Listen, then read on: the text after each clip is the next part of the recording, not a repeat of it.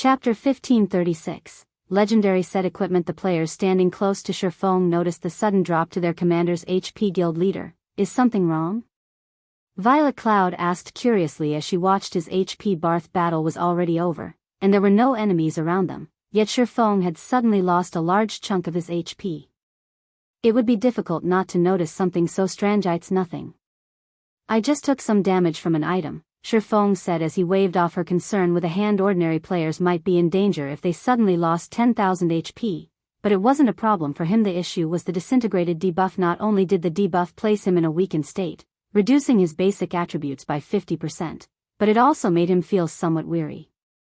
It felt as if the debuff sapped away his concentration damage from an item. Violet Cloud and the others' curiosity grew. This was the first time they had heard of a dropped item hurting a player. They turned their attention towards the piece of broken armor on the ground. Even after examining it for some time, they didn't see anything unusual. The piece of broken armor didn't radiate any frightening mana or pressure. Feng chuckled at their response. God's domain had many strange, mysterious items. Not every item could be judged by the mana or pressure it radiated. In fact, some items appeared harmless, yet were actually fatal to players. Feng had no doubt that this piece of pitch black armor was one such item. Despite storing a frightening amount of power, it showed none of it on the surface. Leaving the item where it was, Feng lightly tapped a finger on the armor to open its attribute panel. Even with the slightest touch, Feng lost another 10,000 HP. This time, however, as he had only touched the piece of armor for a fraction of a second, only a small bit of crimson aura wrapped around his finger. Fortunately, the disintegrated debuff only lasted 10 seconds. Impossible. What kind of item is that? Everyone gaped when Feng lost another 10,000 HP after poking the black armor. They couldn't bring themselves to believe that God's domain had such a deadly item. Unknown? Feng frowned. Normally, players could, more or less, inspect an item's introductory text even if they hadn't picked it up yet. However, all he got from the armor's attribute panel was the word unknown. This meant that players would have to pick up the item and appraise it to check its attribute panel. Unfortunately, picking up the piece of black armor and storing it in his bag was too dangerous. He had already lost so much HP after his brief contact with the item. If he held onto the piece of armor for too long, he'd likely die before he could store it in his bag. What a troublesome item. Feng sighed. Immediately, he activated the aura of Earth's absolute domain, making himself immune to all damage for 10 seconds. Following which, he snatched the piece of armor and stuffed it into his spatial bag, completing the process with lightning speed. Although absolute domain prevented him from taking damage, it did nothing to stop the crimson aura from contaminating his body. By the time Feng stored the piece of pitch black armor, the crimson aura had tainted his entire body. System, you have obtained the disintegration armor. The madness aura is contaminating your body, reducing your basic attributes by 50% and weakening your mind. The disintegration armor can only be stored in your bag space, will drop upon death, and cannot be traded. This is the rumored disintegration armor? Feng stared at the pitch black armor inside his bag in shock. For a moment, he completely forgot about the weariness the armor had caused him. The disintegration armor was one piece of the disintegration set, a famous legendary set equipment in God's domain. Like the disintegration axe, the set had been created by the Orc Empire's founding emperor. Due to the disintegration axe and disintegration set, the Orc Empire had wielded unparalleled power. They were why the Orcs had reigned chaos over God's domain's continent. However, both the disintegration axe and the set had been destroyed with the founding emperor's death. Moreover, unlike the disintegration axe, whose fragment had been left in the Orc Palace's treasury, the disintegration set had gone missing after its destruction. There were no clues about the set equipment's whereabouts. Feng had never expected to obtain a piece of the disintegration set. Here, a legendary set equipment. Even after 10 years in God's domain, Feng had never heard of an expert wearing a legendary set equipment. Even one legendary item was incredibly powerful. It would be inconceivable for a player to collect a full legendary set equipment. A tier 5 player with such a set could likely slay a god. According to legend, the Orc Empire's founding emperor had once killed an ancient god despite not being a tier 6 god. He had been able to do so thanks to the disintegration axe and set. Because of this, the disintegration set had been known as one of God's domain's 9 great legendary sets. Feng had never thought that he'd be fortunate enough to find one of the set pieces today. It was even the most important chest piece, following which, Feng activated the omniscient eyes to inspect the disintegration armor. The instant he clicked to inspect the armor, the system revealed a 30-second loading bar. The disintegration armor's appraisal time was much longer than a normal epic item. This outcome reassured Feng that the disintegration armor in his bag was a piece of the rumored disintegration set. Time passed quickly. While Feng appraised the disintegration armor, his team members watched him with surprise and curiosity. They all wanted to know what kind of item the orc warlord had dropped. The instant Feng had stored the pitch-black chest piece, his attributes had fallen tremendously. If an ordinary expert had suffered such a massive decrease, they'd be crippled. Once the appraisal completed, the disintegration armor's attribute panel appeared before Feng. Destroyed disintegration armor. One piece of the legendary set equipment the Orc Empire's founding emperor had crafted. The wearer of this armor will gain even greater strength than that of Titans. They will also fall into an endless cycle of madness. However, the disintegration armor had been damaged beyond repair during the Great War, and now leaks the disintegration power within. The disintegration power will taint any player that carries this item. What? It's broken beyond repair? Feng was speechless. He had thought he had gotten lucky and obtained a piece of fragmented legendary equipment. If that were the case, he could gradually restore the item to legendary rank. He hadn't expected the item to be beyond repair. Not only couldn't he use the disintegration armor, but he couldn't repair it either. It was no more than a broken piece of scrap metal. But before Feng closed the attribute panel, a series of system notifications bombarded his ears. System, congratulations. You have obtained the legendary quest Recast the Disintegration Armor. Quest content: due to the spreading disintegration power, orcs have begun to mutate. To prevent the spreading disintegration power, you need to recast the disintegration armor. Rewards: unknown system. Due to the disintegration armor's disintegration power spreading, you will attract all mutated orcs. Attention system. You have become targeted for mutated orcs. Please take care during exploration. System announcement. A player has triggered the new expansion pack, Orcs Rebellion. System update required. The estimated duration is 5 hours. Please prepare to log out. What's going on? Guild leader, did you do this? In response to the notifications, Zero Wings members turned toward Feng, assuming he had caused the release of this new expansion pack. Chapter 1537, Bountiful Loot. Chapter 1537, Bountiful Loot. Looking at the system notifications, Feng fell into deep thought. Although he knew that it wouldn't be so easy to obtain the disintegration set, which had once been used by one of God's domain's legendary figures, he hadn't expected it to be this difficult. Repairing the armor was one thing, but it was a different story if he had to recast it. That was no different than asking him to forge a new disintegration armor, a legendary set equipment. Moreover, as long as he carried the disintegration armor on him, mutated orcs would randomly attack out in the fields. This would doubtlessly slow his progress. Most importantly, he was stuck in a perpetual disintegrated state, his basic attributes severely weakened. It also drained his concentration. If he did not find a solution quickly, it would severely impact his leveling and questing efficiency. It seems that I'll have to pay Xianxia a visit. Feng sighed helplessly. Xianxia was the only Grandmaster Forger he was familiar with. As for Master Forgers, they weren't capable of recasting an item of the disintegration armor's caliber.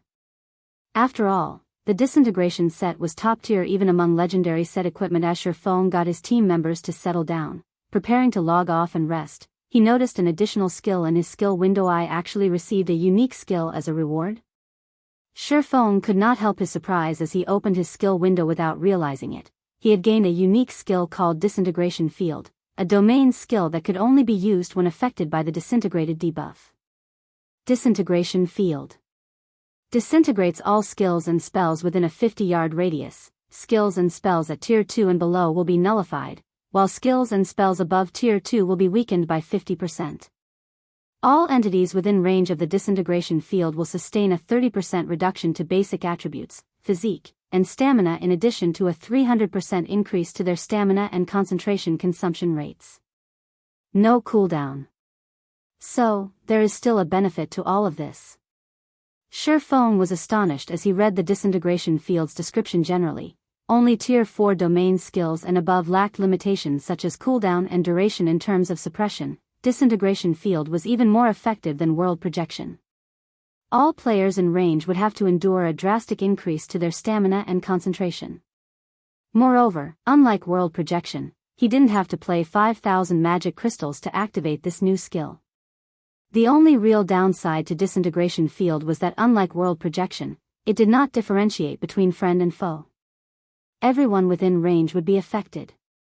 Even so, it was quite impressive at the very least. He wouldn't have to fear group battles when he activated Disintegration Field. Unlike basic attributes, it was not easy to increase hidden attributes like stamina and concentration.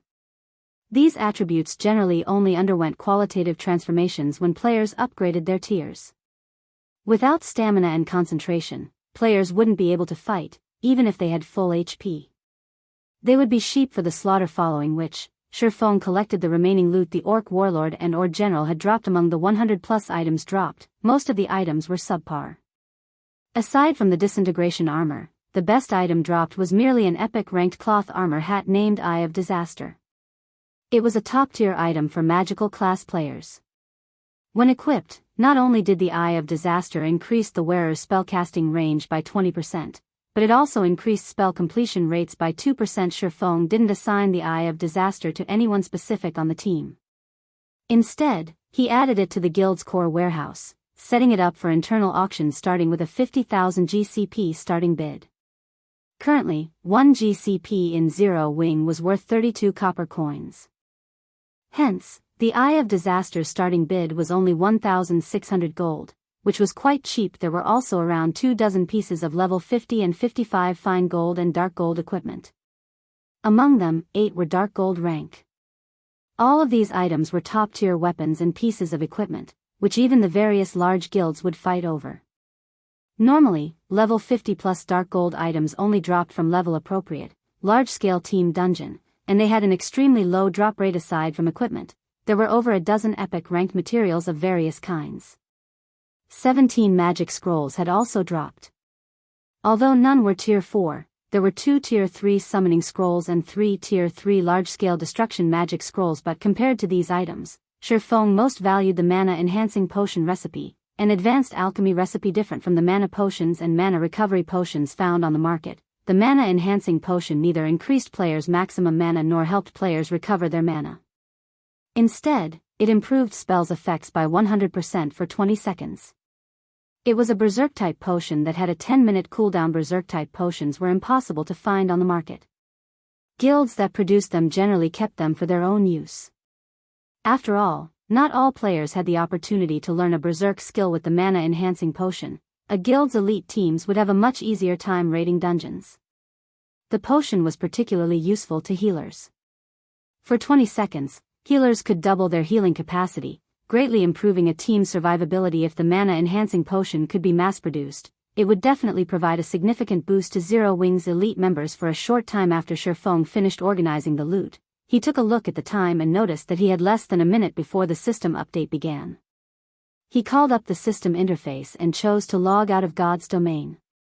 Elsewhere, players in the several kingdoms and 2 empires next to the Orc Empire were in an uproar. Everyone had their own guesses about what would happen once the new expansion pack took effect.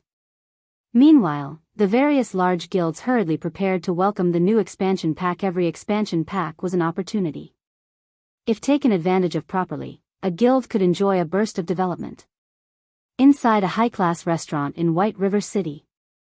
Send someone to investigate the power that triggered the new expansion pack immediately.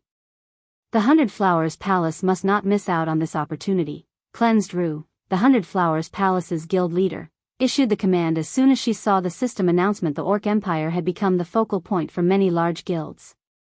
Previously, Heaven's Burial had gotten the jump on the rest of the guilds by capturing the easiest orc town in the Orc Empire, and the benefits it had reaped thus far had left the rest of them drooling. Now that someone had triggered a new expansion pack relating to the Orc Empire, this was the perfect opportunity for first-rate guilds like the 100 Flowers Palace to break the current status quo. The 100 Flowers Palace wasn't the only guild to react in such a way. The Star Alliance, Heaven's Burial, and other large guilds had launched their own investigation. Even the super first-rate guild, Crimson Emperor, which temporarily operated in Star Moon Kingdom, had ordered an investigation to learn which power was responsible for the announcement the players that triggered expansion packs usually had a certain advantage over other players. If they could partner with these players, they could share this advantage when the new expansion pack took effect. Elder Yuan, have you learned anything? Galaxy Past asked as he watched Yuan Tixin on the screen. When it came to information, nobody had more than the secret pavilion. The secret pavilion had its eyes and ears in almost every corner of God's domain. When an expansion pack warranted an offline system update, it always dispatched its people to learn as much as it could. I do have a little information. You should be able to guess which guild is responsible for this expansion pack, Yuan Tixin said as he caressed his beard. Could it really be Zero Wing? Galaxy Past asked, astonished. Not only had Zero Wing defended bewildering Forest Town and acquired a large number of guild honor points, but it had also triggered the new expansion pack. Zero Wing simply wasn't giving the other guilds any chances. In response, Yuan Tixin nodded before disconnecting the call. Uncle Yuan, there's no stopping Zero Wing's rise now. First, they helped Phoenix Rain secure third place in Thunder Island's contest. Then, they built a city in Star Moon Kingdom. Now, they've even triggered a new expansion pack relating to the Orc Empire. As time passes, Nine Dragons Emperor will have an even more difficult time dealing with Zero Wing, Purple Jade said, smiling as she looked through the information the secret pavilion had gathered on Zero Wing. Yuri right. The guild leader has already contacted me, instructing us to negotiate with Zero Wing for a partnership. Didn't you intend to challenge Martial Dragon eventually? You can use this opportunity to spar with Zero Wing's experts and get some practice, Yuan Tixin said, sighing ruefully. Before he knew it, Zero Wing had grown from an upstart guild into an existence that even the secret pavilion had to take seriously. Chapter 1538, Zero Wing in the Spotlight. Chapter 1538, Zero Wing in the Spotlight. As God's Domain system update began, players were forcefully logged out of the game. When the system update began, night had already arrived in God's domain. This meant that it was currently daytime in the real world. Hence, the system update did not particularly affect the working-class players. On the contrary, they were excited. Meanwhile, inside one of the White Tiger Dojo's secret training rooms, the lid of a virtual gaming cabin abruptly opened. A man with a stalwart body then climbed out of the cabin. As he left his cabin, he was greeted by the sight of a white-clad, middle-aged man on a sofa before him. Despite the lack of movement, the middle-aged man projected a natural dignity and power. This middle-aged man was none other than Jiang Tianyuan, one of the White Tiger Dojo's branch hall masters. Hall master, why are you here? The stalwart man asked curiously when he saw Jiang Tianyuan. For some unknown reason, the main branch is placing more focus on God's domain, hoping that the various branch dojos will produce results. Tianji, you've played God's domain for a considerable amount of time now. Tell me about your situation in the game, Jiang Tianyuan calmly demanded as he sipped his tea. Currently, I'm developing smoothly in the Purple Thorns Kingdom. I've already established a guild and annexed several others. We've also taken ownership of over 10 shops in NPC cities that have player populations exceeding 500,000, Tianji replied. Only, my guild's foundation is shaky. With our current number of experts, we have no way to contend with the various large guilds. I will need more time before we can do so. Haven't you hired first-rate guild experts to train our apprentices? Are those experts not enough?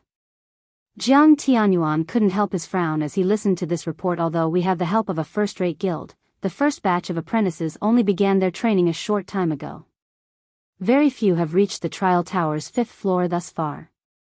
Moreover, with the difference in levels, none of the apprentices can contribute to the guild's overall combat power yet, Feng Tianji said, smiling bitterly. He had sorely underestimated God's domain.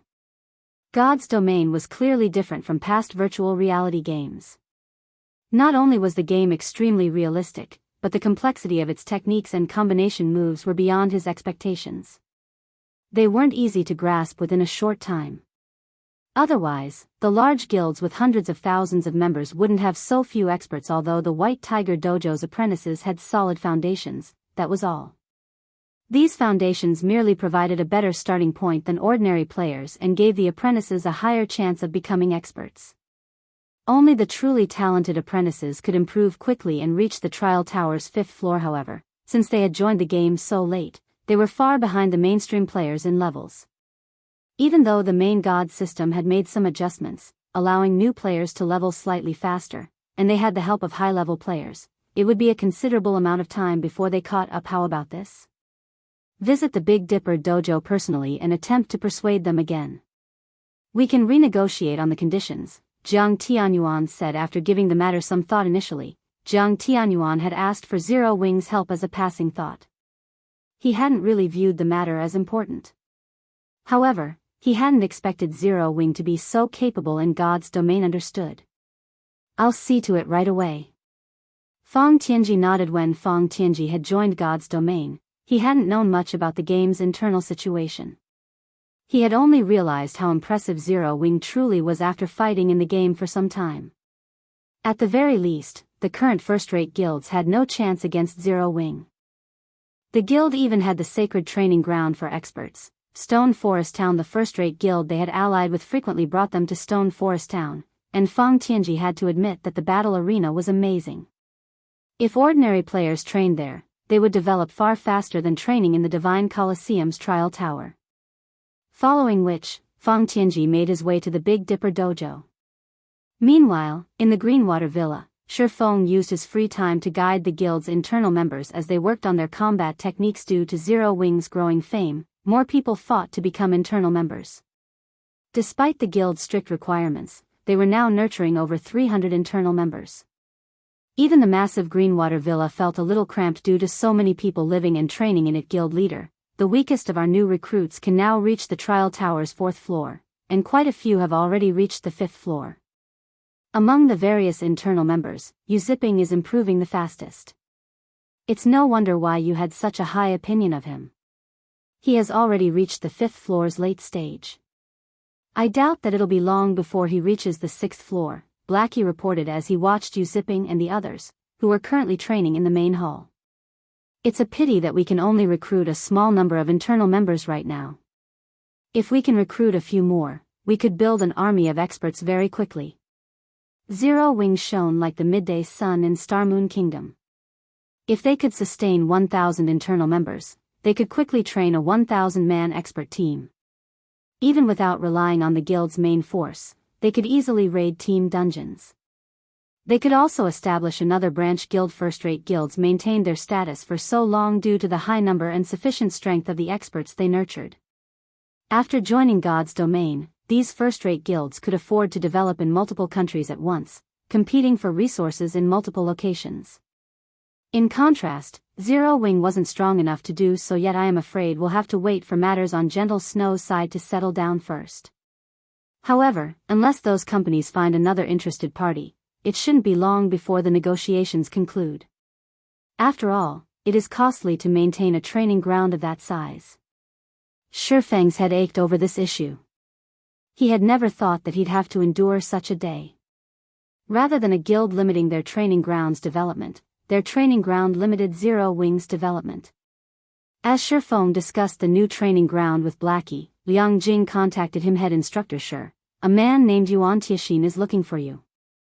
Should I have him wait in the reception room? Liang Jing asked Yuan Tianxin. Feng was a little confused. I understand. Have him wait in reception room 1 for me. I'll head there now. All right. Liang Jing nodded.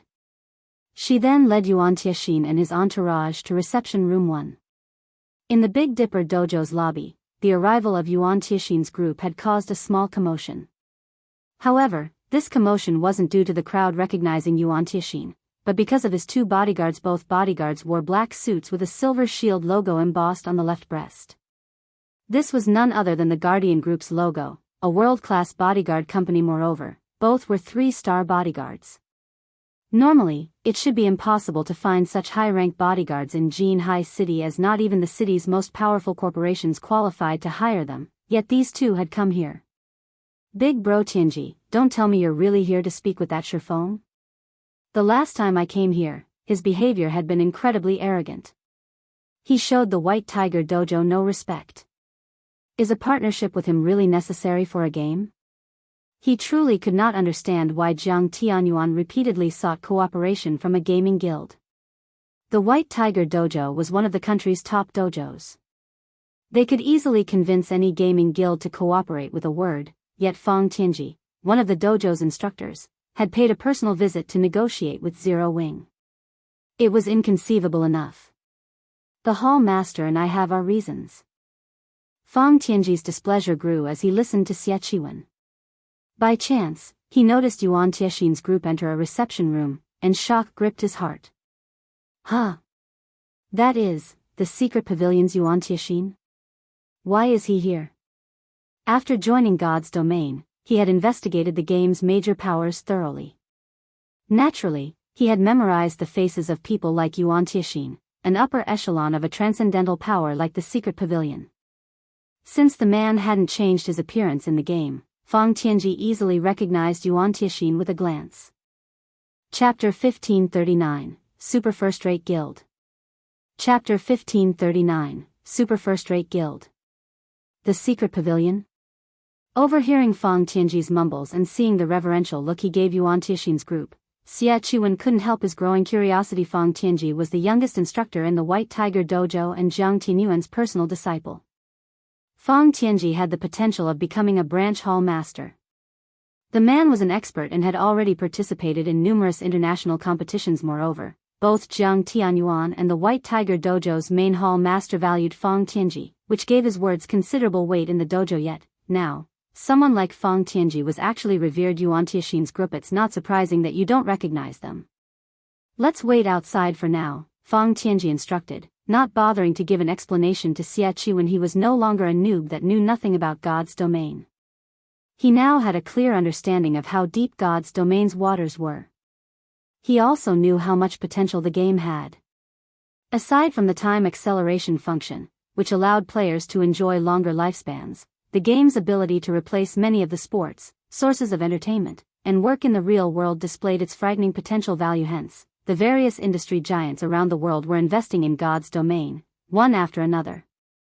They all hoped to secure some advantage and resources before the eventual birth of the new era. The Secret Pavilion was a transcendental existence in the virtual gaming world and had the backing of multiple international corporations. The White Tiger Dojo simply couldn't compare. Weary waiting outside?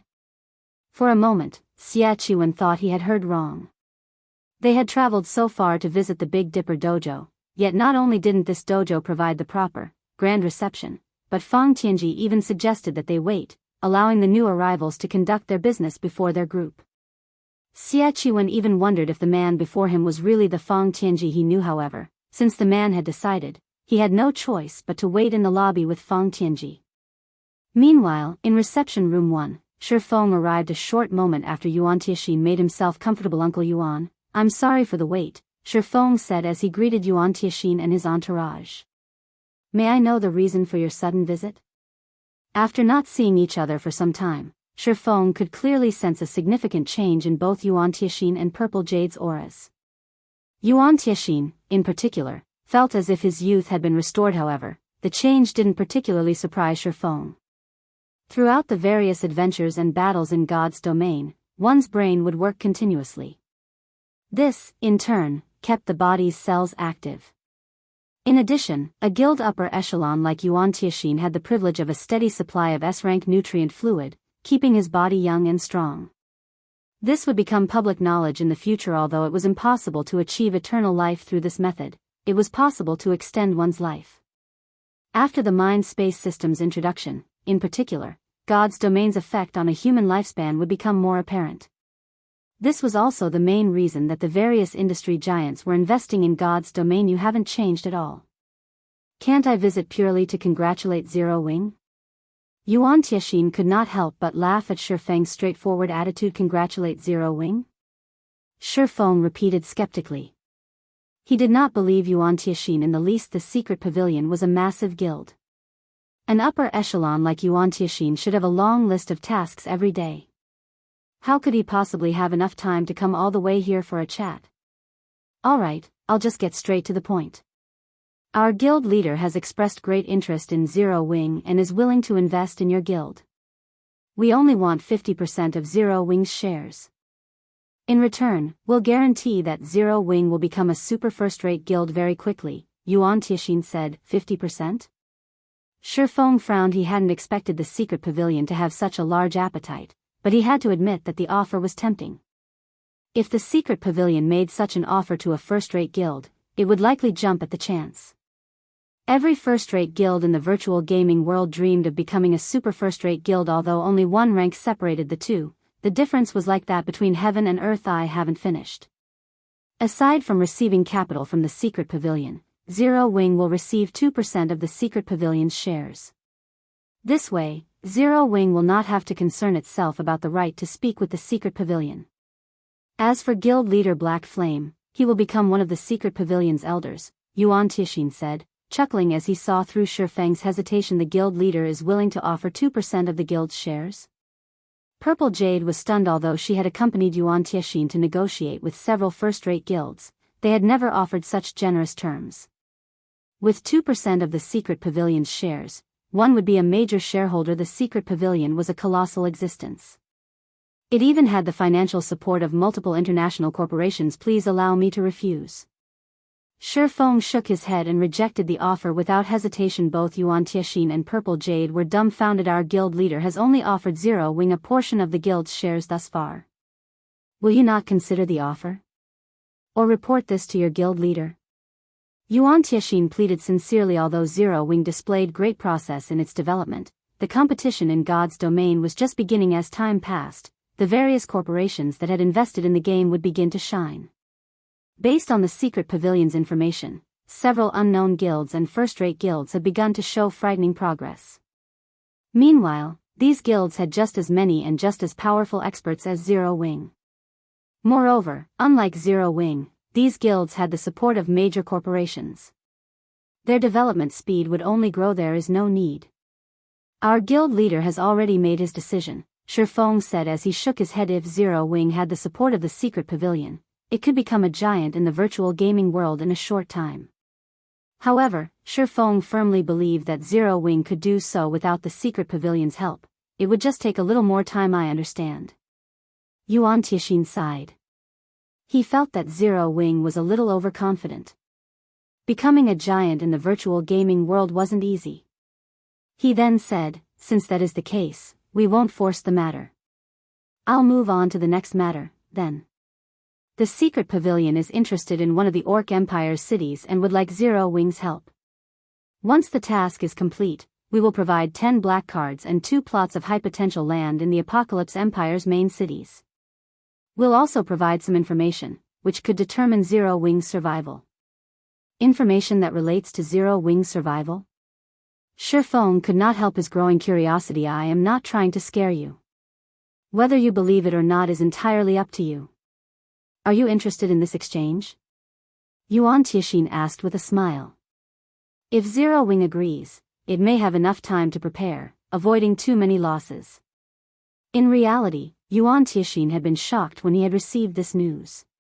He had never thought that things would have developed to such severity. Allow me to refuse. Feng said again, shaking his head. Although I don't have a particularly clear understanding of the Orc Empire's situation, I know that capturing its cities is very difficult. Since you have asked for Zero Wing's help, you must be aiming for our guild honor points. 10 black cards and 2 plots of land are not enough. How much do you want, then?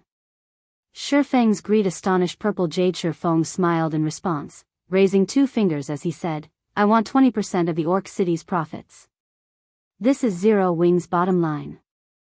Chapter 1540, Evil God's Temple activated. Chapter 1540, Evil God's Temple activated. 20%? A tight frown formed on Yuan Tixin's face. Your asking price is too high. Do you know how difficult it is to raid an orc city? That isn't something that can be done just by having some NPC mercenaries. The defense of any city in the Orc Empire could make a first-rate guild despair. Setting aside the defensive magic arrays protecting the cities, just the number of orcs garrisoning each city exceeded 1 million easily. The orc cities also possessed various defensive structures. Although each city had only 3 mythic orcs protecting it, it had thousands of Grand Lord-ranked orcs. The amount of manpower and resources required to capture a city was simply impossible for a first-rate guild to fulfill. My asking price is not high. Moreover, I feel that Zero Wing is worth this price. If you insist on your price, I can only dispatch 10,000 NPC mercenaries to aid you. However, I will not send anyone from our guild. Feng explained the price the secret pavilion offered would indeed be very tempting to a first-rate guild after all. Having 10 black cards would enable a guild to let their expert members gain more combat experience against other expert players, which would greatly help in improving said expert members' combat standards. As proof, Shadow Sword and the other core members of Zero Wing had reached the refinement realm just from training at the secret pavilion simulation training system for some time. Meanwhile, high potential lands in the Apocalypse Empire's major cities were things that could not be bought even if one offered tens of thousands of gold. Not to mention, the secret pavilion was actually offering 2 such plots of land. As long as one opened a shop on these lands and managed them well, they could rake in a significant amount of income. Unfortunately, although both things were very tempting, to the current Zero Wing, the effort it would have to expend did not match up with the gains it would be receiving. Although Feng did not have a clear understanding regarding the cities in the Orc Empire, he knew a lot regarding the cost of capturing the cities of foreign races in God's domain. Players faced a long and arduous battle of attrition if they wished to capture a city belonging to a foreign race. Many lives would have to be sacrificed, especially when it came to breaking the defensive magic array of the city. With the current standards of players, fully depleting the energy of a city's defensive magic array would take several days of constant bombardment. Only Tier 5 attacks and above would be capable of weakening a city's defensive magic array by a significant amount. It had taken a lot of effort to stabilize Zero Wing's development. He naturally could not casually expend a large amount of the guild's combat power for the secret pavilion without appropriate compensation. You'll only dispatch NPC mercenaries? Yuan Tixin pondered in silence. Their main goal in this transaction, to begin with, was to gain Zero Wing's GHPs to exchange for NPC mercenaries. If they had enough mercenaries, they could distract the mythic orcs and grand lords inside the city. As for Zero Wing's members, the secret pavilion had never once thought about using them. Alright. However, 10,000 mercenaries are too few. We'll need at least 15,000. That won't be a problem. Feng nodded. He currently possessed 50,000 GHPs, hiring 15,000 mercenaries would cost him only 45,000 points to Zero Wing. GHPs were of little use right now. After all, the guild had to invest a significant portion of its income into the development of Zero Wing City. The guild had neither the time nor the money to capture another town or city currently. Its most important goal was to find a way to make a large amount of coins and magic crystals. Both sides signed a contract with each other. After which, Yuan Tixin handed 10 black cards to Feng. As for the 2 plots of land, Feng chose to have both plots located in the Apocalypse Empire's moon-based city. Although the Apocalypse Empire shared an extensive portion of its borders with the sea, the cities located close to the sea numbered only 4. Moon-based city was the closest of the 4 to ocean viewing town. In the future, if need be, he could also use the lands in Moon-based city as a temporary warehouse. This here is the information I mentioned before. It is best if you all start making preparations soon. When the time comes, not only will the several kingdoms neighboring the Orc Empire be affected, but even the Black Dragon Empire will receive heavy damage.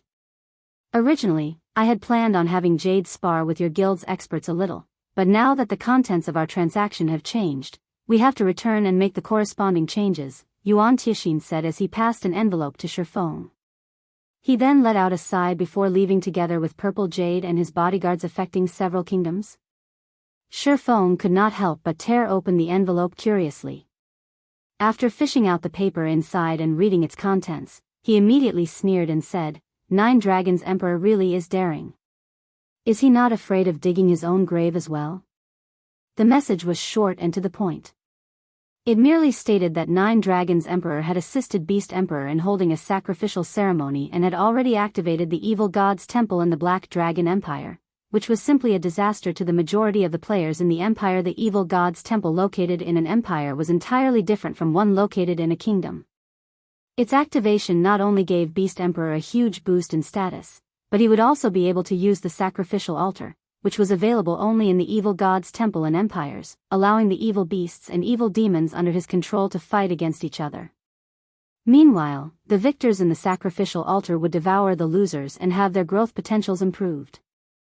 With this, Beast Emperor would be able to produce powerful evil beasts and evil demons much more easily given enough time. Beast Emperor would even be capable of destroying an entire empire. This was also the reason why the activation of the evil god's temple had nearly led to the destruction of an empire in the past. Currently, Beast Emperor was already operating in the Black Dragon Empire and the surrounding kingdoms, continuously killing players and expanding his strength according to the secret Pavilion's investigations. The reason why Nine Dragons Emperor had decided to work with Beast Emperor was so that he could use Beast Emperor's strength to annihilate Zero Wing.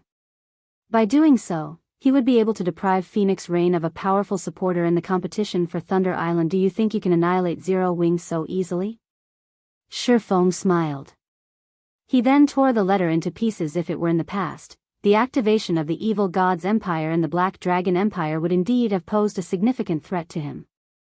Now, however, the situation had changed with the completion of Zero Wing City's construction. Whether it was in terms of offense or defense, a city greatly surpassed a town. The only problem now was magic crystals. The defenses of both towns and cities required a large amount of magic crystals to fully display their true potential. It seems there's a need to quickly secure that manatite vein.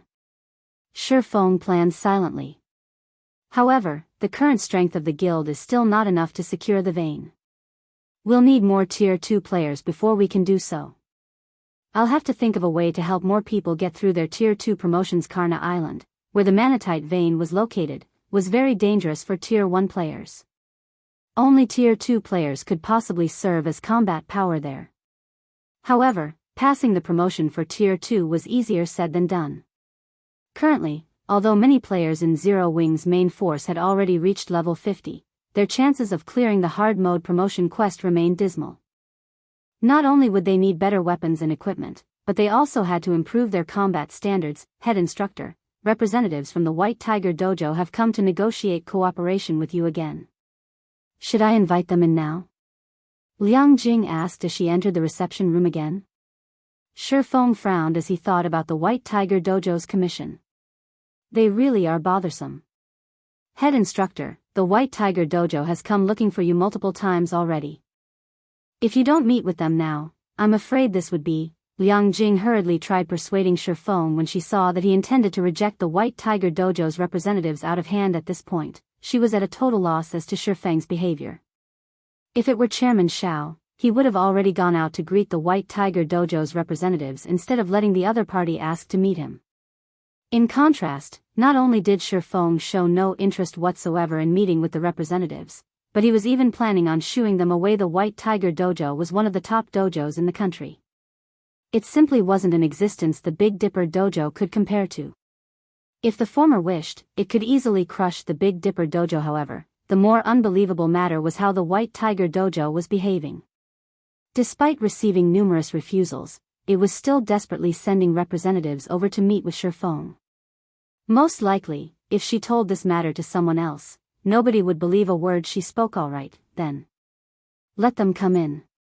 Feng nodded helplessly at Liang Jing's pleading. I'll bring them over now, Liang Jing said, breathing out a sigh of relief at Feng's words.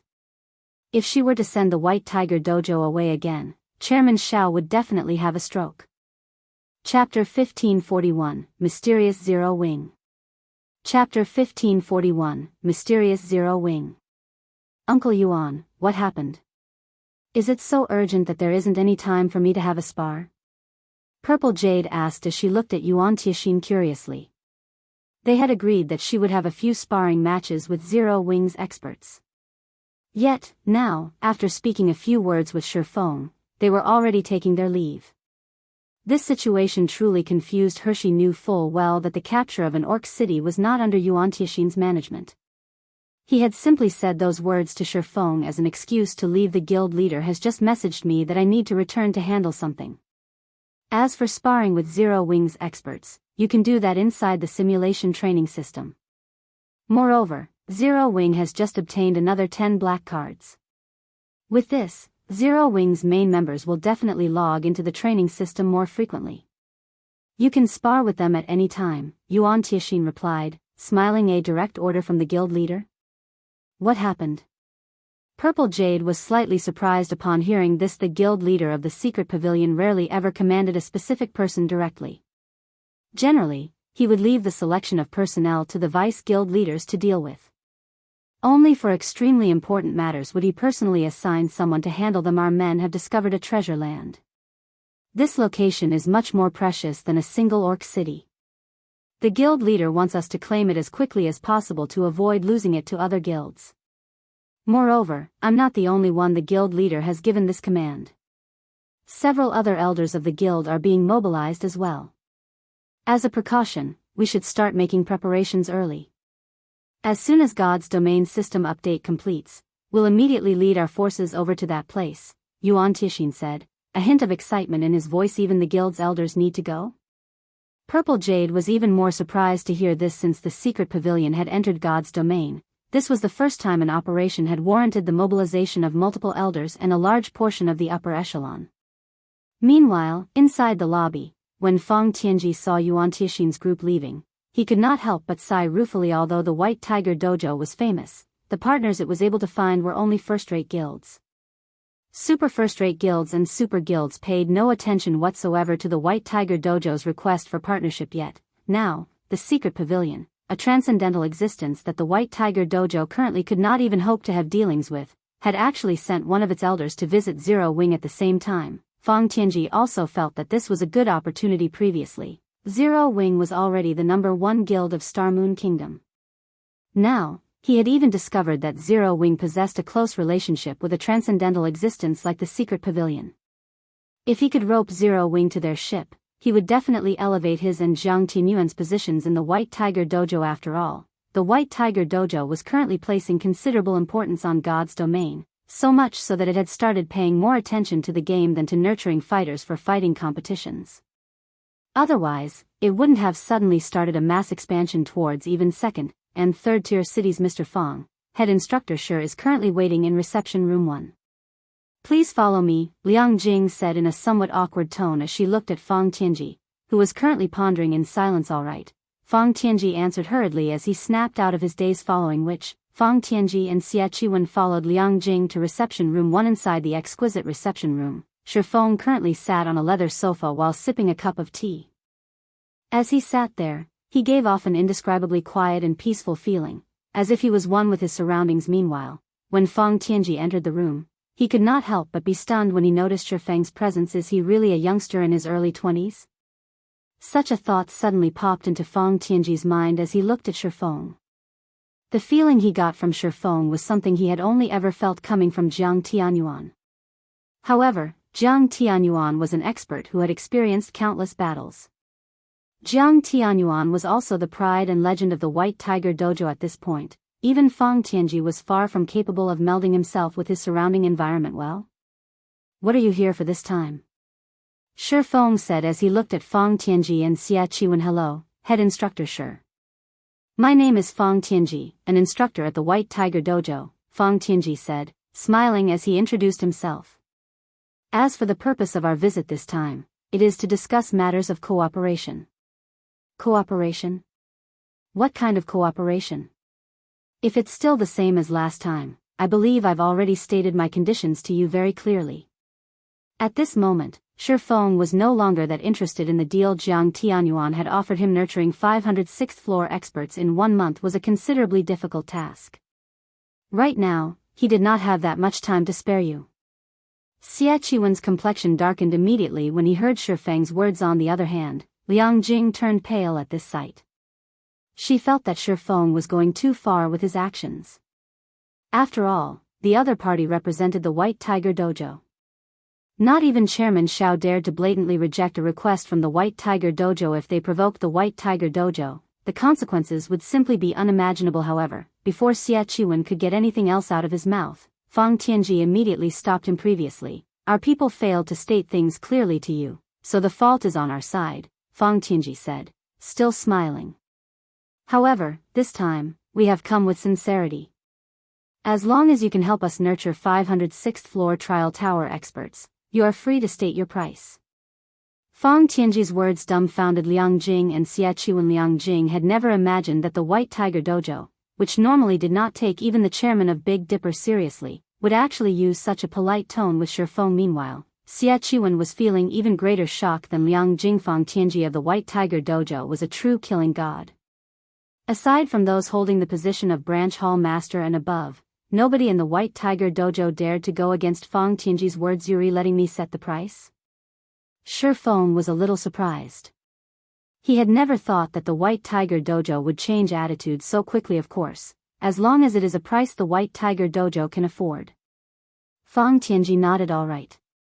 I don't want much, just 100 bottles of S-rank nutrient fluids." Feng stated this. Feng Tianji found himself in an awkward position. Although he had said that Feng could set the price, he had never expected the latter to be so brazen as to ask for such a high price. "Big bro Tianji, he is clearly toying with us." Xianxia could not help but explode in anger when he heard Feng's words. Did Feng think S-rank nutrient fluid was tap water? Even a branch dojo would not receive 100 bottles of S-rank nutrient fluids in an entire year. Only the main branch could take out so many bottles at once. However, these S-rank nutrient fluids were normally prepared for international competitions. It was simply impossible for them to spend so many just for a game. "Is 100 bottles too much for you?" Feng could not help but ask when he saw the troubled look on Feng Tianji's face. "This.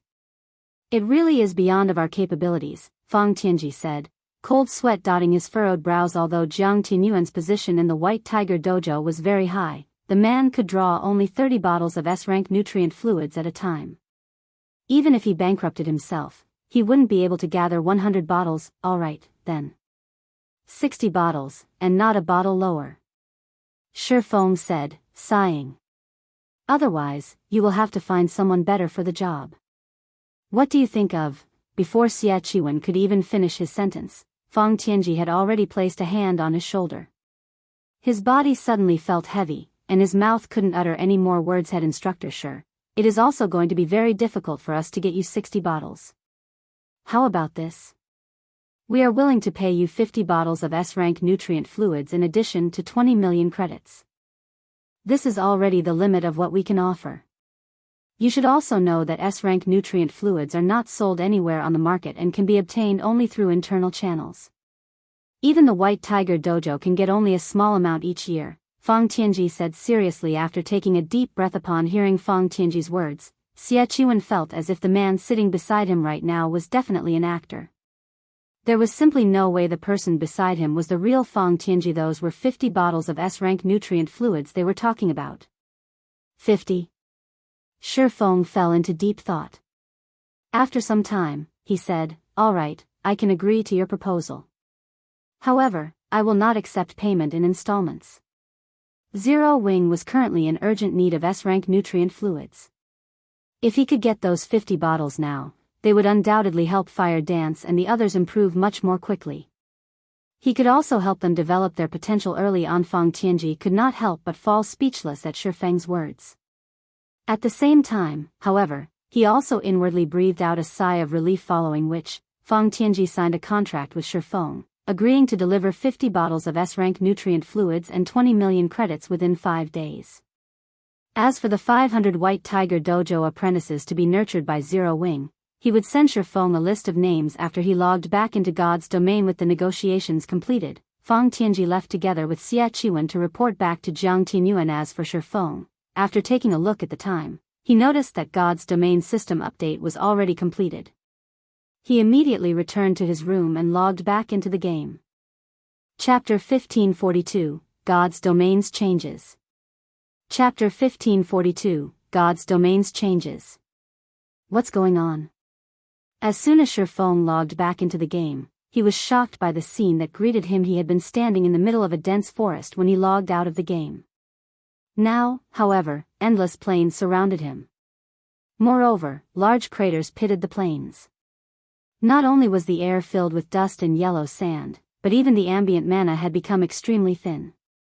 He even felt his reactions becoming a little sluggish due to this low mana environment. If not for the abyssal blade gathering mana around his body, his combat power definitely would have decreased significantly. Meanwhile, the other Zero Wing members that just logged into the game were similarly stupefied by the scene before them. Look at the sky. What's that? Someone in the crowd suddenly shouted, pointing up at the sky. When everyone looked up, they quickly spotted the faint silhouette of a pitch-black ship hovering in the dusky sky. Due to the dark gray clouds that served as a backdrop, if one did not look carefully, they would not notice the ship at Ala magic warship? Feng could not help but be shocked. That emblem belongs to the royal family. Why is something like that here? A magic warship was an actual strategic weapon as well as one of the trump cards of Star Moon Kingdom. Normally, the kingdom would not mobilize its magic warship even during a war with other countries. A magic warship was like a war fortress, capable of casting tier 5 spells and destroying towns in a single hit. Meanwhile, the magic warship controlled by the royal family was even more powerful as it could use tier 5 curses. Only during the invasion of the Abyss would the royal family utilize this weapon of mass destruction. Yet, now, the magic warship operated by the royal family was currently patrolling this location. Feng found this simply inconceivable. Could the invasion of the Orc Empire have already gotten that grim? Feng could not help entertaining such a thought. Immediately, he had Aqua Rose send people to investigate this matter. Whenever a new expansion pack took effect, the system would provide information relevant to the expansion pack in the affected regions. Meanwhile, players could obtain this information by asking the NPCs in the affected towns and cities. At this moment, Star Moon Kingdom wasn't the only country in turmoil. The several kingdoms and 2 empires neighboring the Orc Empire were similarly in turmoil. These countries were all mobilizing their trump cards and organizing a frenzied assault on the orcs very quickly. Aqua Rose collected the information gathered by members of the guild and summarized it in a report. Guild leader, based on the information we've found thus far, the orcs seem to be frantically searching for something. They keep sending out invasion squads to the neighboring kingdoms and empires. Moreover, many powerful mutated orcs have appeared among these orcs, posing a huge headache for these kingdoms and empires. After suffering numerous defeats, these countries have finally mobilized their trump cards to push back the orcs. In addition, the affected kingdoms and empires have come to an agreement to remove the border teleportation fees temporarily. Teleportation between these kingdoms will be calculated similar to normal city teleportation fee rates. At the same time, the allied countries have launched a unified crusade against the Orc Empire. Now, many new items have been made available for exchange using the guild honor points and contribution points earned in the war with the Orc Empire. In the exchange system for individual players, level 40+ warrior sets have appeared. The sets are available in bronze rank to dark gold rank. However, the sets are bound upon exchange and cannot be traded. Meanwhile, in the exchange system for guilds, the guild magic car lease has appeared. As Aqua Rose summarized the information she had received, she could not help her surprise at the changes brought about by the system update this time. These changes would undoubtedly shake up the current status quo between guilds. Without the extra fees charged for teleporting between countries, players would be able to move between countries more easily. The removal of this hurdle would also increase the intensity of competition between the guilds of the various affected countries. Guild magic car lease? Feng's eyes glowed when he heard Aqua Rose mention this term. The guild magic car lease was a great convenience for guilds. Meanwhile, the lease dropped only in specific super large-scale team dungeons in each country. One could also say that it served as proof of a guild's strength. After a guild acquired the guild magic car lease, its members would be able to rent guild magic cars at the guild's residences. The magic car was a very useful tool for teams. Unlike advanced carriages, which could travel only on the official roads built between towns and cities, the magic car could go to any location. It also doubled as a tent and allowed players to recover their concentration and stamina inside it. Overall, the magic car was like a mobile camp and was particularly useful to teams that preferred exploring distant and high-level locations. Guild leader, is there a problem? Aqua Rose asked curiously when she saw the astonished expression on Feng's face. How many GHPs does that guild magic car lease require? Feng asked immediately if Zero Wing could obtain the guild magic car lease now. It would definitely help in traveling to the neutral map boneless land. Directing advanced constructions like the advanced restaurant or the magic workshop required mana Oregon. Yet, mana ore was not easy to obtain. It was a byproduct that would appear at a very low chance when mining rare ores. Although mana ore still turned up on the market quite frequently, the various large guilds and players were all trying to obtain mana ore to create the mana charm, due to the Orc Empire's appearance. As a result, the mana ore put up for sale had been wiped clean off the shelves.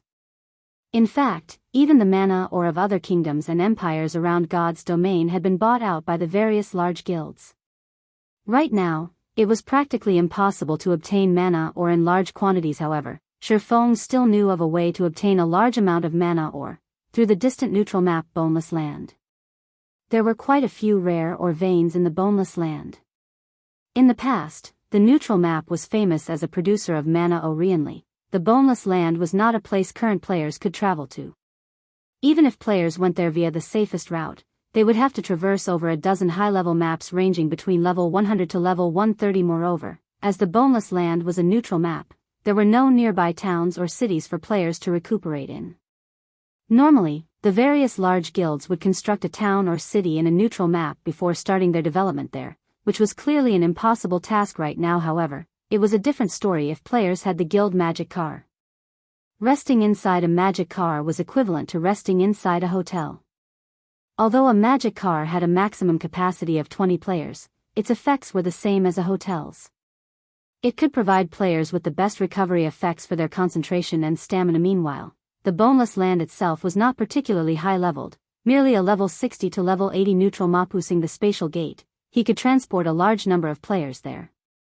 After including a temporary resting place like the guild magic car, it would be relatively simple for them to mine for mana ore. The only expenses would be the high rental fees and magic crystals to operate the magic cars.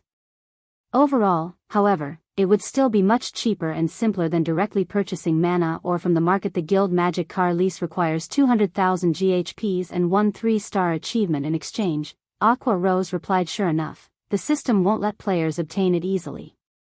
Feng could not help but smile bitterly upon hearing the cost. Even super guilds would need a very long time to accumulate 200,000 GHPs. As for the 3-star achievement, that was even harder to obtain. A 3-star achievement was like a kingdom quest. A kingdom would only award a guild such an achievement when said guild had achieved significant victories in wars against other countries. Meanwhile, not only was this achievement a symbol of honor, but it was also proof of the influence a guild had in a kingdom. Despite a 3-star achievement being the lowest ranking achievement available, obtaining one was significantly more difficult than even an epic main storyline quest. One could say that the difficulty of obtaining a 3-star achievement was no less than that of raiding a super large-scale team dungeon. Hence, by introducing the guild magic car lease now, the system was merely allowing the various large guilds to come into contact with guild magic cars a little earlier. Whether the various large guilds were actually able to take advantage of this opportunity was not a certainty. Forget it. For now, I should find Xianxia first and deal with the disintegration armor. Thinking up to this point, Feng had Aqua Rose make the necessary arrangements to shift the guild's development direction towards the Orc Empire. As for himself, he used a return scroll and teleported back to White River City. Chapter 1543, Upgrading White River City. Chapter 1543, Upgrading White River City. Star Moon Kingdom, White River City. As soon as Feng exited the teleportation hall, he noticed that the street outside the building teemed with merchant players originating from other kingdoms, selling and purchasing items. Due to the system update this time, players from the neighboring kingdoms and empires would no longer have to transit through Star Moon City and could teleport directly to White River City. As a result, business in White River City was flourishing like never before. Moreover, aside from merchant players, there were also plenty of foreign guilds and adventurer teams that had come to White River City. Evidently, the reduction in teleportation fees convinced the guilds and adventurer teams that were previously hesitating to visit White River City to make the trip. So this is White River City. Business here is flourishing. There are at least twice as many merchants here as there are in our northern kingdom's capital city. How are the players here so high-leveled? What? This city has already activated the flying transportation system. The various foreign large guilds and adventurer teams could not help but marvel at the prosperity of White River City. Previously, they had heard talk about White River City.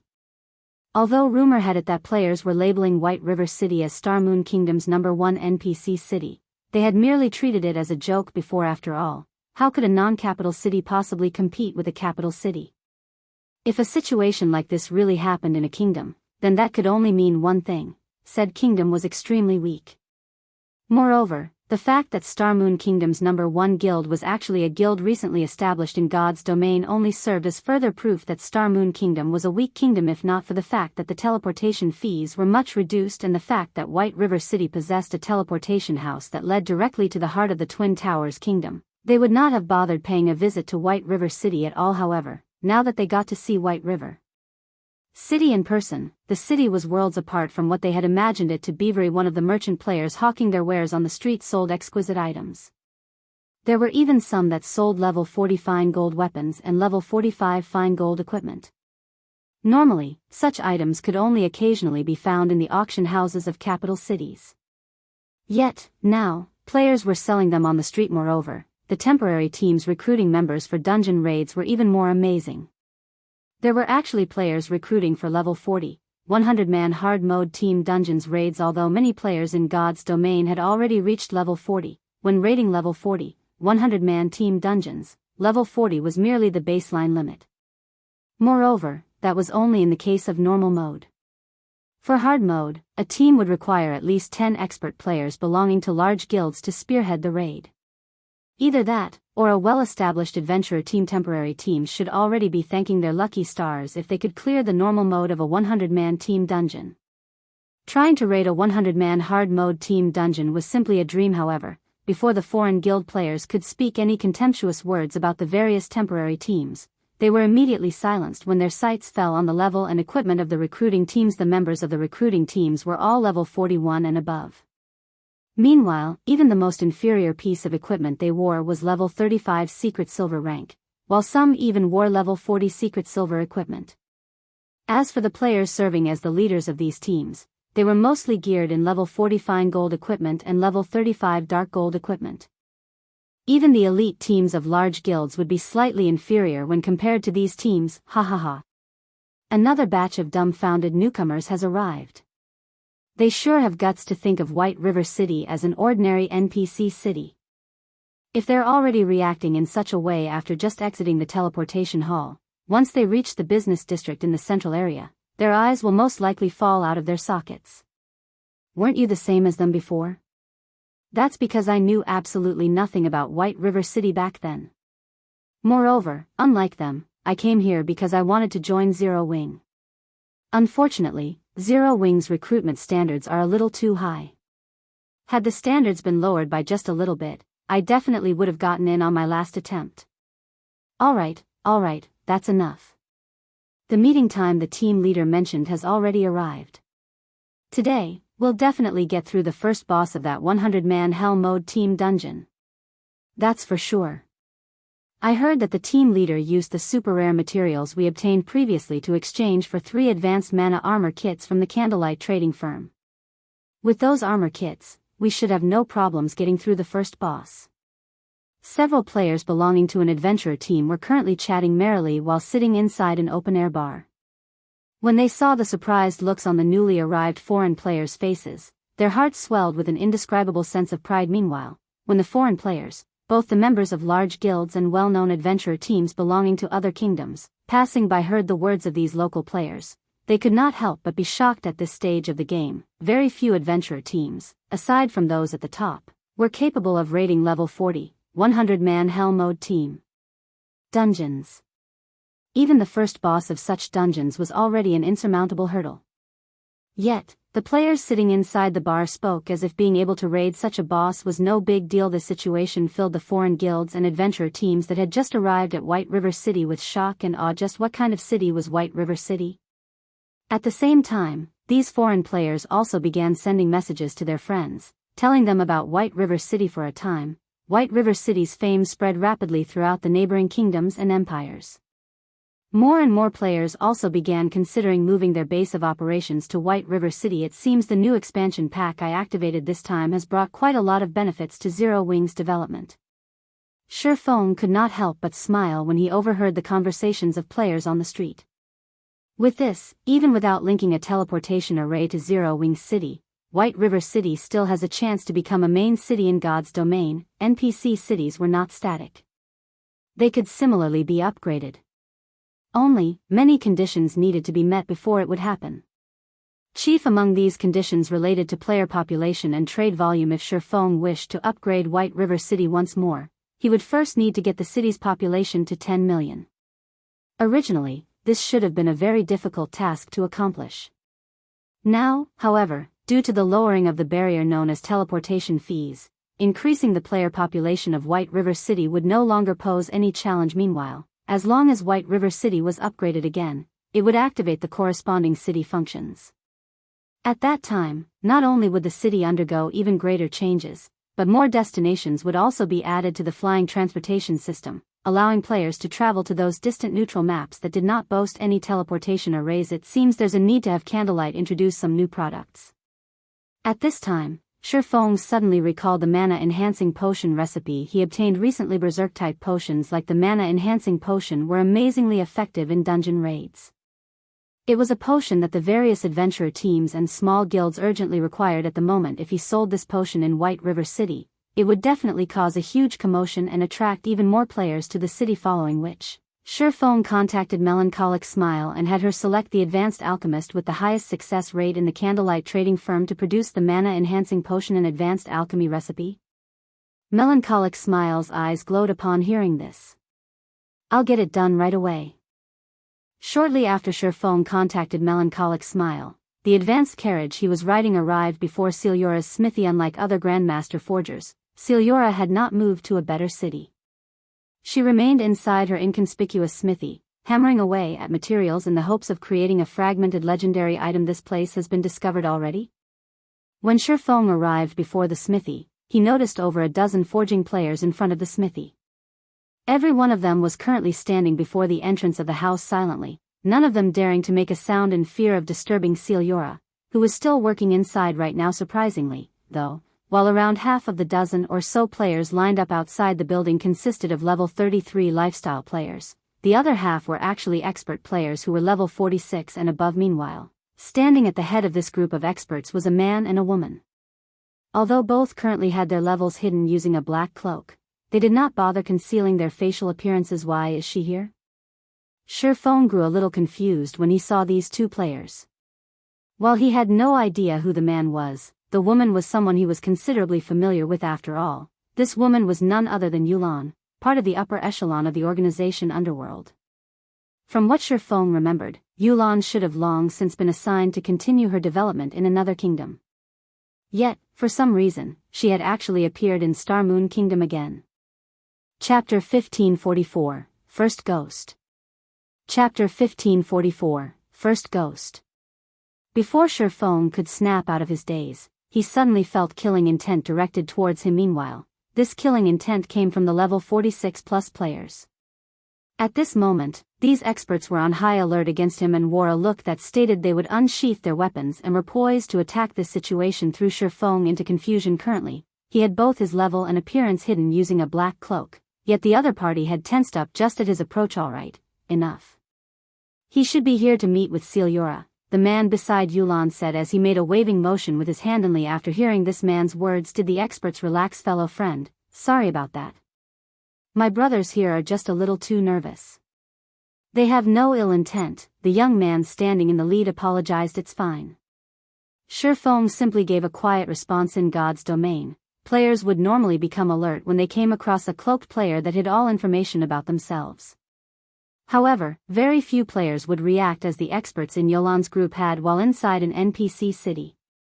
After all, there were many NPC soldiers patrolling the city streets, making an assassination very difficult unless the targeted player was caught entirely unaware. Of course, players who suffered frequent ambushes out in the fields would also form a habit of instinctively going into high alert when encountering cloaked players, following which, Feng stopped paying attention to Yulan's group and walked straight towards the smithy's door. Although he was curious as to why Yulan had suddenly reappeared in White River City, his priority right now was to deal with the disintegration armor. If he left the armor as it was, he would definitely have difficulty moving around. Just as Feng was about to knock on the door, however, a playful voice suddenly came from behind him. "You guys really made me work up a sweat finding you. With things as they are right now, do you all still think you have a chance?" Turning around, Feng suddenly noticed that a group of over 100 cloaked players had appeared behind him. Every one of these cloaked players wore a sneer on their faces. A moment later, a middle-aged man wearing pitch-black leather armor gradually emerged from the shadows of this group of cloaked players. The instant this middle-aged man appeared, a gray fog started permeating the air around him. He gave off an indescribably chilling and creepy feeling. "First Ghost? They actually sent an expert like you after us as well?" The youth standing beside Yulan revealed a bitter smile when he saw the middle-aged man at this moment. Aside from the youth, the several other experts standing around Yulan also wore horrified expressions when they looked at the middle-aged man before them. After all, the middle-aged man was once known as the #1 assassin of Underworld. He was so strong that even if their entire group attacked him together, they would only end up getting unilaterally slaughtered.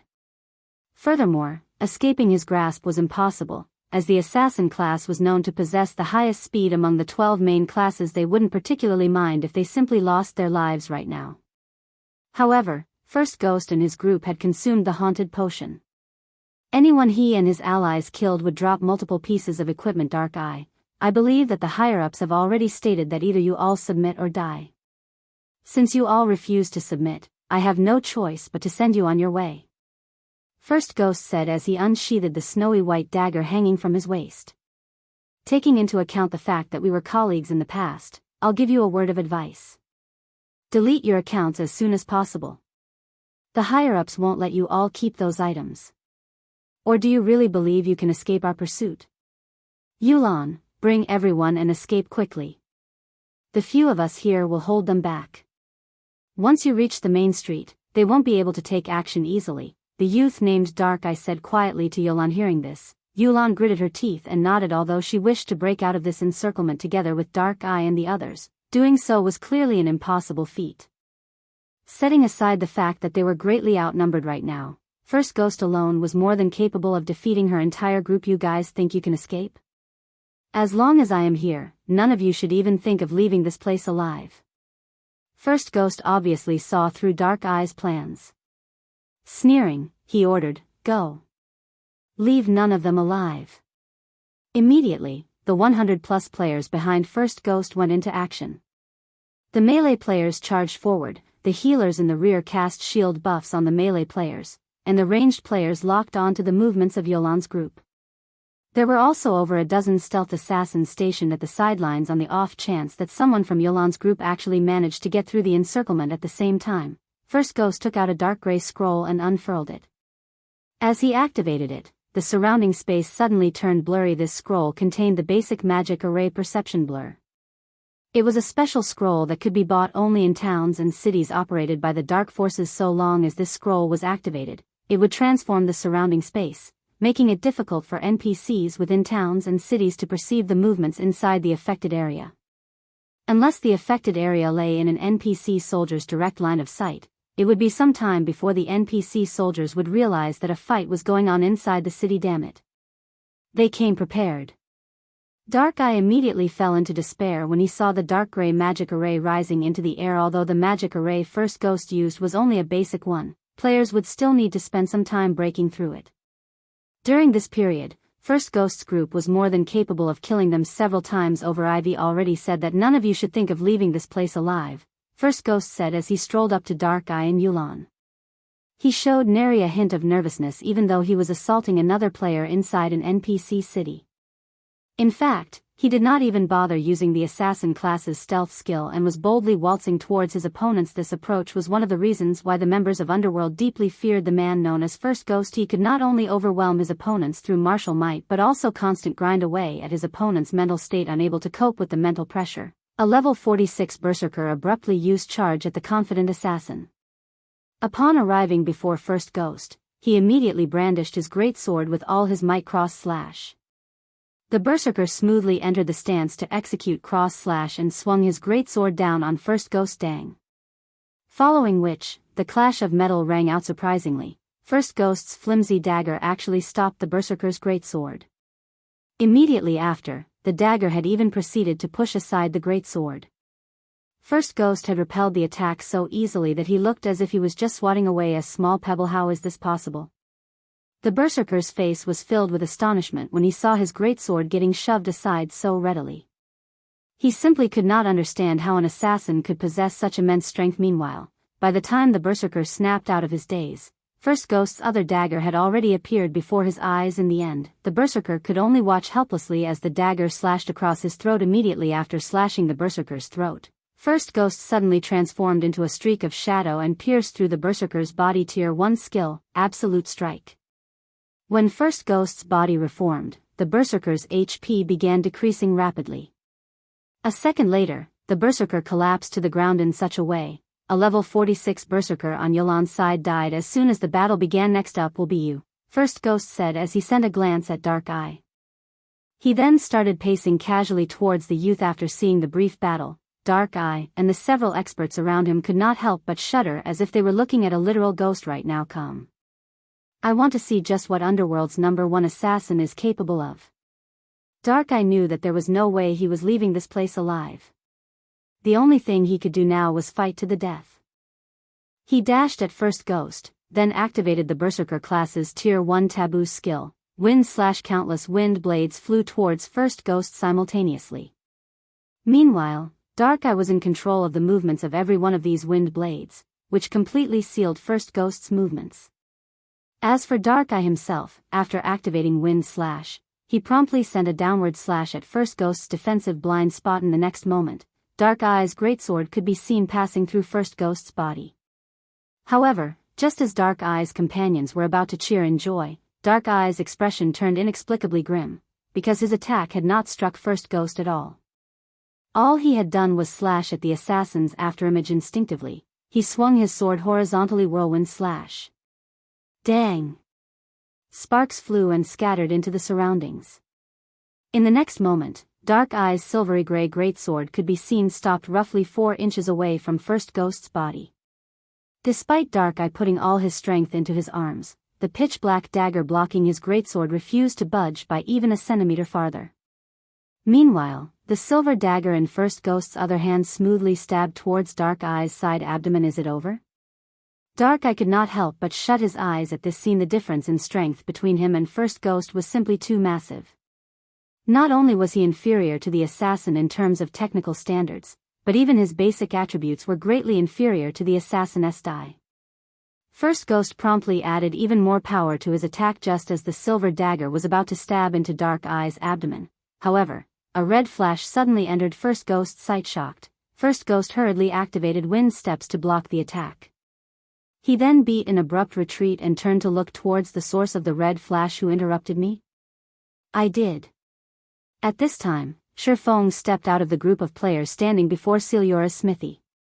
Chapter 1545, Unbearable Wrath.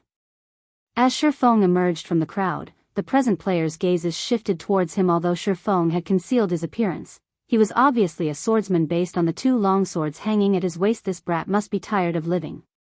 He actually dares to ruin the boss's fun. He must be suicidal.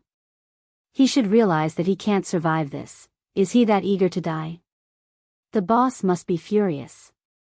That kid is definitely going to suffer for this.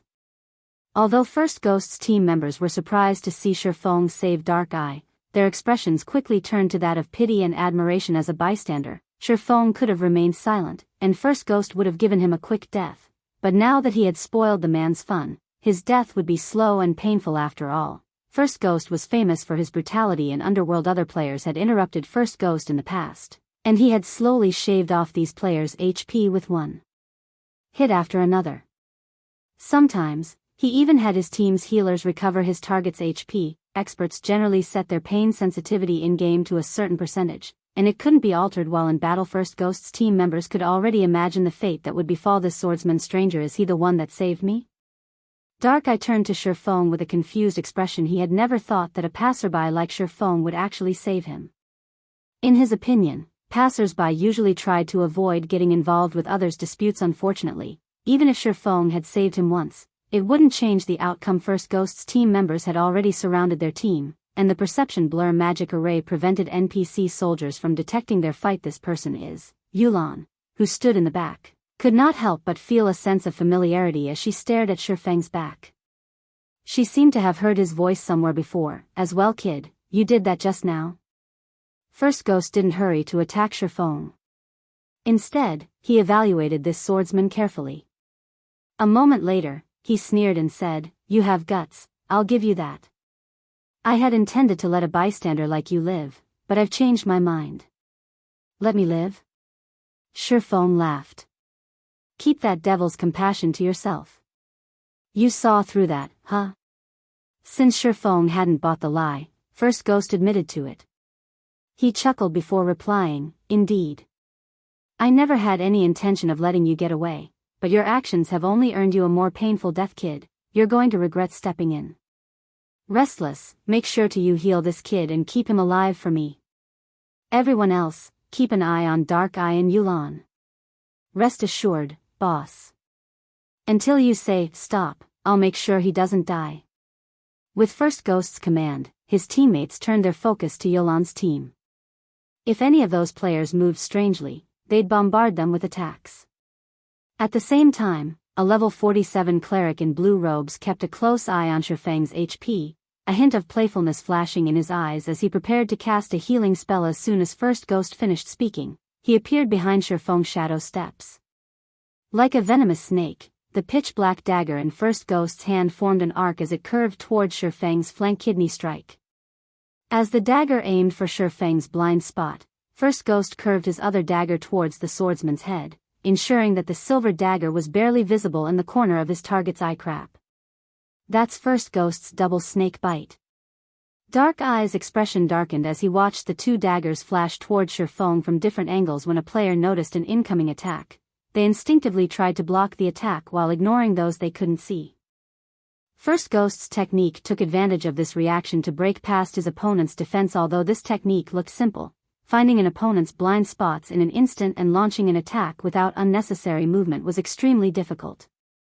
A player would also have to execute a second attack simultaneously from an entirely different angle. Moreover, due to the attack's lightning speed and precise timing, the technique was nearly impossible for an ordinary expert to counter. First Ghost had killed many powerful experts with this technique. Just before the two daggers bit into Feng, everyone saw a blue flashbang. Following which, the sound of metal on metal echoed throughout the street. Suddenly, First Ghost stumbled back 2 steps, his HP falling by over 200. On the other hand, Feng remained steadily in his original position. His HP was also intact. How is this possible? First Ghost's companions were dumbfounded after watching Feng repel the double snake bite. Impossible. Even Dark Eye stared at Feng in disbelief. Feng had actually repulsed Underworld's #1 assassin with 1 hit. Moreover, judging by Feng's expression, it was clear that the swordsman wasn't satisfied with his counterattack. What Dark Eye did not know was that Feng currently suffered a 50% basic attribute reduction thanks to the disintegration armor in his bag. Had Feng been at his peak, his counterattack would have killed First Ghost or left the assassin near death's door. The outcome wouldn't have been a mere 200 HP loss. When First Ghost noticed that his hands trembled after receiving Feng's counterattack, his expression hardened as he glared at Feng and asked, "Who are you?" Even if First Ghost were stupid, he'd realize that Feng was no ordinary expert. The counterattack Feng had used to negate his double snake bite had been so fast that his senses had barely kept up with the strike. No ordinary expert could achieve such a feat. Who am I? I'm just an ordinary bystander that you want to kill, Feng said, chuckling. An ordinary bystander? My double snake bite can instant kill Refinement Realm experts if I catch them off guard, First Ghost snapped, annoyed as he glared at Feng. He had not expected to come across a difficult opponent like Feng during his assassination of Yulan's team. So, that's double snake bite? I don't see anything special about it. Shifting through his memories, Feng realized that First Ghost had indeed launched his attacks simultaneously. However, he did not pay any special attention to this. After reaching the Void Realm, he had a clear grasp of any movement in his surroundings. He lacked the visual blind spots ordinary players suffered. Hence, to him, it merely looked as if First Ghost had simply thrust both of his daggers at once and nothing more. What bold words! Boss, let us take him on. I want to see just what kind of ability this kid has. Feng's statement enraged the assassin's team members. As long as First Ghost gave the command, they'd send Feng to meet his maker. However, rather than reacting rashly, First Ghost calmly and coldly declared, "Although I don't know who you are, Underworld wants the people behind you dead. Underworld's wrath isn't something you can endure. Boss, why bother wasting words on him? Let's just get rid of this brat. We'll teach him the consequences of his arrogance." All of First Ghost's team members stared at Feng as if he were already a dead man walking. Can't endure Underworld's wrath? Feng chuckled. He then removed his black cloak and exposed his adjusted appearance. I'm very curious to learn what Underworld can do to me. Chapter 1546, Sword King. Chapter 1546, Sword King. Black Flame? The battlefield fell deathly silent when Feng removed his black cloak. Everyone here was familiar with Black Flame. Even players from outside of Star Moon Kingdom would know of him if they examined the God's Domain ranking list recently. Black Flame's ranking had risen. He now ranked 31st on God's Domain ranking list. There was also plenty of information regarding the man's battle records. Not only could Black Flame wander through an army of thousands of enemy players as if he were strolling through his own backyard, but he was also undefeated. Even super guilds had to take this expert seriously. Moreover, Black Flame was the guild leader of Zero Wing, the current #1 guild in Star Moon Kingdom. Sword King Black Flame? Dark Eye felt as if he were dreaming as he gazed at Feng. He was also relieved that he had stopped his teammates from attacking Feng. Otherwise, this swordsman would have killed his companions before First Ghost's team had even arrived. Although Dark Eye had never personally witnessed Feng in battle, he knew that this man's guild had caused Underworld a lot of suffering. The organization had even been forced to abandon its development in Star Moon Kingdom. Why is he here? Yolan's eyes widened in shock as she stared at Feng. Meanwhile, when First Ghost found out about his opponent's identity, his complexion turned indescribably grim. If his opponent had merely been a top-tier expert from a first-rate guild, he would not have considered this swordsman important, but that wasn't the case for the player before him. Every player ranked among the top 100 on the God's Domain ranking list could strike fear in the various large guilds, not to mention the 31st ranking expert. Even a superpower would have to dispatch numerous peak experts to deal with an expert of Feng's caliber. It would also need the terrain advantage. Otherwise, it would have no hope of defeating Feng. Although First Ghost acknowledged his team's strength, he didn't believe that they were capable of defeating Feng in a head-on confrontation. On top of that, they were still in White River City. If the fight drug on, the NPC patrols would discover them. None of them would leave this place alive. He had merely come to assassinate Yulan and her team. He had never expected to encounter the most troublesome player in Star Moon Kingdom. Black Flame, I admit that you are powerful. In the past, Underworld couldn't even touch you. But do you really think that the organization hasn't changed in all this time? First Ghost no longer showed any intention of attacking. Instead, he sneered and said, the Blackwater Corporation has already annexed Underworld. Not even God's Domain's various superpowers would dare to provoke Underworld now. The higher-ups have declared that Yolan's team must be killed to level 0. If you shelter them, you will endanger the guild you've gone to great lengths to develop. As long as you keep your nose out of this, you will continue to reign as Star Moon Kingdom's overlord. However, if you anger the people in charge, Zero Wing won't get away unscathed. Is it worth getting in the middle of this? When they heard First Ghost's warning, Dark Eye, Yulan, and their companions paled. As First Ghost had said, the Blackwater Corporation had taken control of Underworld. Even super guilds avoided confrontations with the corporation if they could. It simply wasn't an existence Zero Wing could contend with. There was no reason for Feng to start a war with the Blackwater Corporation over their fate. Meanwhile, when First Ghost's team members heard their leader's words, they regained their confidence and sneered at Feng. When First Ghost finished speaking, Feng glanced at the assassin and asked, "Are you done?" First Ghost was stunned. Do you even understand what I'm saying? If you involve yourself, you will declare war on the Blackwater Corporation. First Ghost reiterated. However, by the time First Ghost shut his mouth, Feng had appeared before him, his sacred sword radiating a blue glow as it descended on the assassin Tier 2 Taboo skill, Instant Strike. Before First Ghost could use his Vanish skill, his HP had begun to deplete rapidly. In the blink of an eye, his HP fell to 0, and his vision darkened. His body then collapsed, a piece of equipment dropping beside his corpse. Boss. The boss is dead. This person is insane. Didn't he understand the boss's warning? First Ghost's team members gaped, horror filling their eyes as they stared at Feng, who wore a casual expression. When you return, tell your higher-ups that we will not allow other powers to cause trouble in White River City as they like. Feng coldly declared as he glanced at the players around him. If they dare, this will be their outcome. White River City was Zero Wing's main headquarters. If Zero Wing could not maintain the city's safety, allowing other players to waltz in and kill whom they liked, who would possibly develop in White River City? Furthermore, First Ghost had tried to kill other players right before his very eyes. So strong. He's even stronger than the rumors say. Dark Eye was indescribably shocked as he looked at First Ghost's corpse. Underworld's top assassin had died without the chance to fight back. The entire process had happened so fast that he wasn't even sure about what had happened. He had only seen Feng appear before First Ghost suddenly before a blue flash had struck the assassin. In the next moment, First Ghost's HP had fallen to 0, and he died. Although Dark Eye had heard about Feng's strength while he had still been a member of Underworld, he had never realized that the man was this strong. The difference between his power and Feng's was overwhelming, insane. When First Ghost's team members heard Feng's declaration, they felt the air around them grow heavy. They also felt a chill assault their minds. They could clearly sense the killing intent and determination Feng radiated. Feng was too scary. They were all very familiar with First Ghost's power. Even if all 100+ team members rushed at him as one, they would not kill the assassin.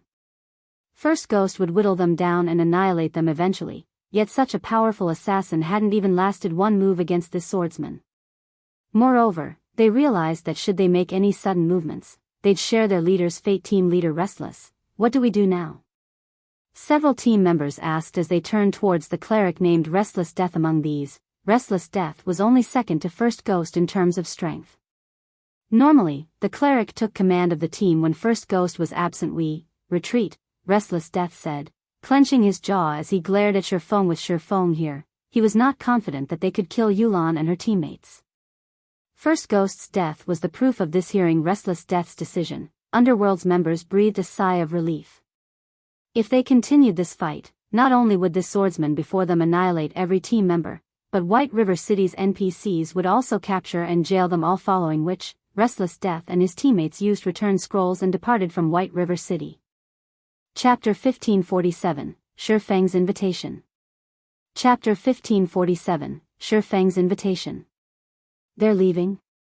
Dark Eye was dazed as he watched Underworld's members flee from the battlefield with just a few words. Feng had sent over 100 of Underworld's experts packing with their tails between their legs. They hadn't even bothered to retrieve the equipment First Ghost had dropped. Dark Eye felt as if he were dreaming. Thank you, Yulan said as she walked up to Feng. Unlike Dark Eye, her enemy's response hadn't particularly surprised her. This is White River City. Naturally, I had to put a stop to this incident since I discovered it. Otherwise, no player would be willing to visit the city, Feng said, surprised by Yulan's gratitude. Although they had only met each other a few times, he could tell that Yulan was a relatively strong-willed woman. Despite the fact that Underworld hunted her, she refused to submit and delete her account. Guild leader Black Flame must be joking.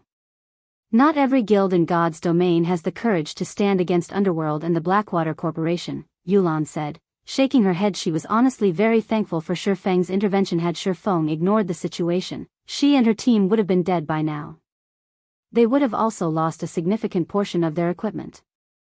They would have had an even more difficult time dealing with Underworld's pursuit. May I know what you and your group intends to do now, Miss Yulan? Feng asked. He had witnessed Yulan's abilities personally in the past. Not only did she wield great combat power, but her management capabilities were also top-notch. That had been obvious when she had managed Overwhelming Trading Firm, growing it until the firm nearly rivaled the Candlelight trading firm. By the time he had rejoined God's domain, he had accumulated 10 years of experience in the game. If not for his Candlelight trading firm, Yulan's firm might have dominated Star Moon Kingdom. If he could convince Yulan to join the Candlelight trading firm, it would undoubtedly strengthen the trading firm. After all, Melancholic Smile was more suited to forging and not a particularly skilled manager. Moreover, to manage the Candlelight trading firm, Melancholic Smile had been forced to sacrifice her precious practice time. Hearing Feng's words, Yulan could not help but turn to glance at Dark Eye and the others. I had planned to complete a hidden quest I received and develop in a kingdom that lacks Underworld's influence, but I didn't expect the organization to discover us so quickly. They've even sent First Ghost after us. Since they clearly know where we are, we can't stay in White River City. How about joining Zero Wing? Feng asked, considering this an excellent opportunity. No matter how far you run, with Underworld and Blackwater's information network, they'll have no trouble tracking you down. It is impossible to hide forever under black cloaks. God's domain has too many high-rank identification skills that can see through the black cloak's concealment effects. Join Zero Wing? Yulan was stunned. She could not help but stare at Feng, confused about the man's intentions. The Blackwater Corporation had already labeled her and her team as threats that needed to be removed. Any guild that discovered this would do its best to distance itself from them. Accepting them into its ranks would be the equivalent of declaring war on the Blackwater Corporation. First Ghost's death at Feng's hands could be understood as his way of protecting his guild's reputation. Blackwater might let the matter slide, but it would be a different story entirely if Feng offered them shelter. However, it would be an entirely different story if Feng were to shelter them. This would be no different than slapping the Blackwater Corporation in the face. The corporation would undoubtedly mobilize its forces against Zero Wing at this point. The Blackwater Corporation was much stronger than when Abandoned Wave had annexed Ouroboros. Not only had its experts caught up with mainstream players' levels, but the corporation had also secretly purchased several guilds and workshops. It had even partnered with a few superpowers. Now, even super guilds avoided any confrontation with the Blackwater Corporation. Feng's proposal both surprised and excited Dark Eye and Yolan's other team members. To them, joining Zero Wing would be the best way to escape pursuit. Moreover, Zero Wing was famous for its collection of experts. The guild also had astounding growth potential. Zero Wing might even become a super first-rate guild in the future. That's right. If you join Zero Wing, I can at least guarantee your safety. Your previous efforts won't have to go to waste, Feng said, nodding earnestly. You know the consequences for sheltering us, right? Yulan had to ask. We're talking about Blackwater's vengeance. This is also a crucial time for Zero Wing. If things go awry, Zero Wing might lose its chance of becoming a super first-rate guild. Relax. There are plenty of superpowers that want to destroy Zero Wing, but isn't the guild still alive and kicking? Feng said, chuckling. Moreover, if you join Zero Wing, the guild will develop far more quickly. Currently, Zero Wing developed on 3 fronts: Star Moon Kingdom, the Black Dragon Empire, and Apocalypse Empire. Hence, it was in urgent need of manpower. Now that it had Zero Wing's city to deal with, Feng couldn't manage everything on his own. Hence, Yolan's addition to Zero Wing would undoubtedly help both the guild and the trading firm's management. As for Darka, Yolan's ally, the youth had great potential. Based on his fight with First Ghost, Feng knew that the Berserker was considerably talented. He only lacked combat experience. If trained properly, he could become one of Zero Wing's core combatants. I understand, Yulan said, smiling bitterly when she noticed her team members' anticipatory looks. In that case, we'll have to trouble you from now on, Guild Leader Black Flame. She had never thought that she would, one day, join Zero Wing, the guild which had been her enemy. However, she had to admit that she was relieved to join the guild. She only prayed that the Blackwater Corporation's fear of Zero Wing's potential would prevent it from declaring an all-out war on Zero Wing over her nonsense. Since you have now joined Zero Wing, the guild wouldn't let others bully you, Feng chuckled at Yolan's formality. Wait for me here for a moment. Once I've finished with my matters here, I'll bring you back to Zero Wing's residence to register. Of course, if you still have any matters to deal with, you can take care of them first. Once you're done, you can meet me at Zero Wing's residence. We don't have anything in particular to deal with right now. We're just waiting to turn in our quest.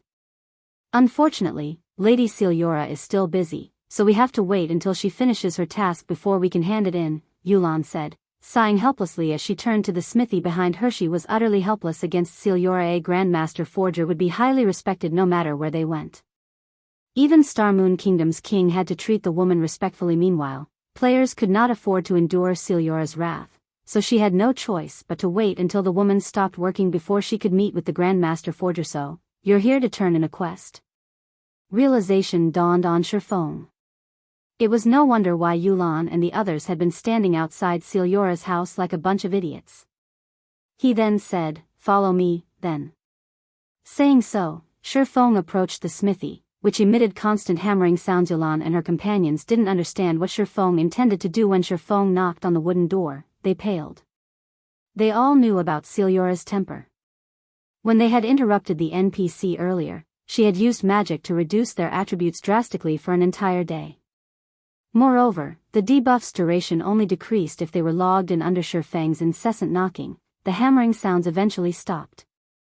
Shortly after, Xianxia slammed open the door, an enraged expression on her tanned face. Weary doomed. Yulan's team began to regret their alliance with Feng just as Yulan thought that Xianxia would dole out their punishment. Something unbelievable occurred however. The moment Xianxia's gaze found Feng, her wrathful expression softened. A joyful grin took its place. Why are you here? Chapter 1548, Forging Secret Journal. Chapter 1584, Forging Secret Journal. When Yulan and the others saw Xianxia's friendly expression, they turned to Feng in shock. Even Star Moon Kingdom's king had to treat Grandmaster Forgers respectfully. Trying to raise one's favorability with an NPC Grandmaster Forger was exceedingly difficult, yet Xianxia's reaction to seeing Feng wasn't unlike seeing an old friend who hadn't visited for many years. I found a treasure.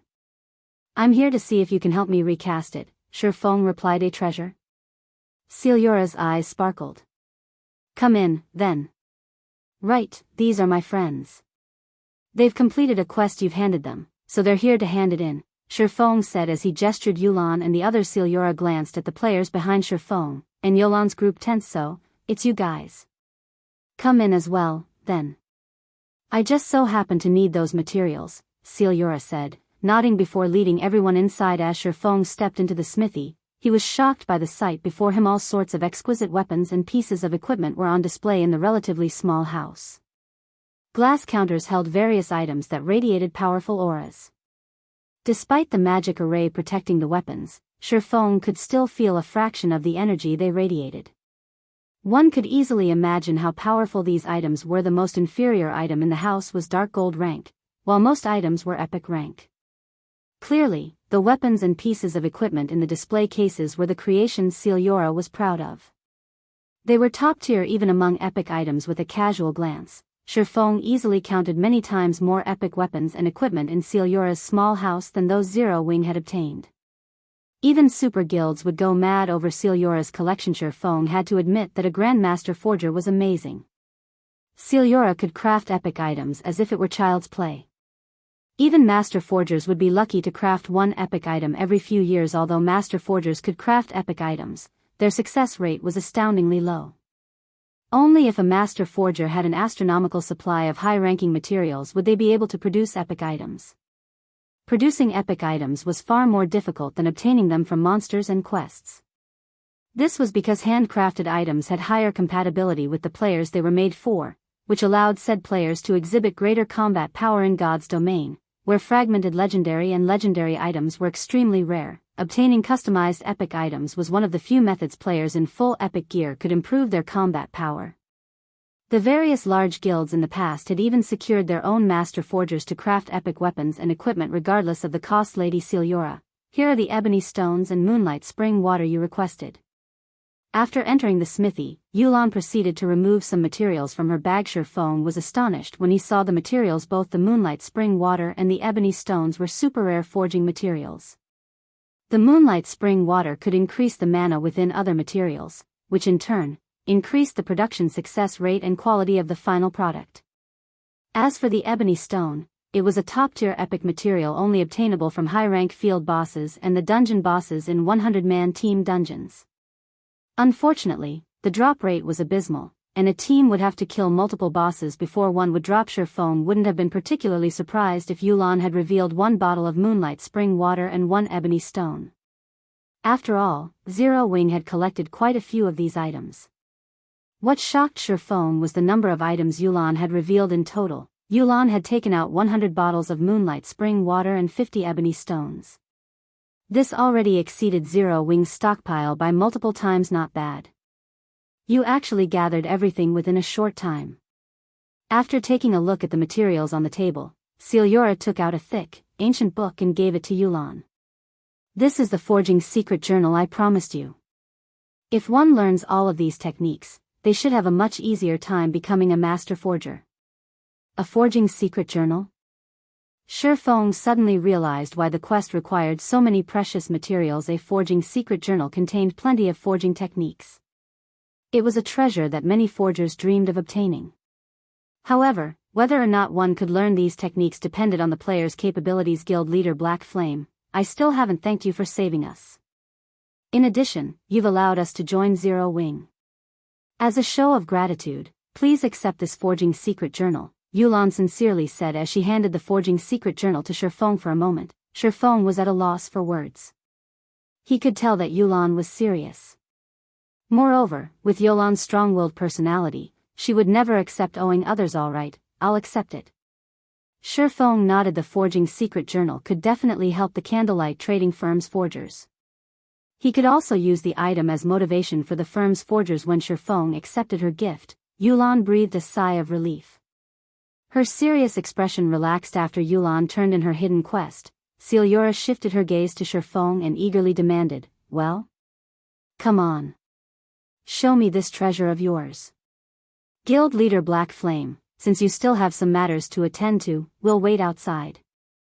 Yulan knew that Feng was here for something very important. It was most definitely a secret.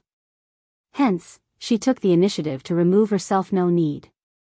This won't take long, Feng said as he waved a hand. Since Yulan and the others would soon join Zero Wing, he had to treat them like the rest of his people. Moreover, the disintegration armor was not something others could easily take from him even if they knew about it. Following which, he took out the destroyed disintegration armor and set it on the table for Xianxia to inspect. The instant he revealed the disintegration armor, the space inside the room began to warp as a horrific killing intent and tyrannical aura surged out of the armor and filled the smithy immediately. Several of Yulan's lifestyle players dropped to the ground, turning incomparably pale. What kind of item is this? A frightening shock tore at Yulan as she stared at the tattered armor on the table. After playing God's Domain for so long, she had seen countless top-tier weapons and pieces of equipment. She had even seen quite a few epic items. But none of those items came anywhere near to comparing to the tattered chest piece Feng had revealed. As she stared at the armor, she felt her soul tremble with fear. She felt as if she were looking at some horrifying creature rather than a piece of equipment. Even if she didn't know the item's identity, she knew that it must have an extraordinary origin. She was also certain that it was more valuable than any item she had. What? This is disintegration power. Where did you get this? Astonishment twisted Xianxia's beautiful face when she saw the disintegration armor. I killed an orc warlord, and this dropped. Feng honestly explained there was no need to hide information from an NPC. In fact, if he lied to Xianxia, she wouldn't be able to determine the disintegration armor specifics and wouldn't be able to help him. Moreover, his victory over an orc warlord was no longer a secret in Starmoon Kingdom. The various large guilds had long since learned about the incident. So, that's the case. No wonder this broken armor radiates disintegration power. It must be a piece of the Orc Empire's legendary disintegration set. After a glance at the armor and Feng's explanation, Xianxia realized the disintegration armor's identity. You really are something. The disintegration power radiating from this chest piece is incredibly dense. The disintegration power will taint anyone who carries it, yet despite being only a Tier 2 sword master, you haven't gone mad, only suffering some loss to your attributes. Are you really just a Tier 2 sword master? In response to Xianxia's question, Feng merely revealed an awkward smile. He currently carried 3 fragmented legendary items. He also wielded one of the 10 great saint legacies. He couldn't be considered a mere Tier 2 player. A Tier 2 sword master?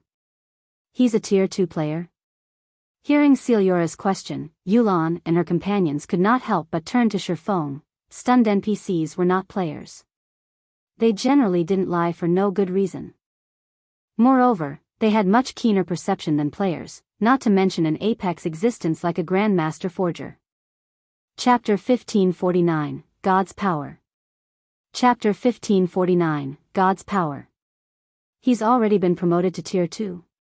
Realization dawned on Yulan when she heard Xianxia's comment. It was no wonder Feng killed an expert like First Ghost with one hit. He had even dared to chastise and threaten Underworld's members. If Feng had truly reached Tier 2, he earned his arrogance. Tier 2 was the various large guilds' major goal right now. Only after players completed their Tier 2 promotions would they qualify to challenge level 50 super large-scale team dungeons, and Tier 2 players would significantly help a team when raiding level 50, 100-man team dungeons. Not only would Tier 2 players receive a massive boost to their basic attributes, but their skills would also undergo a qualitative transformation. One Tier 2 player could easily do the work of several Tier 1 players. As she watched Feng, Yulan found it hard to believe that he was already a Tier 2 sword master. As far as she knew, even Underworld was still preparing for the Tier 2 promotion quests due to the high difficulty of these quests. Unless players made ample preparations, their chances of failure would be quite high. It was something to be avoided at all costs, as players would have to wait a considerable amount of time before challenging their quests again. The main god system intended Tier 1 to be an introductory phase for players, allowing them to adapt to God's domain's combat styles. Hence, every player would be capable of completing their Tier 1 promotions. However, it was a different story for Tier 2. Only after players had achieved a certain standard in both combat standards and basic attributes could they complete their Tier 2 promotions. Unfortunately, reaching level 50 required a lot of time and resources for current guilds, not to mention completing the Tier 2 promotion quests. In fact, even super guilds' peak experts were still desperately grinding. These experts were lucky if they were already level 49, yet not only had Feng crossed the level 50 threshold, but he had also completed his promotion quest. So, this is the 31st ranked expert on the God's Domain experts list? Dark Eye was inwardly astonished as he examined at Feng. He had been considered a top-tier expert in Underworld. Although he was no match for experts like First Ghost, he was stronger than most of the organization's other experts. Even War Wolf had praised him for his potential, yet, when he looked at Feng, he felt his horizons expand. In the past, he thought that experts like First Ghost were close to reaching the level of God's Domain's peak experts. But looking at it now, it seemed that gap was far wider than he had imagined. When Dark Eye thought about how he could possibly receive guidance from an expert like Feng, he could not help his growing excitement while these players digested their surprise over Feng's tier. Xianxia used an identification skill, inspecting the disintegration armor on the table. It is no longer possible to repair this disintegration armor. The core magic circuits have been destroyed. The materials used to construct the armor have also been tainted and crippled by some mysterious power, Xianxia said as she shook her head in pity. Then, can it be recast? Feng asked. Recast it? Xianxia fell silent for a moment. It's not entirely impossible, but it is incredibly difficult. Only the disintegration armor's core is still usable. Everything else is useless. I'll need new materials to recast it, but obtaining those materials is beyond even a Grandmaster forger like myself. Only by mobilizing an empire's power would you be able to gather all of the necessary materials. Are you really confident in doing something that would require the strength of an entire empire? Yulan and her companions gasped when they heard Xianxia's explanation. The materials to reconstruct the disintegration armor were even out of reach for a Grandmaster forger now. They were even more curious about the disintegration armor's rank. Is there no other way? Feng felt his head begin to ache. Feng could easily guess that the materials Xianxia had mentioned were likely rarer than legendary ranked materials. Otherwise, there would be no need to mobilize an entire empire's power. Although Zero Wing was Star Moon Kingdom's overlord, it was insignificant compared to the kingdom as a whole, much less an empire. Not exactly. Taking another look at the disintegration armor, Xianxia slowly said, there is the option of removing the mysterious power inside the disintegration armor. In reality, there isn't much of a problem with the disintegration armor itself. It's just that its magic circuits have been destroyed. However, a mysterious power is preventing the base materials from exhibiting their original strength. Now, only the core remains untainted. If you can remove this mysterious power, the disintegration armor will be much easier to recast. What must be done to remove this mysterious power? Feng asked, breathing a sigh of relief. If the system really tasked him with collecting the necessary materials, it would take him longer than 1 or 2 dedicated years to do so. After all, even a Grandmaster forger would struggle to collect all of these materials. If you wish to remove this mysterious power, you just have to use a stronger power to do so. Unfortunately, I'm helpless against this mysterious power. It's likely that only the legendary god's power will do the trick, Xianxia said after giving the matter some thought.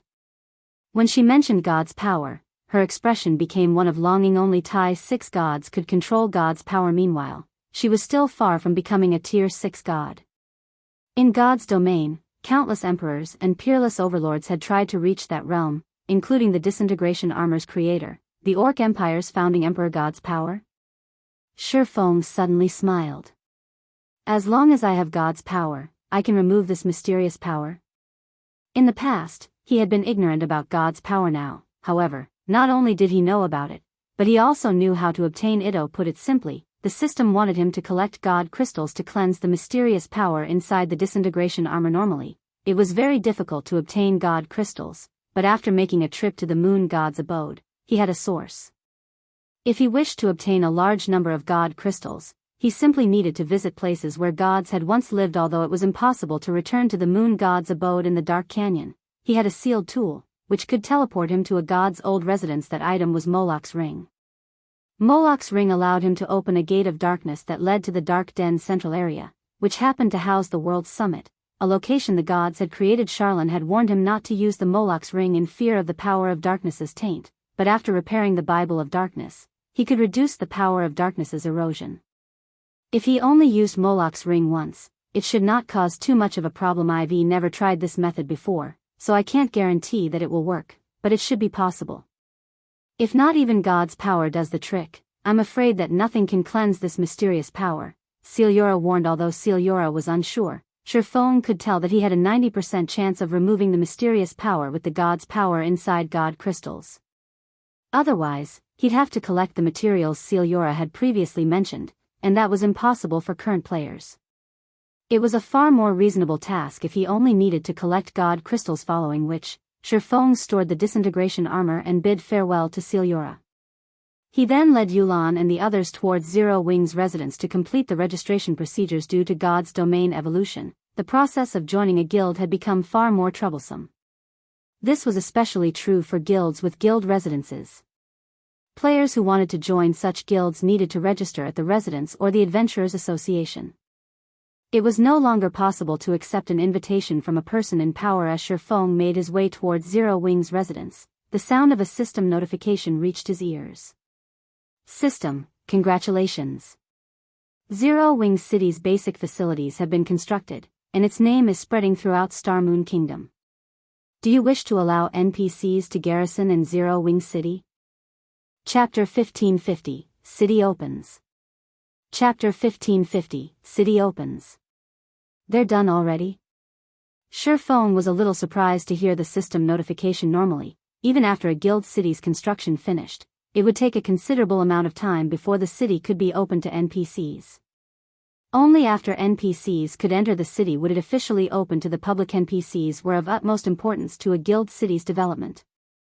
The sooner a guild could lure NPC residents, the sooner a city could unlock its various functions. He had expected to need a few more days before NPCs could conduct business in Zero Wing City immediately. Feng clicked agree, allowing the NPCs, who had been attracted to Zero Wing City scenery, to enter the city. Shortly after Feng had done so, he received a call from Aqua Rose Guild leader. For some reason, NPCs have begun to serve into the city.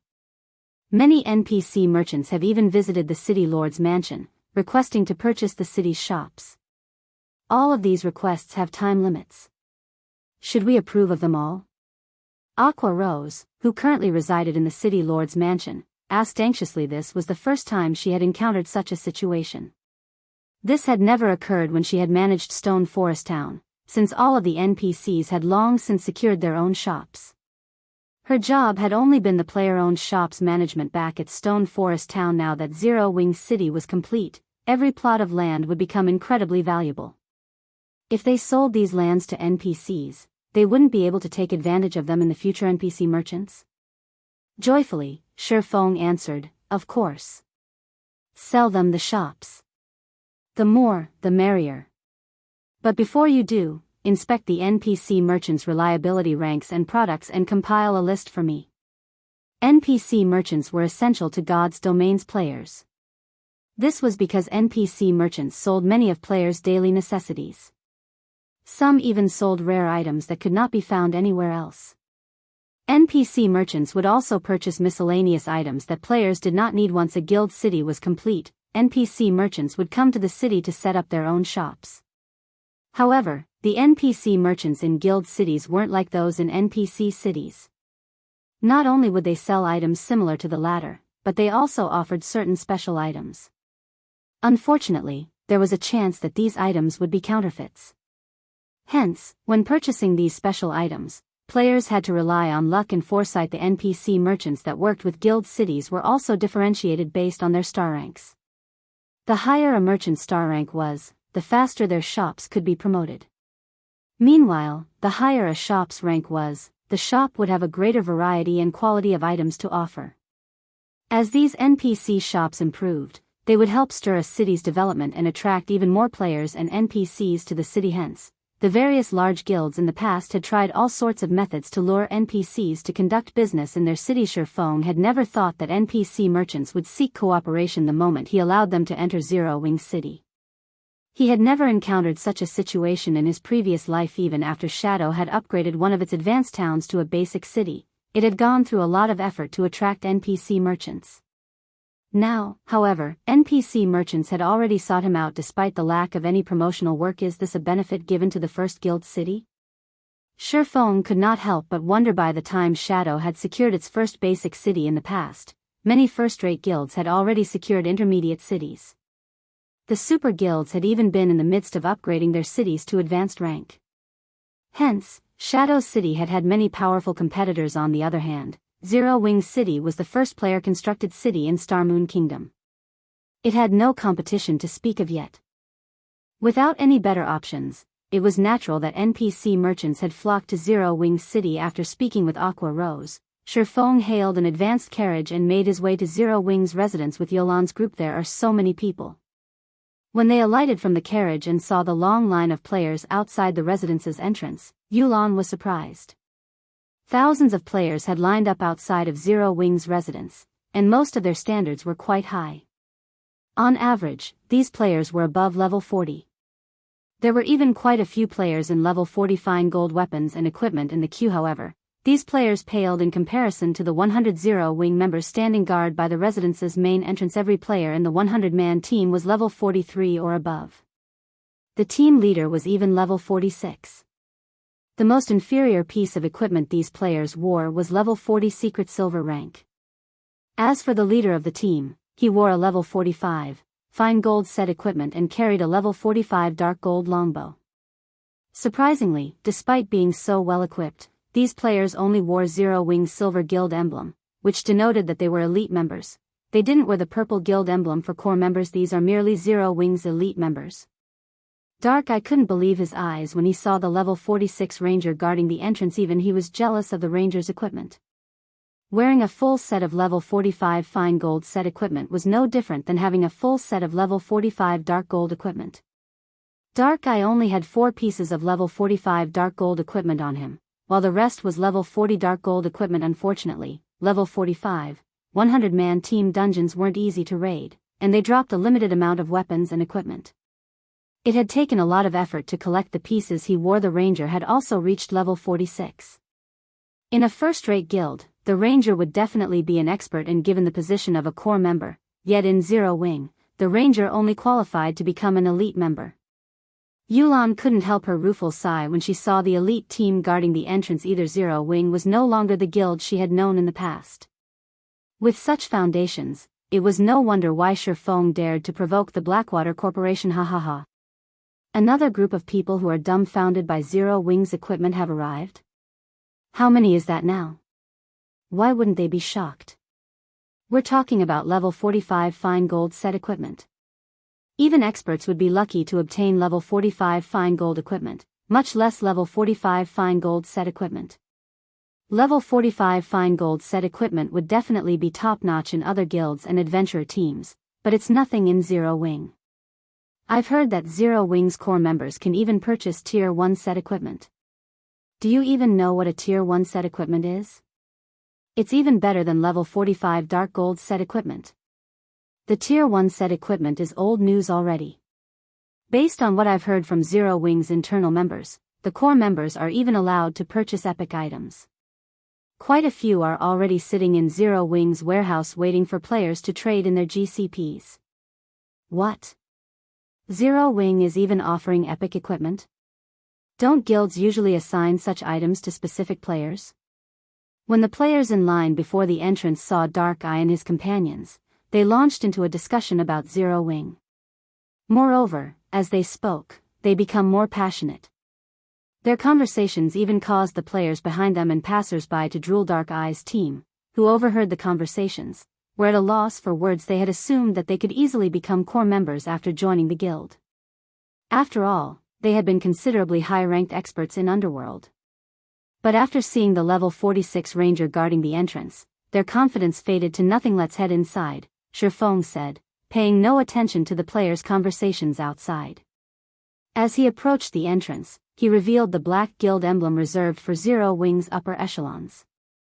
After a few hushed words with the level 46 ranger, he led Dark Eye and the others into the residence. When the crowd saw the cloaked Feng reveal a black guild emblem, they went into an uproar. "A black guild emblem?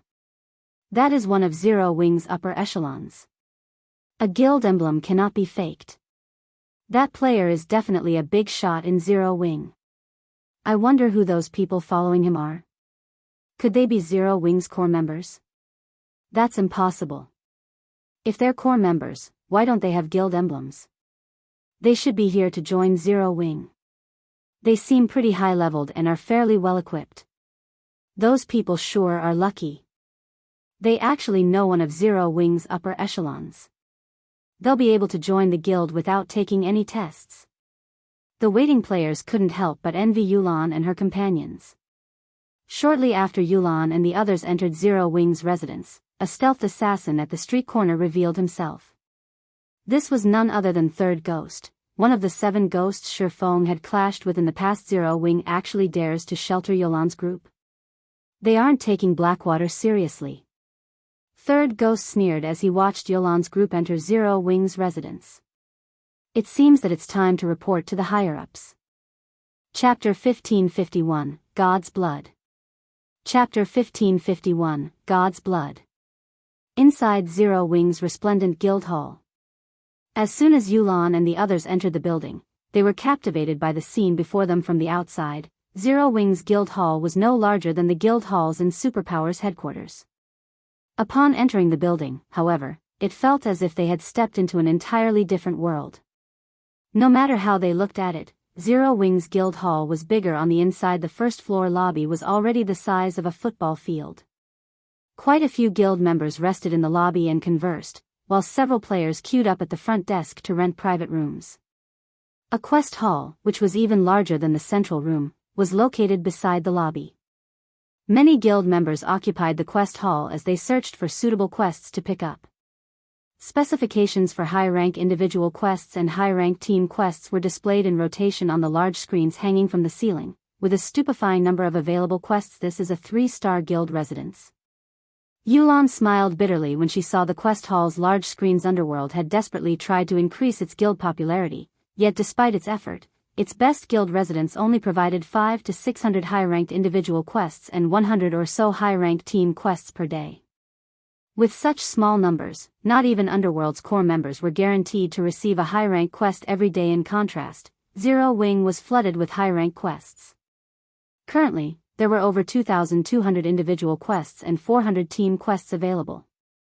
With so many, even the guild's elite members had an opportunity to pick up a high-rank quest. Unlike ordinary guild quests, which usually awarded coins, EXP, and GCPs, players had a chance of obtaining rare items from high-ranking quests. Moreover, these quests offered a much higher monetary reward.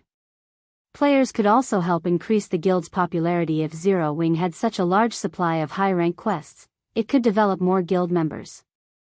In the long run, the gap between Zero Wing's members and players in other guilds would grow. This is where you'll complete the registration procedures.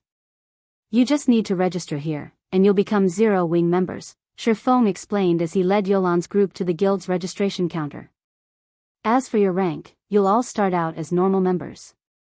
You will then have to accumulate a certain amount of GCPs and pass the appropriate tests to rise through the guild's ranks. However, since I invited you personally, we can forego the required number of GCPs.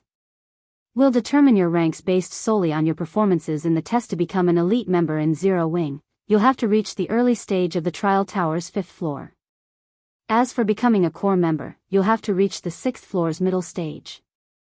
Yulan and her companions gasped after listening to Feng's requirements to ordinary players. A player would be an expert if they could reach the Trial Tower's 4th floor. If a player could reach the 5th floor, they'd be publicly acknowledged as an expert, yet Zero Wing required players to reach the 5th floor to become elite members. The requirement to become a core member was even more terrifying, actually requiring players to reach the 6th floor's middle stage. Even first-rate guilds' main force members would barely qualify to become Zero Wing's core members. Guilds hand-picked these experts from their core members, yet this was the minimum requirement to become a core member in Zero Wing. Yulan and the others felt beads of sweat slide down their skin from the embarrassment among the dozen or so experts in their group. Only Yulan and Dark Eye met the requirements. The rest of their group was slightly weaker, with the best among them having only reached the 5th floor's late stage. Guild leader Black Flame, what about lifestyle players? The dozen or so lifestyle player behind Yulan asked nervously. They were lifestyle players. Although some lifestyle players were acceptable fighters, these players weren't lax. There's a separate test for lifestyle players that join the guild. But that test is conducted at the Candlelight trading firm, Feng explained. The dozen or so lifestyle players breathed a sigh of relief. They were advanced lifestyle players that Yulan had nurtured. While they weren't good in combat, they were top-notch when it came to subclass standards. However, they nearly choked when they heard Feng's next words for subclasses. Those who have reached the advanced rank will become Candlelight's official members.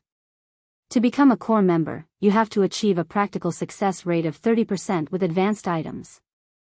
In God's domain, advanced subclasses only had around a 35% theoretical success rate with advanced items. The practical percentage, however, was much lower. The majority of Yulan's advanced lifestyle players only had a practical success rate of 25%. Raising their success rates by even 1% would require refining their technique standards quite a bit, much less a 5% increase. Even Yulan was surprised. She felt that this requirement was a little too excessive. She was no stranger to subclasses. After all, she had been supervising the underworld's trading firms for some time. She had a relatively clear understanding of the present state of God's domain's subclasses. The dozen or so lifestyle players who had followed her could rank among the top lifestyle players in Underworld in terms of production standards. They were only slightly weaker than the organization's top-ranked lifestyle players, yet in Zero Wing, they didn't even meet the requirement to become core members. Right, we just so happen to be running a performance assessment for alchemists today. If there are any alchemists among you that wish to participate, I'll take you there in a bit. If you rank among the top 10, you'll be promoted to a core member. If you rank high enough, you might even get to use a set of dark gold alchemy tools for a certain period. The chief alchemist will also have the authority to use a basic meditation room long-term. These benefits will definitely help you reach master rank. You'll also be able to visit Titan City, Feng said. When the group's lifestyle players heard this, a fiery passion ignited in their eyes. Unfortunately, few of them were alchemists. Otherwise, they would definitely compete in this assessment. In response, a white-haired elder stepped away from the group. He smiled at Feng and said, "This is interesting. May this old man participate as well?" Master Aspiration is going to participate. Yulan gave the old man a confused look. Silent Aspiration was very famous in the virtual gaming world. While he had resided in Star Moon Kingdom, he had created the Fire Dragon Potion despite being an intermediate alchemist. The Fire Dragon Potion had allowed Overwhelming Smile to compete with the Candlelight trading firm. Silent Aspiration had long since become an advanced alchemist and was only a step away from master rank. Silent Aspiration wasn't normally interested in competing against others, yet this old man had actually asked to participate in this competition. His initiative had truly surprised Yulan. Although Zero Wing has offered us shelter, we can't let them look down on us, Silent Aspiration whispered to Yulan as he nodded. Of course. Once we've completed the test here, we'll head over to the Candlelight trading firm, Feng said as he looked at Silent Aspiration.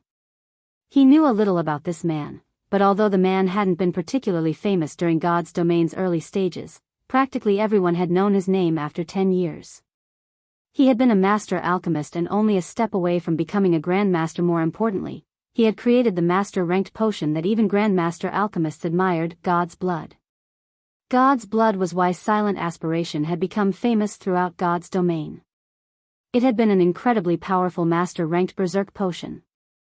In addition, God's Blood could stack with a berserk skill without side effects. Even super guilds had offered astronomical prices to purchase the God's Blood recipe. Unfortunately, due to Silent Aspiration's strange nature, he had only sold one recipe in the past. Moreover, he only accepted alchemy tools and materials as payment. The various super guilds had competed over the recipe like madmen after Yulan and the others revealed their system results for the trial tower. Feng led Yulan, Silent Aspiration, and the other lifestyle players to the Candlelight trading firm. As for Dark Eye and the other experts, Feng sent them to join the 100-man expert team under Shadow Sword and Turtledove's leadership to grind for equipment in level 45, 100-man Hell Mode team dungeons. 10 minutes later, Feng's group arrived before the Candlelight trading firm. The Candlelight trading firm was housed in a much taller building than Zero Wings Guild Hall. One could say that it was the tallest player-owned shop in White River City. Since the teleportation fees between countries had fallen, an unprecedented number of lifestyle players visited the Candlelight trading firm.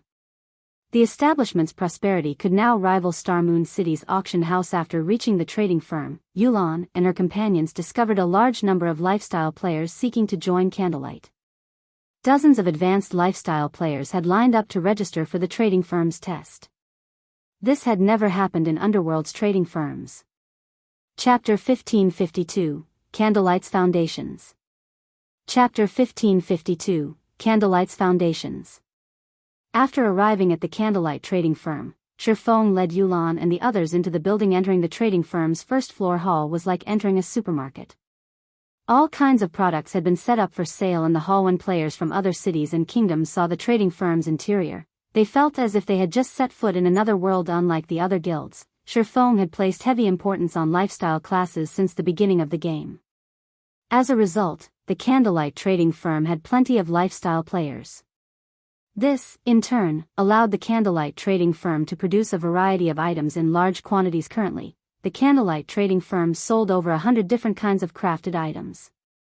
Although most of these items weren't particularly high quality and they didn't have much practical use, they still attracted customers to visit the firm. Unlike other trading firms, Candlelight also sold high-ranked weapons and equipment.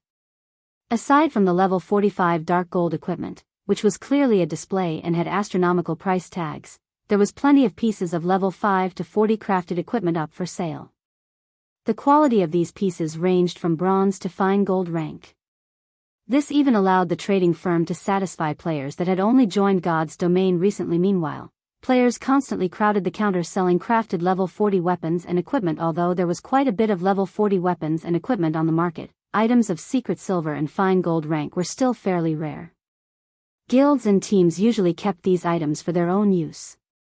Even when they chose to sell these items, they usually set the price far above market value. However, the Candlelight trading firm was different. It consistently produced level 40 equipment ranging from bronze to fine gold rank, most of which was secret silver and fine gold rank. Moreover, the trading firm sold the equipment it produced at fair prices. Although the prices were slightly higher than market value, they weren't ridiculous. As a result, players usually bought out any level 40 secret silver and fine gold equipment very quickly, as expected of the publicly acknowledged number 1 trading firm in Star Moon Kingdom. Its foundations are really something. Silent Aspiration nodded in satisfaction as he looked through the various products on display. Yulan's other lifestyle players were shocked. Feng's group quickly reached one of the special alchemy rooms on the Candlelight trading firm's top floor. A large crowd had already gathered in the room, and when Feng's group entered, everyone turned towards them. Huh? The guild leader is here to watch the ranking competition? The guild leader is visiting us personally? Could he have some good news? There should be. Didn't you hear that Zero Wings City's construction has completed? He might be looking for people to manage the Candlelight trading firm there. After all, Manager Melancholic can't handle so many locations by herself. Upon seeing Feng enter the room, the crowd launched into a quiet discussion about his visit. Their excitement about the competition also grew. Guild leader, you're here. I've arranged everything to your specifications. There are a total of 323 alchemists participating in the test this time. Among them, 244 are intermediate alchemists, and 79 are advanced alchemists. We can start the competition once you're ready, Melancholic Smile reported after approaching Feng. Yulan and her companions, who stood behind Feng, gasped. The Candlelight trading firm has so many advanced alchemists. Yulan was astonished as she surveyed the crowd before her. When she had first entered the room and saw this crowd, she had assumed that every one of Candlelight's alchemists was present, the firm housing roughly the same number of alchemists as Underworld. However, the difference was far larger than she had thought. This firm already had over 300 intermediate alchemists. If they included basic alchemists and apprentice alchemists, shouldn't Candlelight have nearly 1,000 alchemists under its command? The number of advanced alchemists Candlelight possessed was simply horrifying. Underworld currently had nearly 20 advanced alchemists, yet the Candlelight trading firm had over 4 times that. Hearing this, Silent Aspiration's fighting spirit welled within him. All right. I have another alchemist here who wishes to participate in the ranking competition. With this, we'll have 80 advanced alchemists form a group, while the intermediate alchemists will form their own. Feng nodded. He wasn't surprised in the least by the number of advanced alchemists current in the Candlelight trading firm. With Zero Wing's current popularity and the benefits Candlelight offered, it was natural that the trading firm attracted so many advanced alchemists. In reality, the trading firm could have had even more advanced alchemists, but due to God's domain's evolution changing the subclasses, it had become significantly harder for players to upgrade their subclasses. In the past, lifestyle players had simply needed to fulfill the proficiency requirement to be promoted. Now, however, not only did lifestyle players had to have enough proficiency, but they also had to pass a test at their respective lifestyle associations.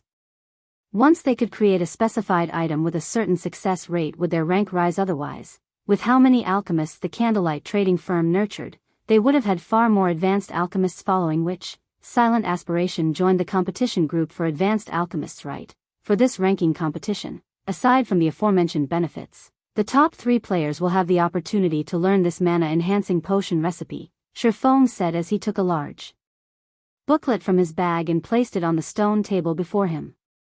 He then shared the details of the mana-enhancing potion to everyone in the room. When the crowd finished reading the potion's effects, they went into an uproar. What? This is a berserk potion. An advanced berserk potion? And there's a special alchemy technique included with the recipe. If I could learn that technique, I might have an easier time trying for master rank. I have to fight for one of the top 3 positions this time, no matter what.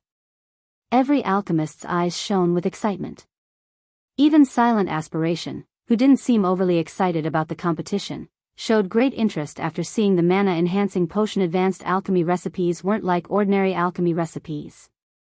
Advanced alchemy recipes required the application of unique alchemy techniques.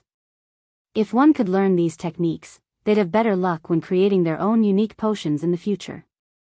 For alchemists who dedicated themselves to researching berserk potions, learning the alchemy technique for the mana-enhancing potion was necessary. Wonder, this is your chance. Haven't you been trying to create an advanced berserk potion for your master rank promotion for a while? If you can get your hands on this recipe, you'll definitely get promoted, a female alchemist besides Silent Wonder said. This recipe will be of great help. If I secure first place and get the green jade set as well, I'm confident that it won't be long before I become a master alchemist. Silent Wonder nodded. When she looked at the mana-enhancing potion recipe on the table, she knew that she had to obtain it. Moreover, she had the confidence and qualifications to do so. After all, she had constantly improved her techniques for a while now. Seeing fighting spirit fill both Silent Aspiration and Silent Wonder, Feng chuckled. Now that I've said everything that needs to be said, you may head to your designated alchemy rooms. The results will be determined based on overall success rate and production speed, Feng said. No outside items may be used during this competition. You may only use the materials and tools provided by the guild.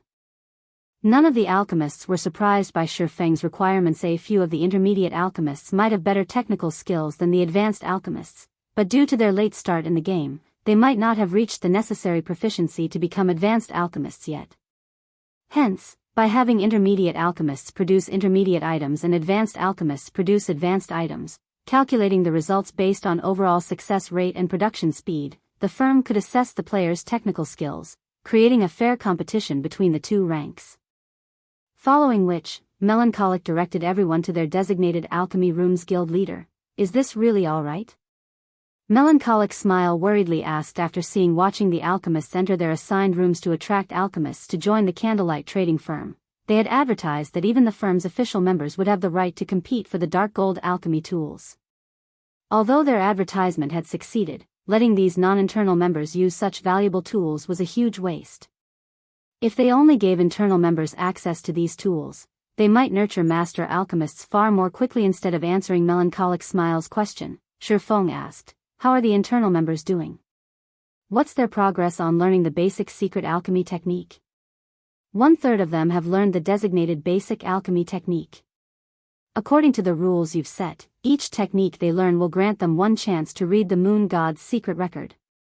So far, the best alchemist has read the Moon God's secret record 4 times, while everyone else has read it twice on average, Melancholic Smile answered, unsure as to why Feng had asked such a question. Although the basic alchemy techniques were beneficial, they were only basic techniques at the end of the day.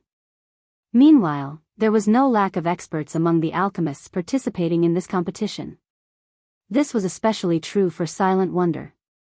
Had the woman chosen to become one of Candlelight's internal members, she might have become a master alchemist by now. That's enough, then. Feng chuckled without explaining further. Now, all we need to do is examine their performance. The benefits he had offered were astounding, but that didn't mean that outsiders could easily gain access to them. Chapter 1553, Alchemy Battle. Chapter 1553, Alchemy Battle. Despite the confident look Feng gave her, Melancholic Smile couldn't help her concern. However, since Feng had decided, she could only watch this competition play out and hope that the non-internal members wouldn't occupy too many of the top 10 positions, letting internal members learn basic alchemy techniques. When Yulan overheard the conversation between Feng and Melancholic Smile, she could not help her smile. She had worried for Silent Aspiration since he'd be competing against so many advanced alchemists now. However, she breathed a sigh of relief. If it were only a matter of basic alchemy techniques, Silent Aspiration had already learned a few. Although basic alchemy techniques were indeed precious, with her position in Underworld and the resources she had collected, she had managed to help Silent Aspiration learn 3 such techniques. Moreover, basic alchemy techniques could only help alchemists solidify their foundation. It wouldn't help them much when improving their actual technique standards past a certain point. When comparing technical standards, there was little difference between an alchemist who had learned 3 basic alchemy techniques and one that had learned 4. The difference would only show itself when players attempted to create their own unique potions with the basic alchemy technique Silent Aspiration had learned and the wealth of experience he had gained while dabbling in the alchemical arts. He should have a high chance of securing first place in this competition. With this, she could, more or less, prove to Zero Wing that her group could be useful. Otherwise, in the event that the Blackwater Corporation targeted Zero Wing because of her people, Zero Wing's members would look down on her group. Meanwhile, in the alchemy rooms on the top floor, both the advanced alchemists and the intermediate alchemists had begun to refine the materials on their respective workstations for the competition. Every alchemist had been given 100 sets of materials. Moreover, rather than some extremely valuable potion, they only had to create commonly used potions. The intermediate alchemists had been asked to create fire potions. As for advanced alchemists, they had to create frozen soul potions. Although the fire potion and the frozen soul potion were common items, their production was more difficult than other portions of the same rank. They were quite suited for testing alchemists' production techniques. Feng had also chosen these 2 potions for the assessment due to the Eclipse Gate. Any player that visited the Eclipse Gate would need them. The Frozen Soul Potion, in particular, could grant a small amount of ice resistance and waken freezing.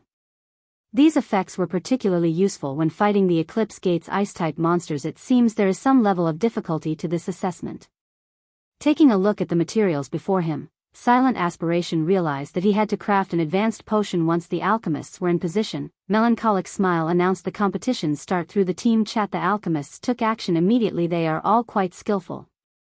Feng nodded in satisfaction while he watched the display showing the advanced alchemists' competition venue. Every advanced alchemist had clearly come prepared. As soon as the competition had begun, they had entered a state of total concentration, ignoring everything around them as they focused on concocting their potions.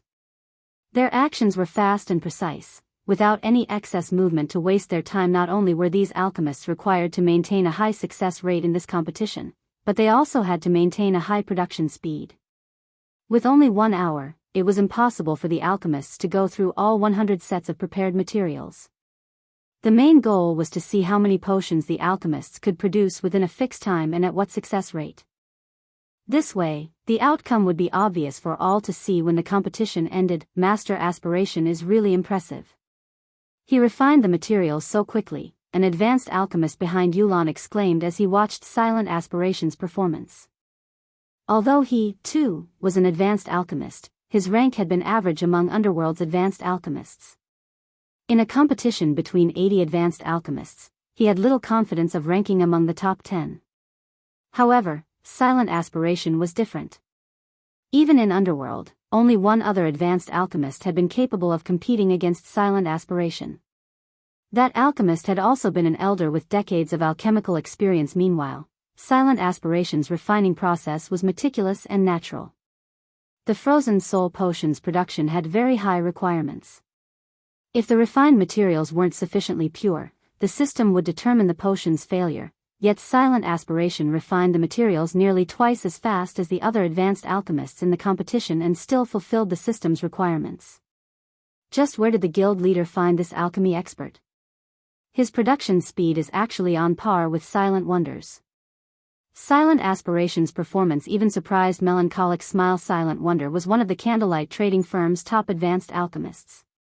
She'd even rank near the very top of all of God's Domain's alchemists. Melancholic Smile envied the woman's talent. Fortunately, she was a forger, but an alchemist yet. Feng had actually found another advanced alchemist that could rival Silent Wonder. When Melancholic Smile thought about how the Candlelight trading firm had two such impressive individuals, she became even more confident of competing in the Apocalypse Empire and the Black Dragon Empire. Even the Candlelight trading firm's alchemy is so strong. Meanwhile, Yulan couldn't help but be astonished by Silent Wonder's performance. The Candlelight trading firm had risen to fame due to its forging standards. It was likely that no power in Star Moon Kingdom could surpass Candlelight in forging. Even throughout God's domain, Candlelight's forging standards would rank at the very top. After all, based on the information she had collected in Underworld, she knew that the firm had at least one master forger. Black Flaymaster lifestyle players stood at the apex of God's domain's current subclasses. Based on the reports she had received, there were only 3 players that had been confirmed as master forgers in God's domain, including Black Flame. Moreover, among these 3 people, one had only been promoted recently. She had never expected the Candlelight trading firm to be so impressive in alchemy as well. Furthermore, Silent Wonder was still so young. Although Yulan herself was not an alchemist, she could still tell that, aside from Silent Wonder, the other advanced alchemist standards were very high. If the Candlelight trading firm continued to grow at this pace, it would definitely become a powerful force not to be reckoned with in the future. Time passed quickly. The intermediate and advanced alchemists in the alchemy rooms entered their own worlds as they focused on creating their respective potions. Before they knew it, the 1-hour time limit ended as an ear-piercing alarm rang in the alchemy rooms. Every alchemist stopped what they were doing. Time's up. Please let me get into the top 10 this time. Some alchemists in the competition venues worried as they reluctantly parted with the partially concocted potions in their hands. Some players confidently set their tools down and waited for the supervisors to tally their scores. All right, everyone enter the venues and tally up the crafted potions and used materials. Once you're done, send the results to me directly. Melancholic Smile instructed the NPCs outside the alchemy room's entrances in God's domain. As a shop star rank rose, the intellect of the shop's NPCs would increase as well. These NPCs could then help players with a larger variety of tasks. However, this improvement came with a price, as the shop would have to pay higher salaries. Fortunately, the increased expenditure was no problem for the Candlelight trading firm, following which, the NPCs entered their assigned alchemy rooms and collected every alchemist's results. They then transmitted the information to Melancholic Smile. A short moment later, Melancholic Smile had the results for the 244 intermediate alchemists and 80 advanced alchemists. Immediately, Melancholic Smile had the system filter the information, and she quickly obtained the competition's final ranks. At the same time, the various alchemists left their respective alchemy rooms and regrouped in the special alchemy room Feng occupied. After entering the room, they watched Feng and Melancholic Smile with hopeful expressions. I wonder who will rank among the top 10 this time. I'll definitely be one of them. My performance was exceptional this time. I wonder who will get number 1. It should be Silent Wonder. She's been improving like there's no tomorrow. I've heard that she has already invented a new advanced berserk potion. Only, she hasn't successfully crafted the potion thus far. Everyone was curious and confident about the competition this time, and they couldn't help but chat quietly as they waited. "All right, quiet down. I'll announce the results now," Melancholic Smile declared. Chapter 1554, Hierarchical Gap. Chapter 1554, Hierarchical Gap. In the crowded special alchemy room, every player turned towards Melancholic Smile as soon as she spoke, eager to learn the competition's results. Any alchemist would even envy the benefits for the 10th place, let alone the benefits the top 3 would enjoy with the help of the awarded alchemy tools. These alchemists would have a smoother path to becoming master alchemists. Once they became master alchemists, they'd reach the apex of the alchemy industry, becoming a target for superpowers recruitment. A total of 324 people have participated in the competition this time. Among them, 244 are intermediate alchemists, and 80 are advanced alchemists. Overall, I would say that everyone has scored fairly well. However, the final results are clear, Melancholic Smile said, smiling as she glanced at the alchemists present. "I'll now announce the top 10 rankings. 10th place, Floating Cloud, Intermediate Alchemist. Materials used, 59 sets. Produced 19 fire potions. Practical success rate is 32.2%. 9th place, Smiling Heaven, Advanced Alchemist. Materials used, 49 sets. Produced 16 frozen soul potions. Practical success rate is 32.65%. 8th place, Tainted Maple, Intermediate Alchemist. Materials used, 58 sets. Produced 19 fire potions. Practical success rate is 32.75%. As Melancholic Smile reported the results, the crowd gasped in shock. What? Even intermediate alchemists have ranked among the top 10? Crap. What kind of speed and success rate is that? I went all out for the whole hour, yet I only used 52 sets of materials and made 16 fire potions. Are they even human? All of these alchemists were very familiar with the fire potion and frozen soul potions production specifications. If an alchemist of the same rank tried to craft them without the aid of any external items, the system would set their base success rate at 35%. However, it was extremely difficult for an alchemist's practical success rate to reach this theoretical success rate. If an alchemist only crafted a small number of potions, they might be lucky enough to achieve a practical success rate that was higher than the theoretical success rate, but that was nearly impossible when mass-producing potions. Moreover, the likelihood of such a situation would only decrease as players crafted more potions. Hence, when competing in a competition that required 50 to 100 sets of materials, one had to rely on their actual capabilities. Luck had very little impact in such competitions. Moreover, it was extremely difficult to maintain a high production speed if one wanted to maintain a high success rate. After all, the hastier one was, the more likely they were to make mistakes. This, in turn, resulted in a lower success rate in this competition. Players were first judged based on the number of potions they crafted. Their success rate was secondary. If 2 players produced the same number of potions, their ranks would then be determined by their success rate. This made it impossible for players to gain an advantage with trickery. Of course, this judging method was only effective among alchemists of the same rank. At the end of the day, the fire potion was much easier to produce compared to the frozen soul potion. It didn't require as much time to craft either. As a result, it was natural that the players crafting fire potions would produce more than those crafting frozen soul potions. Hence, when comparing alchemists of different ranks, for fairness' sake, advanced alchemists would have a modifier of +3 potions added to their tallies. Just who are these people? Yulan was astounded as she watched the alchemists walk up to the stage. Melancholic Smile occupied when Feng had stated that the practical success rate of Candlelight's core members was around 30%, she had assumed the man had exaggerated. Looking at it now, however, it would seem that Feng had told her the truth. In fact, he had understated the firm's alchemists. There were likely only 2 alchemists in Underworld who could achieve such a high production speed and success rate. Ordinary advanced alchemists would be fortunate to achieve 2/3 of the production speed of Zero Wings advanced alchemists. They'd thank the heavens if they could reach even 20% of these alchemists' practical success rate. As Melancholic Smile continued to announce the top 10 ranks, Silent Aspiration and Silent Wonder, who stood below the stage, were flabbergasted. They had never thought that the other alchemists in the trading firm would achieve such excellent results, only slightly inferior to theirs. Wing sure has a lot of alchemy experts. But this old man will still take first place. Silent Aspiration hadn't lost any of his confidence. He had nearly achieved perfection with his performance while he was surprised that so many of Candlelight's advanced alchemists had produced 16 frozen soul potions in 1 hour, they still couldn't compare to him. After all, he had crafted a total of 18 frozen soul potions. Though part of the reason for his result had been his luck with his final attempt, luck was also a component of an alchemist's strength. Alright, next up is 5th place, Silent Aspiration, Advanced Alchemist. Materials used, 53 sets. Produced 18 frozen soul potions. Practical success rate is 96%. Everyone gasped when they heard Silent Aspiration's results. The advanced alchemist that scored 6th place had only produced 16 frozen soul potions, yet his score had increased by 2. The result was frightening. 5th? How is this possible?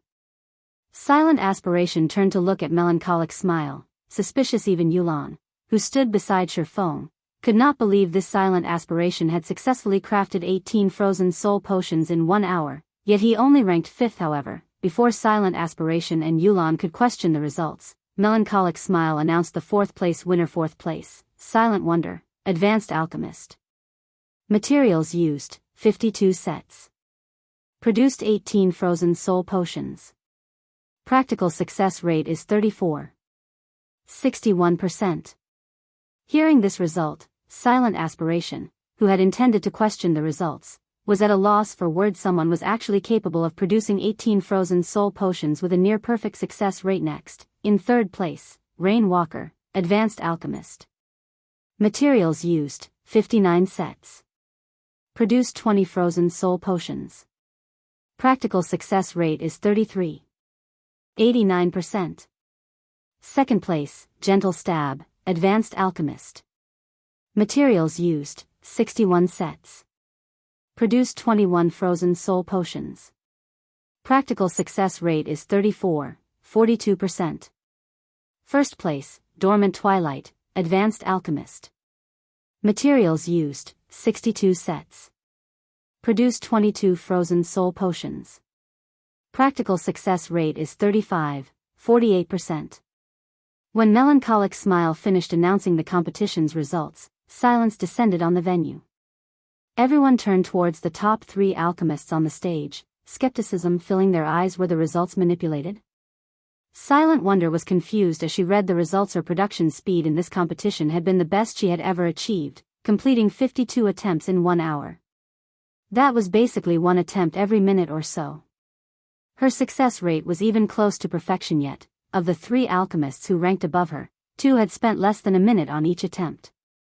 One had even achieved a success rate that exceeded the system's theoretical success rate.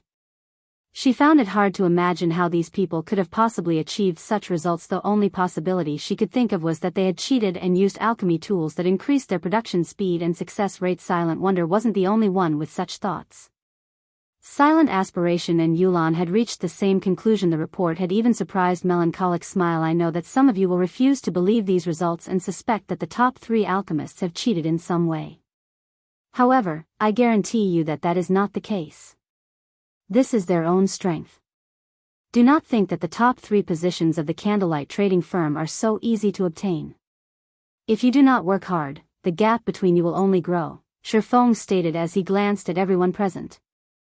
To maintain fairness, I'll show you these top 3 alchemists' refining process. After Feng said so, Melancholic Smile displayed the recording of the top 3 alchemists' refining process on the magic water ball in the center of the room. As this was a competition, everyone's work had been recorded to avoid any cheating. Others would also be able to use the recordings of the high achievers as reference. As the videos played, the crowd noticed that the top 3 alchemists' production speeds weren't particularly fast. In fact, they were slower than most of the participating advanced alchemists.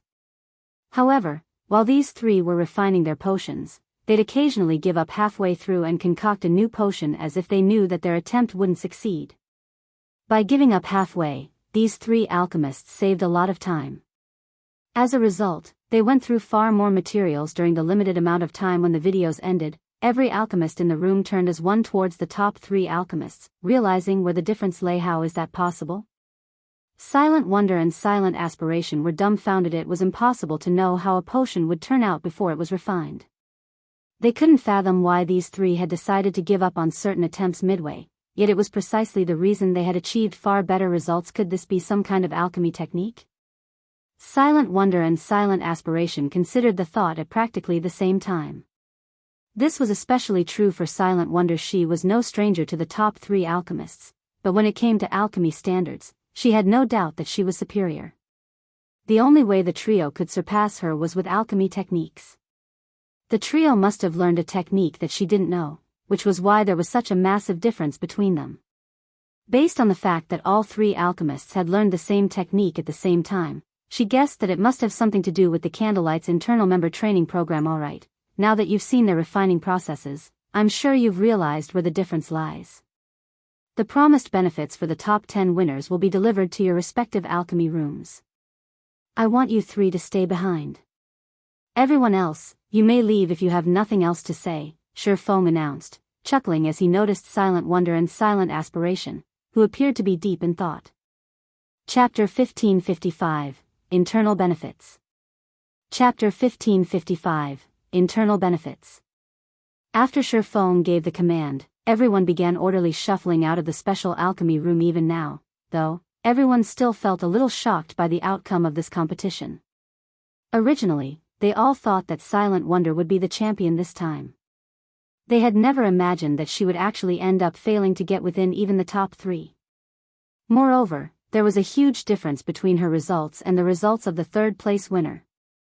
This was simply incredible. However, just like Feng had said, they had indeed underestimated the Candlelight trading firm's foundations. The difference between the support received by internal members and official members was much greater than they had expected. Only now did everyone understand why Feng had declared that even official members could take part in this competition. Most likely, from the very beginning, Feng had never once thought that the official members of Candlelight had the capabilities to compete for the top few positions.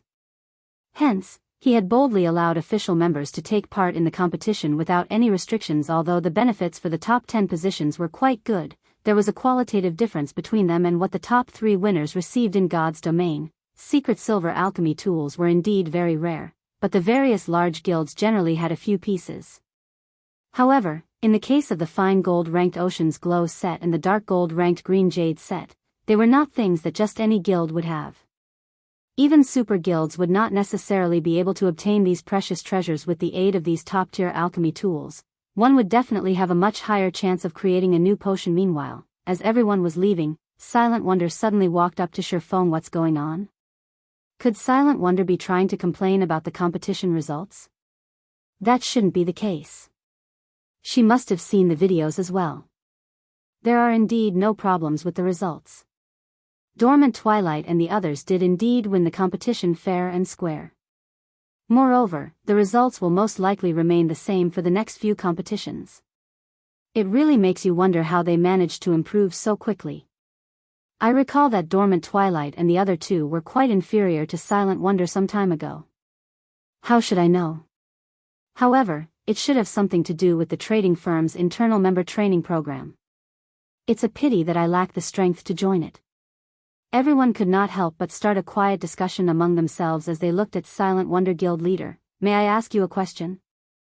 Silent Wonder asked as she looked at Feng seriously. A question?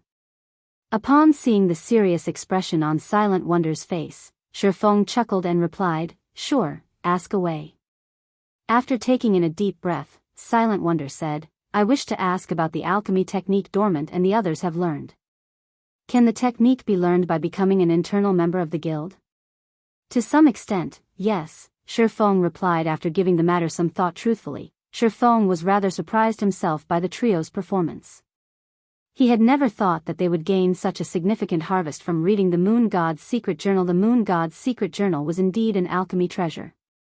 However, it was a set of 3 volumes, and he had obtained only the first volume of the set, which contained only information on the various materials available in God's domain. It was just like an encyclopedia for materials. There were no alchemy techniques recorded inside the volume. Meanwhile, among the basic alchemy techniques he obtained from the moon god's secret room, none of them contained the technique Dormant Twilight and the others had used. Feng's answer rendered everyone speechless. What did he mean by, to a certain extent? Could they, or could they not learn the alchemy technique? Then, as long as I become an internal member of Candlelight, will I be able to learn the techniques Dormant and the others are learning as well? Silent Wonder simply could not wrap her mind around the technique Dormant Twilight and the others had displayed during the competition. Their every action during the competition had been very normal, so much so that they did not even apply any basic alchemy techniques and had just concocted the potions normally. In the end, however, the results they achieved were still leaps and bounds ahead of hers at this moment. It was as if she had seen a new world in Dormant Twilight and the others. To an alchemy fanatic like herself, it would be akin to torture for her not to study such a mysterious and amazing technique. Guild leader Black Flame, if this old man also becomes an internal member of Candlelight, will I be able to study such alchemy techniques too? Silent Aspiration, who had kept his own counsel all this time, suddenly stepped forward and asked Feng, Master Aspiration. Yulan could not help being stunned by this scene. Even back when Silent Aspiration was in Underworld, he had not yielded even once to its temptations. Nothing that Underworld tried succeeded in binding Silent Aspiration to the organization, as the old man despised being bound by restrictions. Yet, now, Silent Aspiration was actually thinking of accepting such restrictive conditions just for some alchemy techniques. Yulan truly could not help but wonder just what kind of alchemy techniques could actually inspire an obsession in a master like Silent Aspiration. I cannot guarantee that you all will learn the alchemy technique you speak of. I can only say that how much you learn after becoming Candlelight's internal members will depend on yourselves. Feng could see the yearning these two people had for alchemy techniques. However, he truly could not guarantee that they would learn the technique they mentioned. It depended entirely on how much they could learn from the moon god's secret journal and how well they would be able to put that knowledge to use. Upon hearing Feng's reply, Silent Wonder and Silent Aspiration could not help but hesitate. Since that is the case, I'll join. After giving the matter some more thought, Silent Wonder still chose to become an internal member of Candlelight in the end. Although she did not know what kind of treatment internal members received, when she saw how much Dormant Twilight and the others had improved, she could not help growing anxious. After all, despite so little time having passed since the trio had become internal members, their alchemy standards had already gone from being inferior to hers to surpassing hers by a large margin. She also had to admit that the Candlelight trading firm was truly powerful. It possessed advantages that even super guilds did not. Although she was confident in herself, she was not blind. If things continued at this rate, the gap between herself and Dormant Twilight and the others would most likely continue to widen. This was not an outcome she wished to see. Moreover, she was also very curious to find out just what kind of item could help the internal members improve by so much in so little time. Interesting. This old man will join as well. Silent Aspiration chuckled as he sent glance at Silent Wonder and Dormant Twilight's group. Although being able to conduct experiments without restrictions was good, the competition with a bunch of alchemy experts had rekindled his long-lost fighting spirit and edge. Now, his goal had already changed. Instead of aiming to become the #1 alchemist in God's domain, he decided he would first secure the position of chief alchemist in the Candlelight trading firm. Only afterwards would he contend for the title of #1 alchemist in God's domain as expected of the guild leader. With this, we won't have to worry about lacking potions to sell in Candlelight. Melancholic Smile could not help but inwardly worship Feng's capabilities. After all, he had actually managed to lure alchemy experts like Silent Wonder and Silent Aspiration into becoming internal members of Candlelight while barely doing anything with the standards of these two alchemy experts. The Candlelight trading firm would have no trouble producing extremely complex potions. Meanwhile, Yulan was dumbfounded by this scene. Despite all the methods Underworld had tried, it had failed to rope Silent Aspiration into the organization. Meanwhile, Zero Wing had merely allowed Silent Aspiration to take part in a competition, and already the master was taking the initiative to join the guild. If Underworld's upper echelon were to find out about this matter, just what kind of reactions would this elicit? After Silent Wonder and Silent Aspiration declared their intention to become internal members, the other advanced alchemists that were still on the fence about binding themselves further to Candlelight decided to join as well. The Candlelight trading firm's capabilities in the alchemy industry soared once again, following which, Feng had Melancholic Smile redo the contracts of Silent Wonder and the others as well as give them a rundown on the benefits internal members enjoyed compared to official Internal members not only enjoyed better benefits but also received more GCPs for the same amount of work. At the same time, they also got to learn rare alchemy recipes. Meanwhile, what surprised Silent Wonder and Silent Aspiration was that internal members could learn not only basic secret alchemy techniques but also advanced secret alchemy techniques. However, both types required one to spend a certain amount of GCPs to learn. They were not things that could be learned freely. Aside from these basic benefits, there is still this item serving as the main benefit for internal members, Melancholic Smile said as she took out a thick book from her bag and placed it on the stone table before her. As long as you all manage to grasp a basic secret alchemy technique, you'll gain one opportunity to read this book. If you learn an advanced secret alchemy technique, you'll gain 5 chances to read it. The new internal members present stirred slightly when they saw the thick book on the stone table. However, Melancholic Smile's words shocked them. Basic secret alchemy techniques were not easy to learn, yet fully grasping one such technique granted them only one opportunity to read the thick book. This requirement was absurdly high. However, the alchemists that had already become internal members gave longing looks at the thick book, wishing they could read it for the rest of their lives. Wait. This book is The Moon God's Secret Journal. At this moment, Silent Wonder and Silent Aspiration both gaped in shock involuntarily when they read the words written on the cover of the thick book, their breathing becoming much heavier. Chapter 1556, 3-Star NPC Merchant. Chapter 1556, 3-Star NPC Merchant. The Moon God's Secret Journal. Everyone present was stunned momentarily when they heard Silent Wonder's words, their eyes staring dazedly at the thick book on the stone table. As long as one was an alchemist in God's domain, they would generally have visited a library and read up on matters regarding the alchemy world. Most of the many introductory books on alchemy would mention the alchemy treasure known as the Moon God's Secret Journal. Among the numerous epic wars that the continent of God's domain experienced before, quite a few of them were over the Moon God's Secret Journal. Meanwhile, such a precious alchemy treasure was actually being offered as a benefit for the internal members of the Candlelight trading firm. No wonder the 3 of them could improve so quickly. Realization dawned upon Silent Wonder as she turned to look at Dormant Twilight and the others at the same time. The benefits offered to Candlelight's internal members also rendered her utterly speechless. Feng's confidence in allowing even official members to compete for the top 10 positions was understandable. Meanwhile, Silent Aspiration's eyes were practically glowing as he looked at the Moon God's Secret Journal. He wished he could take a read through the book right this instant. I am sure you all know how valuable this Moon God's Secret Journal is. If you wish to read it, you'll have to rely on your own abilities to do so. Any internal member can look for Melancholic Smile to learn basic secret alchemy techniques. Also, only after learning one technique completely will you be allowed to learn another. Each time you finish learning a technique, you'll be given one opportunity to read through the Moon God's Secret Journal.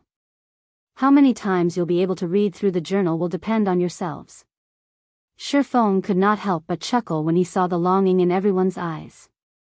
He then left the remaining matters for Melancholic Smile to deal with. Upon hearing Feng's words, the advanced alchemists that had become internal members just now immediately ran up to Melancholic Smile, fighting over the chance to start learning a basic secret alchemy technique as soon as possible. Had Feng taken out the Moon God's Secret Journal and shown it to them before the competition, they would have treated the journal as merely an alchemy treasure.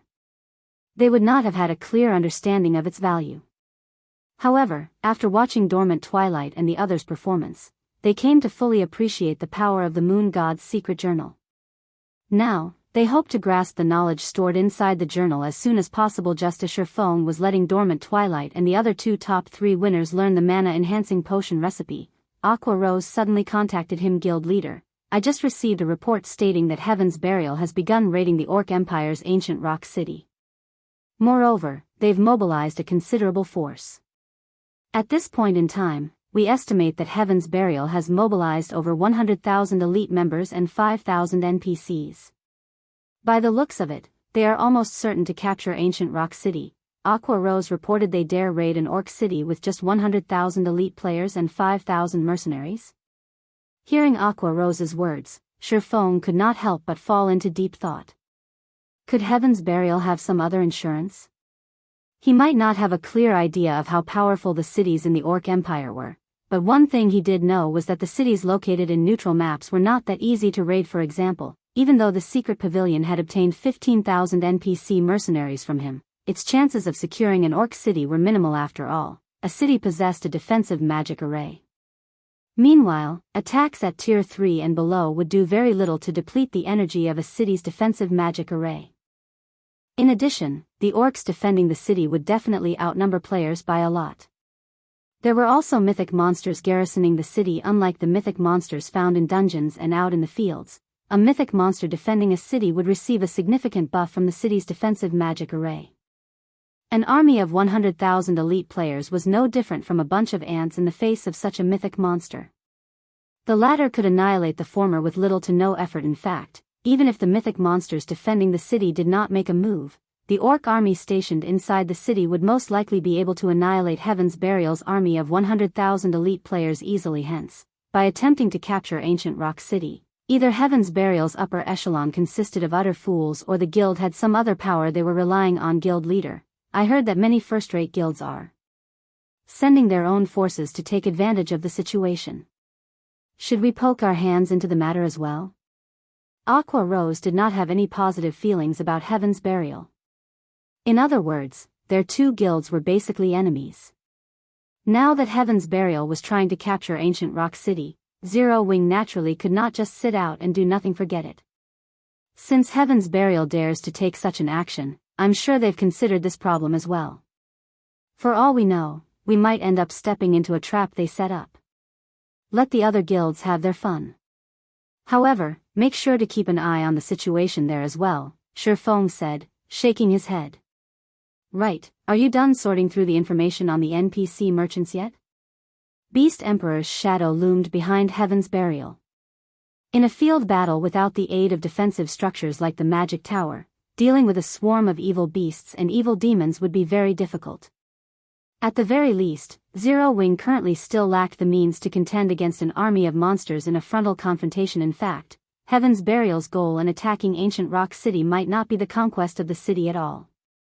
It might very well be an attempt to lure the various large guilds into a trap and turn their members into resources for Beast Emperor to create even more evil demons.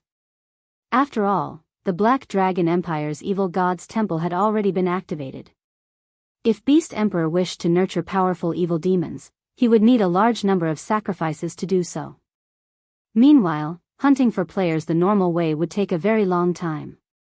If he could gather a large number of players in a single location at the same time, with the said location even being in a neutral map.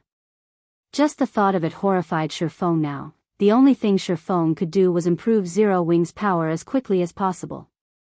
He was confident that so long as he developed Zero Wing's city properly, be it Heaven's Burial, Beast Emperor, or the Blackwater Corporation, none of them should even dream of shaking Zero Wing's foundations by even the slightest. I understand. I'll have Flying Shadow and the others head over to take a look. Aqua Rose nodded. As for the NPC merchants, I've already compiled a report on their details. I'll send it over to you now. Following which, Aqua Rose disconnected the call and sent the statistics report on the NPC merchants to Feng. Why are there so many of them? Feng was stunned as he looked through the information Aqua Rose sent to him. During the short amount of time Zero Wing City had been open, over 1,000 NPC merchants had actually come seeking to do business in the city.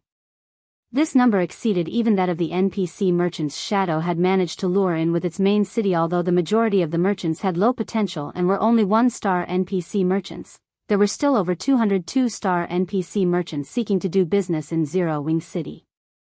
With this amount of 2-star NPC merchants, Zero Wing City could already rival the main cities operated by first-rate guilds in the past. These are 3-star NPC merchants. As Feng reached the end of the list, he noticed that the symbol representing the NPC merchants had transitioned from 2 stars to 3 stars. How is this possible? Zero Wing City was just constructed recently, yet 3-star NPC merchants are visiting it already? If the guilds in the past were to find out that 3-star NPC merchants visited Zero Wing City almost immediately after the city's opening, they would definitely die of envy in God's domain. There was a qualitative difference between 2-star and 3-star NPC merchants. Although there was not much of a difference when it came to the kinds of products both types of NPC merchants sold, when it came to potential, A 3-star NPC merchant surpassed their 2-star counterparts by leaps and bounds. An NPC merchant star ranking determined not only the quality of the items they sold but also the development speed of the shop purchased by the said NPC merchant. Shops operated by NPC merchants were different from those operated by players. Players had to either complete extremely difficult team quests or obtain the corresponding promotion orders. In contrast, NPC merchants did not have to go through such troublesome procedures. Instead, the promotion of their shops relied entirely on their sales volume. After a shop achieved a certain sales volume, the shop would get promoted automatically. Meanwhile, the higher ranked an NPC merchant was, the greater the sales volume they were able to achieve, allowing them to get their shops promoted much more quickly. When an NPC-operated shop got promoted, it would start selling much more valuable items, which, in turn, would help attract more players to the city the shop was located in. Meanwhile, on average, the promotion speed of a shop operated by a 3-star NPC merchant was double that of a 2-star NPC merchant.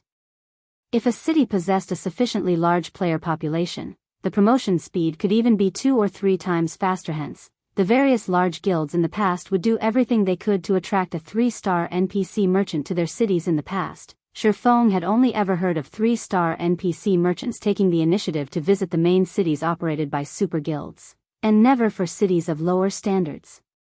As a result, the large guilds had to compete over the 3-star NPC merchants found in the various major NPC cities or wandering out in the fields. Meanwhile, not just one 3-star NPC merchant was seeking to do business in Zero Wing City right now, but 2 instead. Thinking up to this point, Feng immediately contacted Aqua. Rose Aqua, think of a way to have these 2 NPC merchants stay in the city. I'll head over immediately. In God's domain, NPC merchants would stay for only a certain period of time when visiting a city. They would not remain in the city permanently unless given a positive response to their request to do business. If he were to let these 2 3-star NPC merchants get away now, the next one would be long in coming. After saying so, Feng called upon Yulan and had her teleport to Zero Wing City's guild residence with him. Chapter 1557, Empire Changes. Chapter 1557, Empire Changes. Orc Empire, Ancient Rock City. Although Ancient Rock City had once been an abandoned city, the city had recovered to its former glory after the orcs returned to manage it. Towering, 20-meter-high walls surrounded the city. Magic runes also strengthened the walls. Not even players with extremely high agility would be able to climb them. A large number of orcs also patrolled the walls, and a defensive magic array encased the city and its stone barrier. With such tight defenses, not even a fly should think of sneaking into the city. However, over 100,000 elite players had gathered a short distance away from Ancient Rock City. These players stood at attention in orderly formations, ready to move out at a single command. Every one of these players wore Heaven's Burial's guild emblem, and even the lowest among them was level 40. A legion of several thousand players atop warhorses stood near the head of this elite army. Even from afar, one would feel an intense pressure weigh down on them. Aside from Heaven's Burial's members, rows of NPC mercenaries stood among the army's frontline. The weakest of these NPCs was level 60, Tier 1, while the strongest were level 70, Tier 2 NPCs. Just what are Heaven's Burial's people trying to do? Do they really think they can get past Ancient Rock City's defenses with so little strength? The various large guilds' upper echelons watching from the sidelines were confused as Heaven's Burial geared up to attack the Orc City. Although the orcs in Ancient Rock City were not particularly high-leveled, with the majority averaging around level 65, and the highest at level 72, players would still have a disadvantage with the level difference. Furthermore, the city's orcs greatly outnumbered Heaven's Burial's forces. Ancient Rock City should be home to over 700,000 orcs at least. Among them, there was no lack of great lords and grand lords. Heaven's Burial's 100,000-strong elite army and 5,000 NPC mercenaries would barely serve as a warm-up for the orcs.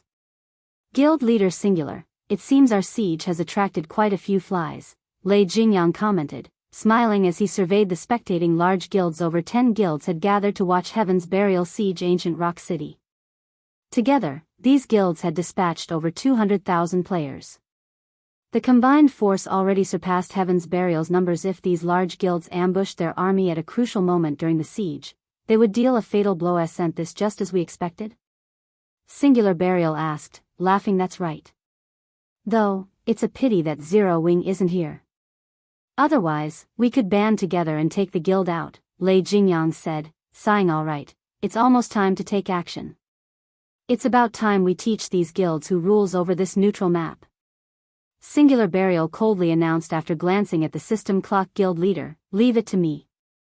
With these sacrifices, we'll have a guarantee of capturing ancient Rock City. Flame Blood said as he took a black crystal ball from his bag. He then began to chant an incantation. Suddenly, violent roaring filled the surrounding forest. Even the various large guilds watching from outside the forest clearly heard the monsters. Suddenly, ferocious monsters with sharp fangs and claws surged out of the forest and charged for the various guilds' armies. Evil beasts. The upper echelons paled when they saw the monster tides sweep towards them. They were no strangers to evil beasts. After all, they had all watched as evil beasts had assaulted Stone Forest Town twice. During the 2 sieges, they had learned just how powerful evil beasts were. The evil beasts charging towards them were all level 45 and above.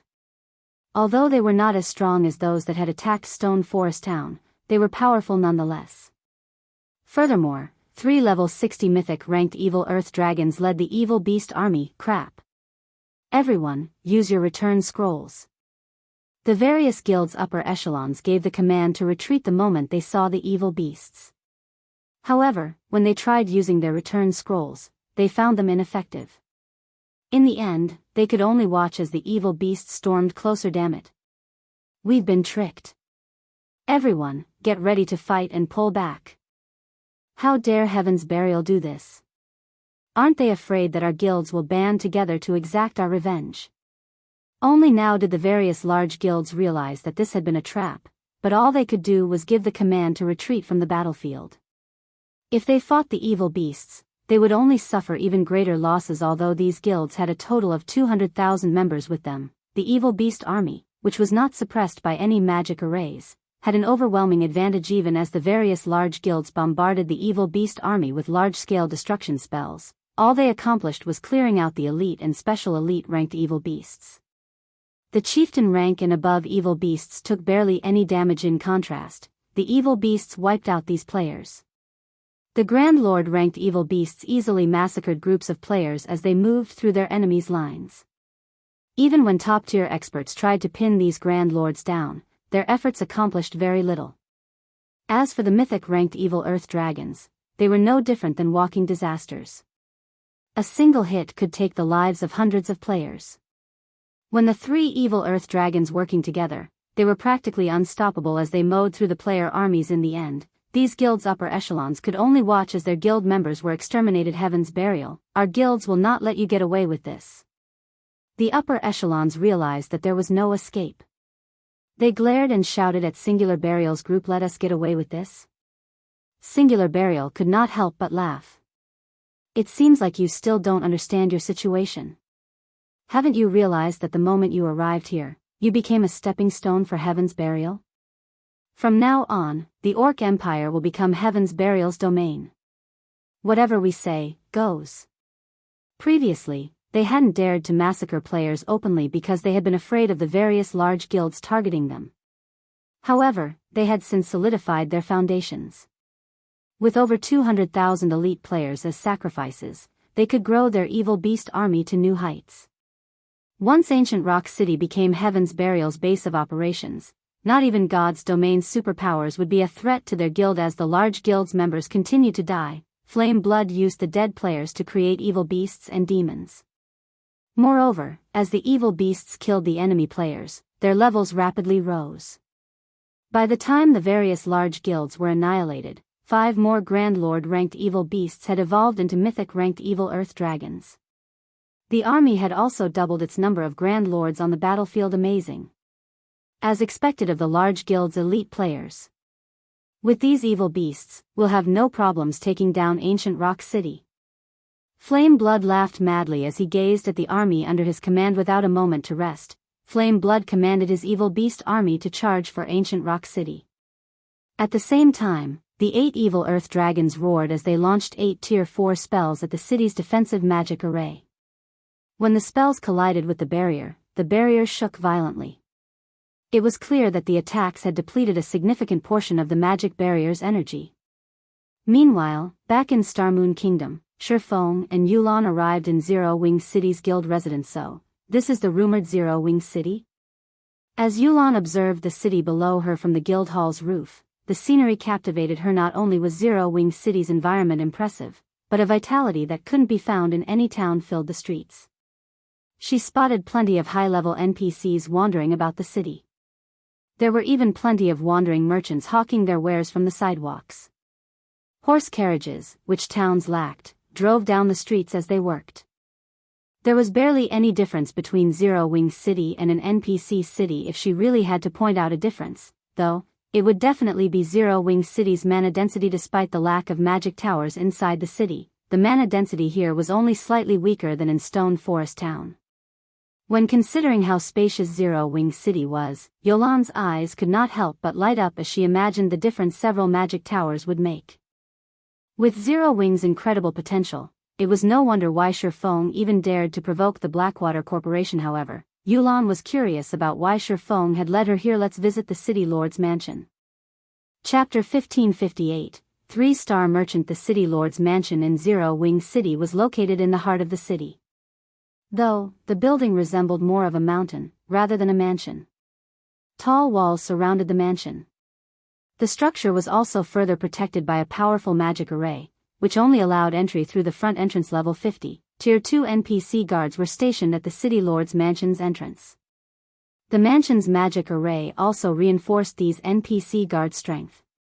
At this stage of the game, it wouldn't matter how many players tried to break into the City Lord's mansion, these NPC guards would slaughter every one of them without fail. When Feng and Yulan reached the City Lord's mansion's first-floor hall, they were greeted by the sight of hundreds of loitering NPC merchants. Yulan was stunned by the scene. Although she did not have a very clear understanding of NPC merchants, she knew that these NPCs were similar to wandering merchants who visited guild towns.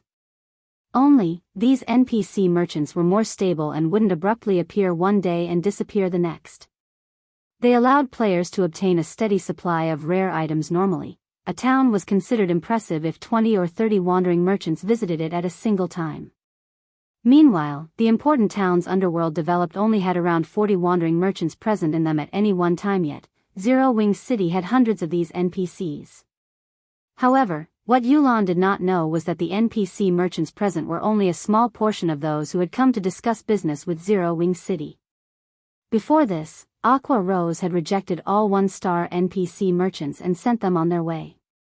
Now, the merchants in the City Lord's mansion were only 2 and 3-star NPC merchants. Guild leader, you're finally here. Aqua Rose could not help but breathe a sigh of relief when she saw Feng enter the hall. If you came any later, the 2 3-star NPC merchants would have left already. What are their conditions to conduct business in the city? Feng asked. Every NPC merchant planning to do business in a guild city had their own conditions.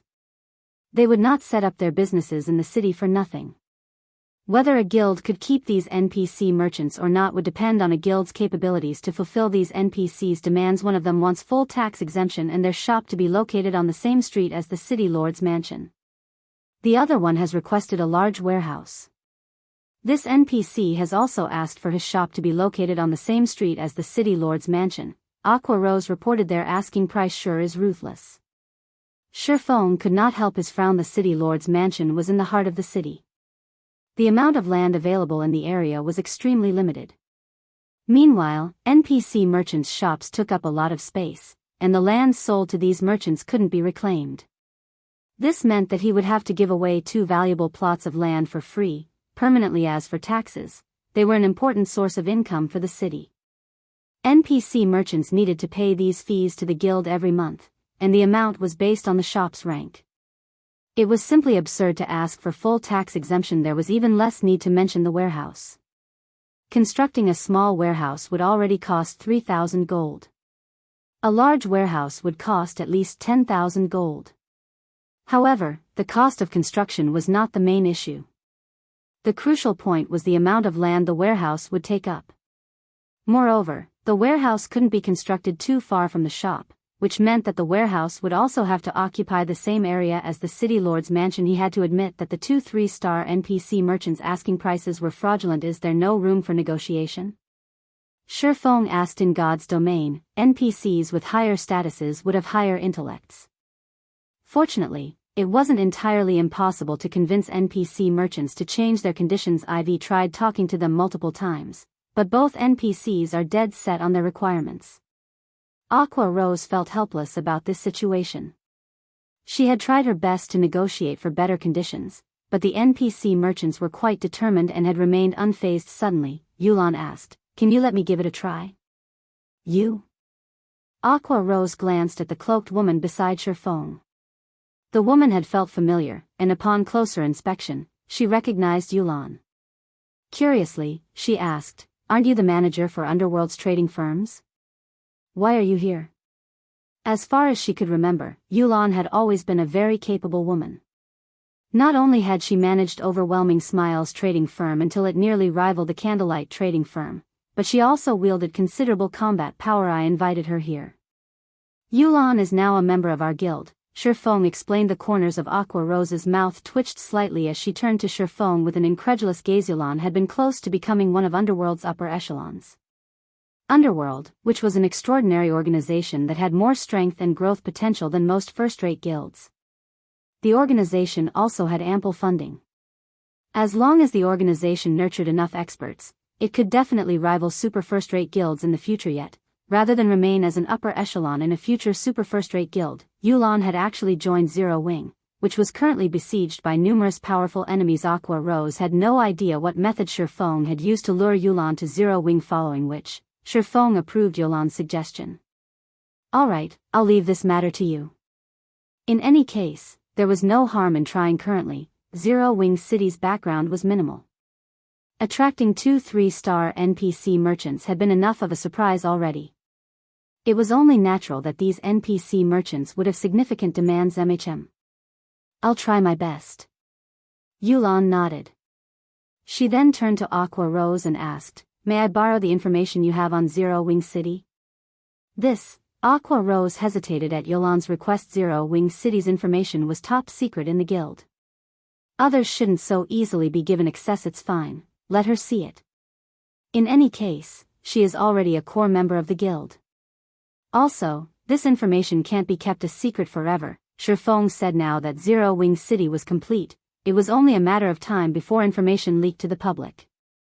It wouldn't really matter if Yulan knew the city's details. Since Feng had agreed, Aqua Rose then sent Yulan the information she had on Zero Wing City. After reading the information for some time, Yulan closed the display, took a deep breath, and entered the reception room where the 2 3-star NPC merchants sat to negotiate. Meanwhile, Feng began to select the 2-star NPC merchants that the city needed. NPC merchants sold a large variety of items, and some NPCs were bound to sell similar items.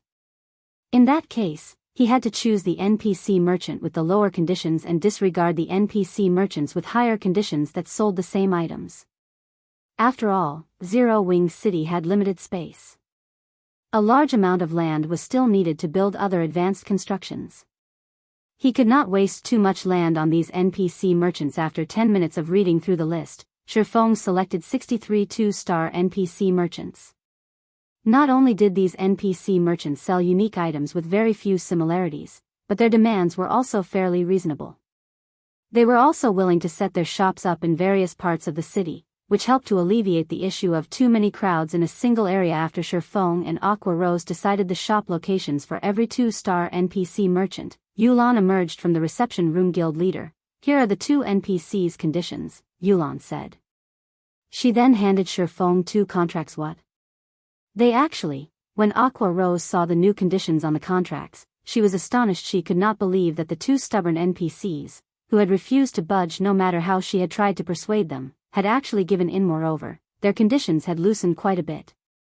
Although their demands regarding the location of their shops hadn't changed, the NPC that had demanded full tax exemption now only wanted a 50% tax break, whereas the NPC that originally wanted a large warehouse had now settled for a small warehouse. "I've tried to convince them to lower their conditions as much as possible, but both of these merchants think that Zero Wing City lacks a competitive edge, so they refuse to relent fully," Yulan said in embarrassment. "Yulan, do you have the merchant subclass?" Aqua Rose suddenly realized a possibility. If Yulan were a merchant, she might have the ability to obtain these results. In that case, though, Yulan would have to be a relatively high-ranked merchant, as the 1-star merchant players she had asked for help previously had failed MHM. I just got promoted to a 3-star merchant. Yulan nodded. A 3-star merchant? Yulan's reply astounded Aqua Rose. Now, she was even more confused as to how Feng had roped Yulan into Zero Wing. Even the strongest merchant in Zero Wing was still some ways away from becoming a 2-star merchant. Only super guilds likely had 2-star merchants at this stage of the game. Meanwhile, the higher a merchant player's star rank was, the stronger their negotiation ability would be with NPCs. With a high-rank merchant player, a guild could reduce prices when paying the system management fees for shops. Whether it was the development of a guild or a trading firm, a high-rank merchant would be a powerful asset. Guild leader, you really are amazing. You actually poached a 3-star merchant from Underworld. If Underworld finds out about this, they would definitely fight us for her, Aqua Rose whispered to Feng. But what Aqua Rose didn't know was that Underworld wouldn't be the only ones looking for trouble. Even the Blackwater Corporation, which currently backed Underworld, would be enraged. Just as Feng was about to sign the contract for the 2 3-star NPC merchants, the sound of a system announcement reached his ears. Star Moon Kingdom Region System Announcement. Congratulations to Heaven's Burial for successfully capturing the Orc Empire's ancient rock city. Rewarding 50,000 guild popularity, 100,000 guild honor points, and 150 guild influence in Star Moon Kingdom. Chapter 1559, For Towers of Elements Arise. Chapter 1559, For Towers of Elements Arise. Ancient Rock City has been captured? How is that possible? Aqua Rose was dazed when she saw the system announcement. Hundreds of thousands of orcs defended the Orc Empire's cities. Each city was also protected by a powerful, defensive magic array. It would take a lot of time and manpower just to break through the array. However, this wasn't what surprised her most. After all, God's domain had many powerful tools. What shocked her most was the timing. Less than 2 hours had passed since she had received the report about Heaven's Burial's assault on Ancient Rock City. With how many orcs Ancient Rock City housed, it was impossible for an army of 100,000 elite players to clear the city in just 2 hours. There were also various large guilds watching from the sidelines and waiting for an opportunity to strike immediately.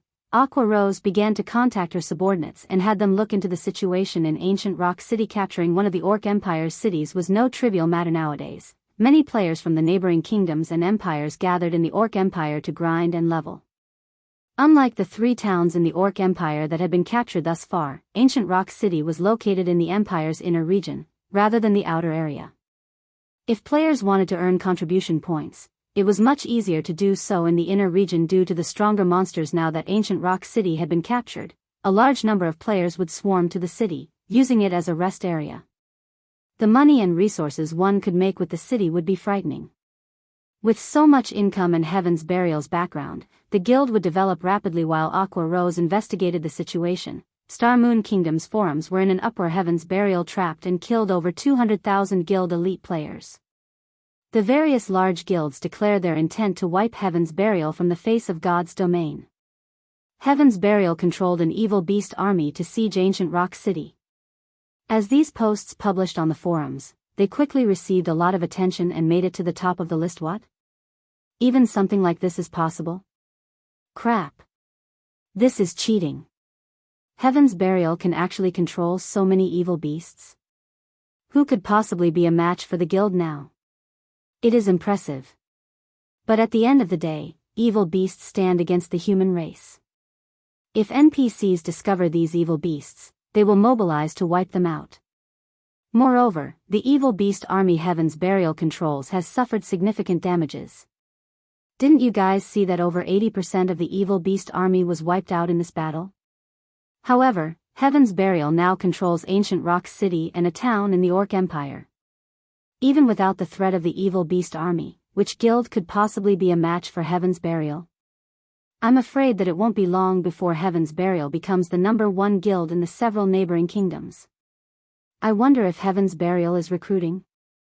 For a time, various conversations about Heaven's Burial filled Star Moon Kingdom's forums. Nobody could have imagined that Heaven's Burial, a guild which Zero Wing constantly suppressed, would rise as a dark horse now that the Orc Empire effectively belonged to Heaven's Burial. Everyone believed that it wouldn't be long before the guilds stole the position of Star Moon Kingdom's overlord. As for the various large guilds working together to take Heaven's Burial down, everyone thought it was nothing more than a joke. Now that Heaven's Burial had captured Ancient Rock City, even without the evil beasts, the guild could turn the city into an iron fortress during its protection period, establishing an unshakable foundation in the Orc Empire. There were no teleportation arrays in the Orc Empire. Players had to rely on their own 2 feet to get there.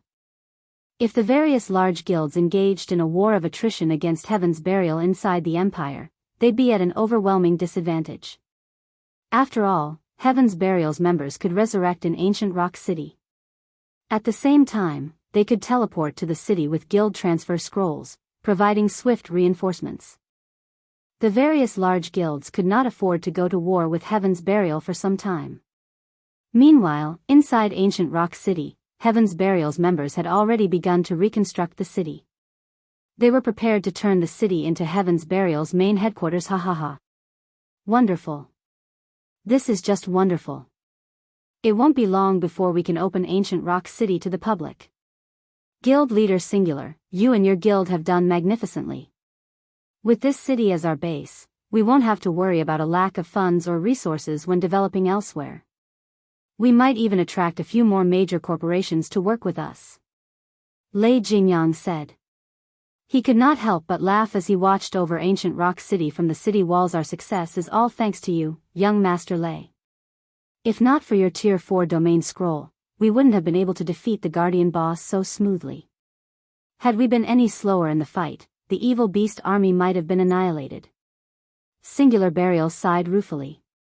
Although he had been confident about capturing Ancient Rock City, now that the city was actually in his hands, he felt as if he were dreaming. The orcs defending Ancient Rock City weren't like those in the fields.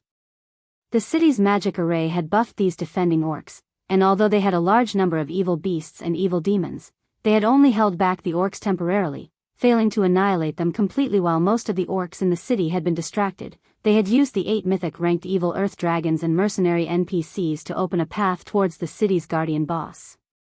Only after using a Tier 4 domain scroll had they managed to kill the level 72 orc general. In the end, they had sacrificed 6 evil earth dragons, over 80% of the evil beast and evil demon army, and over 40,000 elite players to capture Ancient Rock City. Although the sacrifices had been great, they were insignificant compared to the potential profits they could gain through Ancient Rock City. Guild Leader Singular, now that we've captured Ancient Rock City, we'll have to expand the guild. Are you really planning to go along with the original plan to deal with Star Moon Kingdom's Zero Wing? Lei Jingyang asked curiously. Now that Heaven's Burial could use Ancient Rock City as its foundation, truthfully, it was a huge waste of time to focus the guild's development in Star Moon Kingdom. In Lei Jingyang's opinion, the correct decision would be to focus the guild's development in the 2 neighboring empires. After all, the empires had far more players and resources compared to Star Moon Kingdom. Of course. It is about time we show Star Moon Kingdom who its true overlord is. Singular Burial snapped, a cold glint flashing in his eyes when he heard the name Zero Wing. Heaven's Burial had been forced to abandon its development in Star Moon Kingdom precisely because of Zero Wing. As a result, Heaven's Burial had become a laughingstock in the public eye and had been forced to shift its focus to neutral maps. Now that Heaven's Burial had Ancient Rock City as assurance, it had to recover its previous glory. Moreover, Singular Burial still held a grudge against Feng for killing him with a single attack back in the Frozen Scar. How could he possibly shift his guild's development to other kingdoms and empires before getting his revenge? Meanwhile, back in Star Moon Kingdom's Zero Wing City. Guild Leader, this is bad. Aqua Rose frowned slightly when she read the latest situation report from her subordinates. Now that Heaven's Burial has secured a gold mine like Ancient Rock City, although they still lack the military prowess to do anything to us, they have begun to intervene in Star Moon Kingdom's market. Not only have they lowered prices of the items they sold in the kingdom by 20%, but they've also placed a bounty on our entire guild. They'll pay 20 silver for each normal member killed, 1 gold for elite members, 10 gold for core members, 1,000 gold for the guild's upper echelons, and 20,000 gold for you, guild leader. They're clearly trying to defeat us using money. Defeat us using money? Feng could not help his smile when he heard Aqua Rose's report. This is interesting. Guild leader, you're still in the mood to smile?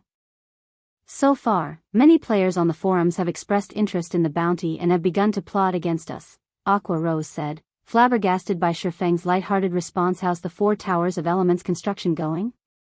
Feng asked as he stopped messing with Aqua Rose. The base structures have been completed. However, we can't do anything about the core sections, Aqua Rose said, shaking her head. That's fast. Only the cores are left? Feng was a little surprised. He had never expected to complete the tower's construction so quickly. Alright, then. Let's head over to the towers. He had waited for this moment for a long time now. In the past, he had only ever visited guild cities that possessed the 4 Towers of Elements. He had never thought that he would get to construct the towers personally in this life. Chapter 1560, Competition of Wealth. Chapter 1560, Competition of Wealth. Take a look at the 4 Towers of Elements. Aqua Rose gave Feng a confused look. Although Heaven's Burial had just placed a bounty on Zero Wing and wouldn't be able to affect the guild's development for some time, the consequences would be incredibly severe if they didn't prepare properly. In the best-case scenario, the enemy would only weaken the guild slightly. In the worst-case scenario, the guild would crumble. Players' main goal in joining a guild was to level quickly and obtain better equipment. Nobody wanted to become prey, spending all of their time avoiding other players. However, Aqua Rose had no choice but to follow Feng's orders and trail behind him towards the 4 Towers of Elements. Meanwhile, Star Moon Kingdom's official forums were in an uproar. Sure enough, Heaven's Burial really took action. What a generous bounty. Heaven's Burial is actually paying 20 silver for each normal member. I don't even earn that much in a single day. I know, right? Although it won't be easy to kill Zero Wing's core members, it's a different story for the guild's normal and elite members. If I can take advantage of this opportunity, I might earn enough money to get myself a mount. Forming a hunting party. Whoever's interested in making some money, contact me quickly. It seems that Heaven's Burial is serious this time. I wonder which guild will rule over Star Moon Kingdom in the end? It is definitely going to be Heaven's Burial. Didn't you see Heaven's Burial's background? Now that it has a treasured land like ancient Rock City, it won't have any lack of funds. As expected of the guild that took down an orc city. Zero Wing is doomed. Even if Heaven's Burial does not directly attack, it can easily whittle Zero Wing down until it crumbles. Everyone engaged in heated discussions about the bounty Heaven's Burial placed on Zero Wing's head. The bounty tempted many powerful players. Meanwhile, the kingdom's dark players immediately set their sights on Zero Wing. Not only could they secure better equipment by killing Zero Wing's members, but they'd also earn a significant income by doing so. Moreover, with so many players targeting Zero Wing's members, the guild couldn't direct its anger at a specific group. Hence, they could kill Zero Wing's members without worry. Meanwhile, in the Star Alliance's guild residence in White River City, Heaven's Burial has sure moved quickly, guild leader. I wonder how Zero Wing will respond to this. With Ancient Rock City's income, Heaven's Burial can definitely overwhelm Zero Wing in a battle of attrition, Purple Eyes said as she read the latest report she had received. The method Heaven's Burial employed was one of the most troublesome tactics the various large guilds had to deal with. It was also the method that the various large guilds avoided using. Using such a method would require a massive expenditure. Regardless of whether one won or lost the war, they'd still incur massive losses. However, Heaven's Burial did not have to worry about such a problem now. Once Ancient Rock City opened to the public, Heaven's Burial would rake in an astronomical number of coins each day. It wouldn't worry about not outlasting Zero Wing. That's right. Had Zero Wing agreed to the Secret Pavilion's acquisition, it would have likely avoided such a perilous situation, Galaxy Pass said, lamenting since the Star Alliance was now one of the Secret Pavilion's subordinate guilds. As the guild leader, Galaxy Past had learned many of the Secret Pavilion's internal dealings. The Secret Pavilion's offer to Zero Wing even tempted Galaxy Past, yet Zero Wing had rejected the offer without hesitation. Had Zero Wing accepted the Secret Pavilion's offer, Heaven's Burial wouldn't have dared to pull such a stunt. With the Pavilion's support, Heaven's Burial would likely burn out long before Zero Wing. Meanwhile, when Singular Burial read the message he had just received in Ancient Rock City, he sneered. Daybreak did a magnificent job. I can't wait to see how Zero Wing intends to survive in Star Moon Kingdom. Singular Burial was delighted as he read the report Daybreak Fog had sent him. When Zero Wing had declared that Stone Forest Town would no longer allow entry to merchant players and adventurer teams that visited Red Iron Town, it had caused Heaven's Burial tremendous losses. Now, he would ensure that Zero Wing would experience the same feeling. Guild Leader Singular, you are ruthless. Zero Wing will definitely lose its position as Star Moon Kingdom's #1 guild. In the end, it might be forced to leave Star Moon Kingdom entirely, Lei Jingyang said, laughing. Zero Wing only has itself to blame for making an enemy of Heaven's Burial. Singular Burial growled. It won't be long before I can eliminate Zero Wing from Star Moon Kingdom entirely. Although it was very costly to place a bounty on every player in Zero Wing, it would be devastating to the guild if Zero Wing's members had to deal with constant ambushes out in the fields. It would only be a matter of time before they withdrew from the guild. After all, repeated deaths would impede their progress in God's domain. Similarly, no one would be willing to join the guild in fear of becoming a target. Not only would Zero Wing's development stagnate, but it would also have to spend a significant amount of its funding to compensate its guild members' losses. With a constant drain on Zero Wing's numbers and funds, Zero Wing would either crumble or be forced out of Star Moon Kingdom even if Heaven's Burial didn't take any direct action. While the various large guilds wondered about how Zero Wing intended to pull itself out of this mess, Feng arrived before one of the 4 Towers of Elements. The 4 Towers of Elements occupied the city's 4 corners.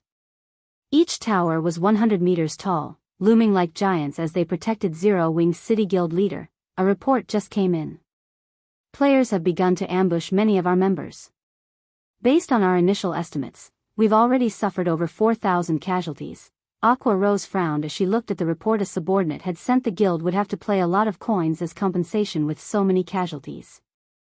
If this situation continued for a long time, not even the profits they earned from the Candlelight trading firm would be enough to compensate the guild members. Moreover, this was still not the most crucial issue. The guild's prestige was their bigger concern. There sure are a lot of players prioritizing money over their own lives. Even Feng was a little astonished. Zero Wing's recruitment standards were very high. Unless there was an overwhelming difference between the two sides' combat power, players would have a very difficult time killing Zero Wing members and would doubtlessly sustain serious damage. And yet after such a short time since Heaven's Burial announced its bounty, Zero Wing had lost over 4,000 lives. This situation somewhat exceeded Feng's expectations. Guild Leader, what should we do? Aqua Rose asked. Since Heaven's Burial wants to play, then we'll play, Feng said, chuckling. First, have our guild members move in teams from now on. Anyone who refuses will not receive any compensation should they die. Also, announce to the public that anyone who dares to kill Zero Wing's members will be permanently blacklisted and barred from all of Zero Wing's towns and cities. In addition, place a bounty on every player in Heaven's Burial. Not only will this bounty be effective in Star Moon Kingdom, but it will also be effective in the Orc Empire. When the 2 women heard Feng's decision, Aqua Rose and Yulan fell silent. Feng basically wanted to compete with Heaven's Burial with wealth. Not only would their guilds suffer tremendous losses by doing so, but if they handled this badly, they could even self-destruct. Guild Leader, with our guild's current funds, I'm afraid that Aqua Rose could not help but try to dissuade Feng to construct Zero Wing City, develop the branch guild in the Black Dragon Empire, and supply their guild members with mounts. They spend a massive amount of money each day. Adding yet another significant expenditure would only hamper the guild's development. Don't worry about our funds. You can only reap the benefits once you've paid the price. In 3 hours, we'll open Zero Wing City to the public. Go and make the announcement, Feng ordered with a shrug. He then walked towards the tower before him. Aqua Rose felt a headache brew when she heard Feng's commands. Zero Wing City still lacked much of its infrastructure. To put it simply, the city had very little to attract players right now. Moreover, inviting players into the city now would complicate construction in Zero Wing City.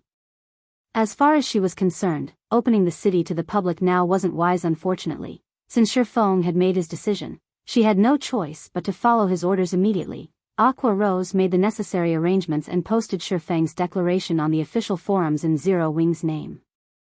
Chapter 1561, Mana Rain. Chapter 1561, Mana Rain. After Aqua Rose quoted Feng on Star Moon Kingdom's forums, the players had originally focused on Heaven's Burial's declaration shifted their attention to her post. The title of the post was eye-catching. If you want a fight, we'll give you a fight. This is insane. Zero Wing must have lost its mind. Is this for real? Zero Wing actually dares to pull something like this? Isn't Zero Wing afraid of Heaven's Burial whittling them down to nothing? Amazing. As expected of Zero Wing. Zero Wing is just trying to save its reputation by doing something like this. Even if Zero Wing blacklists the players that target its members, what can it do if those people use black cloaks? That's right. This also gives us more opportunities to earn money. The bounties on both sides are the same. Heaven's Burial also has more members than Zero Wing, and they're weaker.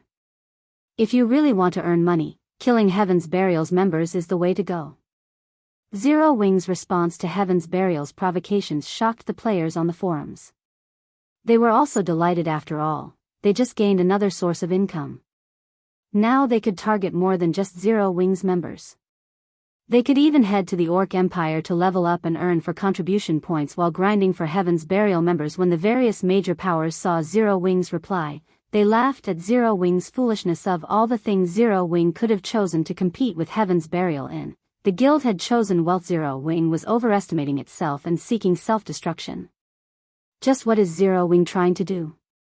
Is it really intent on duking it out with Heaven's Burial? Galaxy Past felt confused when he saw this message. In his opinion, Zero Wing should still have methods of dealing with Heaven's Burial's bounty. Although the result wouldn't change regardless of what Zero Wing did, they could buy some time, using it as an opportunity to look for other methods, such as seeking collaborators. Although Zero Wing's situation was perilous, with the guild's current foundations, there should be plenty of major corporations and superpowers willing to acquire the guild. After all, Zero Wing's Stone Forest town still held the battle arena and advanced auction house, which could rake in plenty of resources for a considerable time. The guild still had great potential for growth. Moreover, Zero Wing and Phoenix Rain, who now had control over a portion of Thunder Island, were connected. When Singular Burial received news of Zero Wing's declaration, his expression darkened. Guild leader Singular, it seems that Zero Wing is aiming for mutual destruction. Do you need my Thunder Legion to pay Zero Wing a visit? Lei Jingyang said, smiling when he read Aqua Rose's forum post. He had commanded the Thunder Legion, a collection of experts, for many years. The Legion was particularly fond of ambushes and assassinations in the field. Ordinary players might not be able to deal with Zero Wing's 100-man teams, but they would be child's play to the Thunder Legion. No need. Since Zero Wing dares to make such a move, I want to see how long they can last against. Singular Burial said, sneering. If Zero Wing had turtled, he might have needed Lei Jingyang's help. Although Zero Wing's bounty on Heaven's Burial would cause him a lot of trouble, he'd also be able to remove Zero Wing from Star Moon Kingdom much sooner than he had hoped. He also refused to believe that Zero Wing's financial strength could surpass his at this moment. A slightly chubby, middle-aged man approached Singular Burial and reported, Guild leader, the city's basic infrastructure has been repaired. The NPC guards we hired have arrived as well. We can open Ancient Rock City to the public at any time now. Many adventurer teams and merchant players have requested to garrison and set up stalls in the city. Good. Open the city to the public. Let the players waiting outside the city come in, Singular Burial commanded hurriedly. He was joyful when he heard that they finished the city's infrastructure. Gather the adventurer teams and merchant players, and I'll go meet them. The so-called basic infrastructure referred to smithies and hotels. These buildings provided essential services to the adventurer teams grinding in the Orc Empire. With these businesses, Heaven's Burial could collect a lot of repair fees and accommodation fees. Moreover, his people were constantly perfecting Ancient Rock City. In the future, Heaven's Burial could sell various consumable items as well, earning a fortune. The Orc Empire was a neutral map. Players had great difficulty traveling to and from the Empire. If players wished to stay in the Empire for long periods, basic consumable items were a must. As long as Heaven's Burial sold these consumable items, a large number of players would come to purchase them. They wouldn't have to worry about a lack of customers. Zero Wing's Stone Forest town simply couldn't compare to the wealth Heaven's Burial could collect from Ancient Rock City. Understood. I'll have them gather in Ancient Rock City immediately. The middle-aged man then turned and left to notify the various adventurer teams and merchant players. When Ancient Rock City opened to the public, news of this spread like wildfire, reaching the ears of the neighboring kingdoms and empires in a matter of minutes. The Orc Empire had only had 3 guild towns in the past. Moreover, all 3 had been in the Orc Empire's outer region, making it troublesome to grind for contribution points.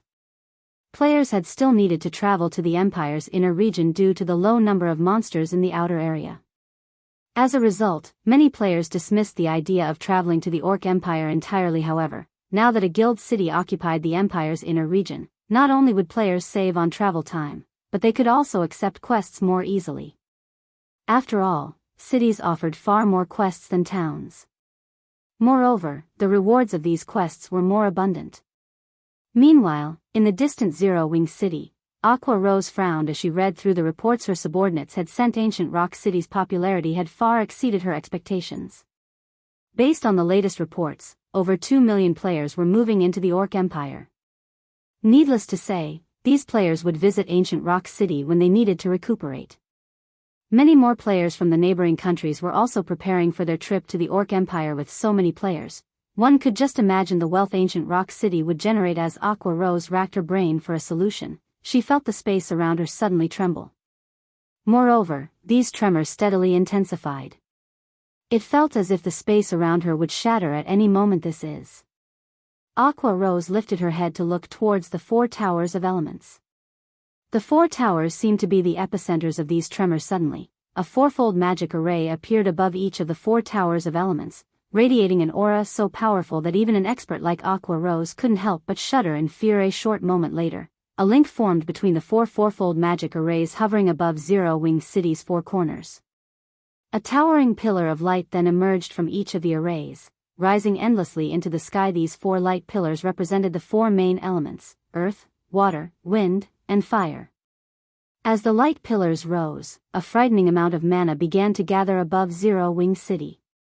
The pillars gathered mana from tens of thousands of yards around the city, and very quickly, the mana around the city became so dense that it transformed into a white mist. As the mist gathered above the city, it began to condense into droplets and rain down, washing Zero Wing City in liquid mana. Everyone in Zero Wing City was dumbfounded. None of them had ever felt such dense mana before. Their minds were clearer than ever. However, this mana rain did not last long. The sky above the city soon returned to its normal state, and the mana density in the city began to decrease. Even after the city's mana density stabilized, Zero Wing City's mana was far denser than in Stone Forest Town. At the very least, Zero Wing City's mana density was 30% higher than in the Guild Town. Chapter 1562, The Power of the 4 Towers of Elements. Chapter 1562, The Power of the 4 Towers of Elements. What's going on with the city's mana? When the players in Zero Wing City felt the change in the mana density around them, they felt an indescribably pleasant sensation. However, this pleasant sensation didn't originate from bathing in high amounts of mana, but from a power that nourished their souls. While everyone lost themselves in the sensation, a few guild members noticed a change to their experience bars. The double EXP buff indicator, which usually only appeared after they rested in a private room, had actually popped up near their experience bars. This can't be real, right? We can actually accumulate the double EXP buff just by staying in the city? That's not all.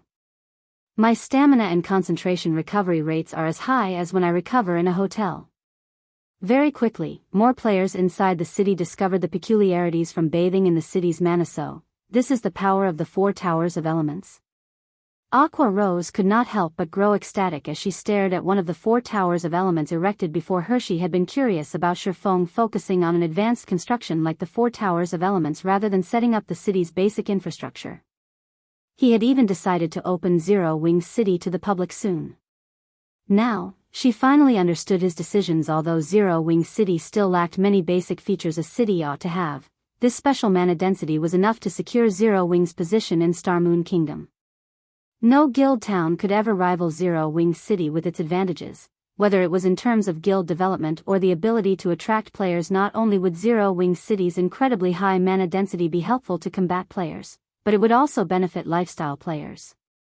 The city's mana also allowed players to accumulate the double EXP buff and improved their stamina and concentration recovery rates. These benefits might not attract players seeking to adventure in the Orc Empire, but to players who wanted to develop in Starmoon Kingdom, Zero Wing City would be a holy land. Moreover, it was considerably easy for players to travel to Zero Wing City.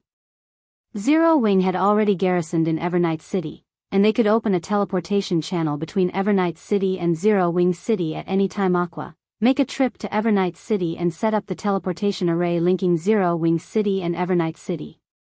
Once you're done, announce the link to the public. Feng, who had just emerged from the tower after drawing the final magic array, ordered. All right, I'll head out immediately. Aqua Rose nodded, clearly excited. She then took out a return scroll and teleported back to White River City. Meanwhile, Yulan, who stood beside Aqua Rose, was still immersed in the city's ambient mana, unable to calm her pounding heart. Is this Zero Wing's true power?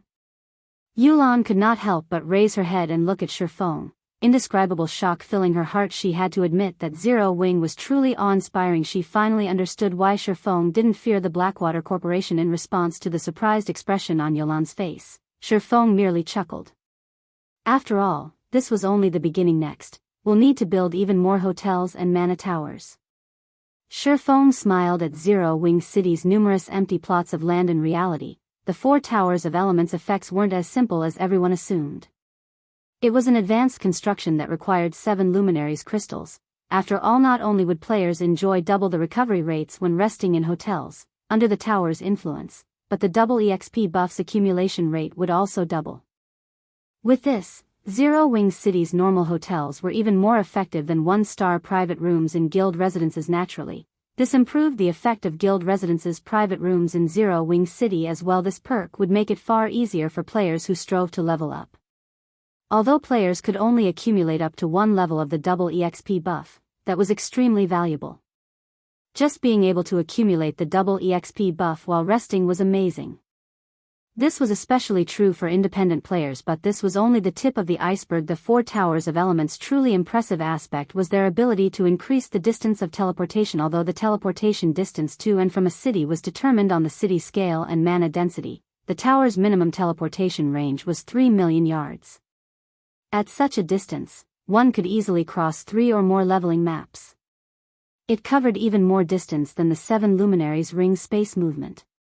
The only downside was its significant cost. Teleporting every player required a significant amount of mana, the supply of which had to be in the form of magic crystals. The 4 towers of elements cost was nearly as much as a teleportation magic arrays. However, unlike the 4 towers of elements, the latter allowed players to teleport across extremely large distances. Even so, the various large guilds in the past had tried everything they could to obtain this function naturally. This function made it extremely convenient to travel to nearby leveling maps. As long as a map was within the tower's teleportation range, players could teleport after registering the proper coordinates, saving countless hours of travel time. Not only would players be able to level up far more quickly, but they could also explore further locations without hampering their development. According to Feng's estimates, the 4 towers of elements should be able to teleport players up to 4 million yards away with Zero Wing City's current standards. This meant that players could travel even further away than bewildering Forest Town in an instant. Players could teleport to the border between Starmoon Kingdom and the Orc Empire if he constructed a mana tower, the symbol of guild cities. In Zero Wing City, the 4 towers of elements might even be able to teleport players into the Orc Empire. If teleporting directly into the Orc Empire were possible, players seeking to travel to the Empire to level could do so via Zero Wing City. It would save players a lot of time, and they could avoid the Orc patrol squads guarding the Empire's borders. Zero Wing City's value to the public would soar. However, constructing the Mana Tower also wasn't easy. Unlike the Magic Tower, which was a defensive structure, the Mana Tower was a support building unique to cities. Unfortunately, despite the fact that guild cities could construct Mana Towers without the design, the construction required extremely rare and valuable materials. The mana ore, in particular, was incredibly difficult to obtain normally. Obtaining mana ore wouldn't be a problem for Feng. It was entirely possible to purchase large quantities from the market. However, due to the Orc Empire, collecting 5,000 pieces of mana ore had become challenging. It seems that I'll have to deal with the disintegration armor as soon as possible. Feng could not help but glance at the disintegration debuff in his status window. As long as this debuff remained, he'd have a lot of trouble dealing with many issues. Following which, he turned to Yulan and said, Yulan, from now on, I'd like you to manage Zero Wing City and Stone Forest Town's Candlelight trading firm. If you need any help from the guild, you can look for Aqua Rose. I've already told her. You want me to take on such an important role? Yulan was stunned. She had never dreamed that Feng considered her so important, allowing her to manage the trading firms in 2 integral locations. Stone Forest Town's trading firm was one of Zero Wing's main sources of income. As for the trading firm in Zero Wing City, there was no doubt that it would rake in even more income than Stone Forest Town MHM. I trust in your abilities. Feng nodded. He had seen Yulan's management skills long ago. Moreover, Yulan was a 3-star merchant. Yulan fell silent as she evaluated the man before her. She simply could not understand what was going through Feng's mind. Normally, no guild would allow an outsider, who had recently joined the guild, to take on such an important management role, yet Feng had done so without hesitation. Alright, but I won't be responsible if things go south, Yulan said, smiling. Feng couldn't help but laugh at Yulan's reply. He then notified Aqua Rose and had the 2 women work out the finer details amongst themselves. He then returned to Zero Wing's residence and collected some consumables and magic scrolls from the guild warehouse. He then used Moloch's ring to teleport to the Dark Den's central region. Meanwhile, Aqua Rose began to spread the news of Zero Wing City opening to the public throughout Starmoon Kingdom. Chapter 1563, Zero Wing City's Grand Opening. Chapter 1563, Zero Wing City's Grand Opening. The resulting response to the announcement of Zero Wing's opening paled in comparison to the announcement regarding Ancient Rock City. Due to small information leaks, players had already discovered Zero Wing City's location in Witch's Hill. The resource maps near Witch's Hill were ordinary and held little attraction for the majority of Starmoon Kingdom's players. Zero Wing City has already opened? This is good news.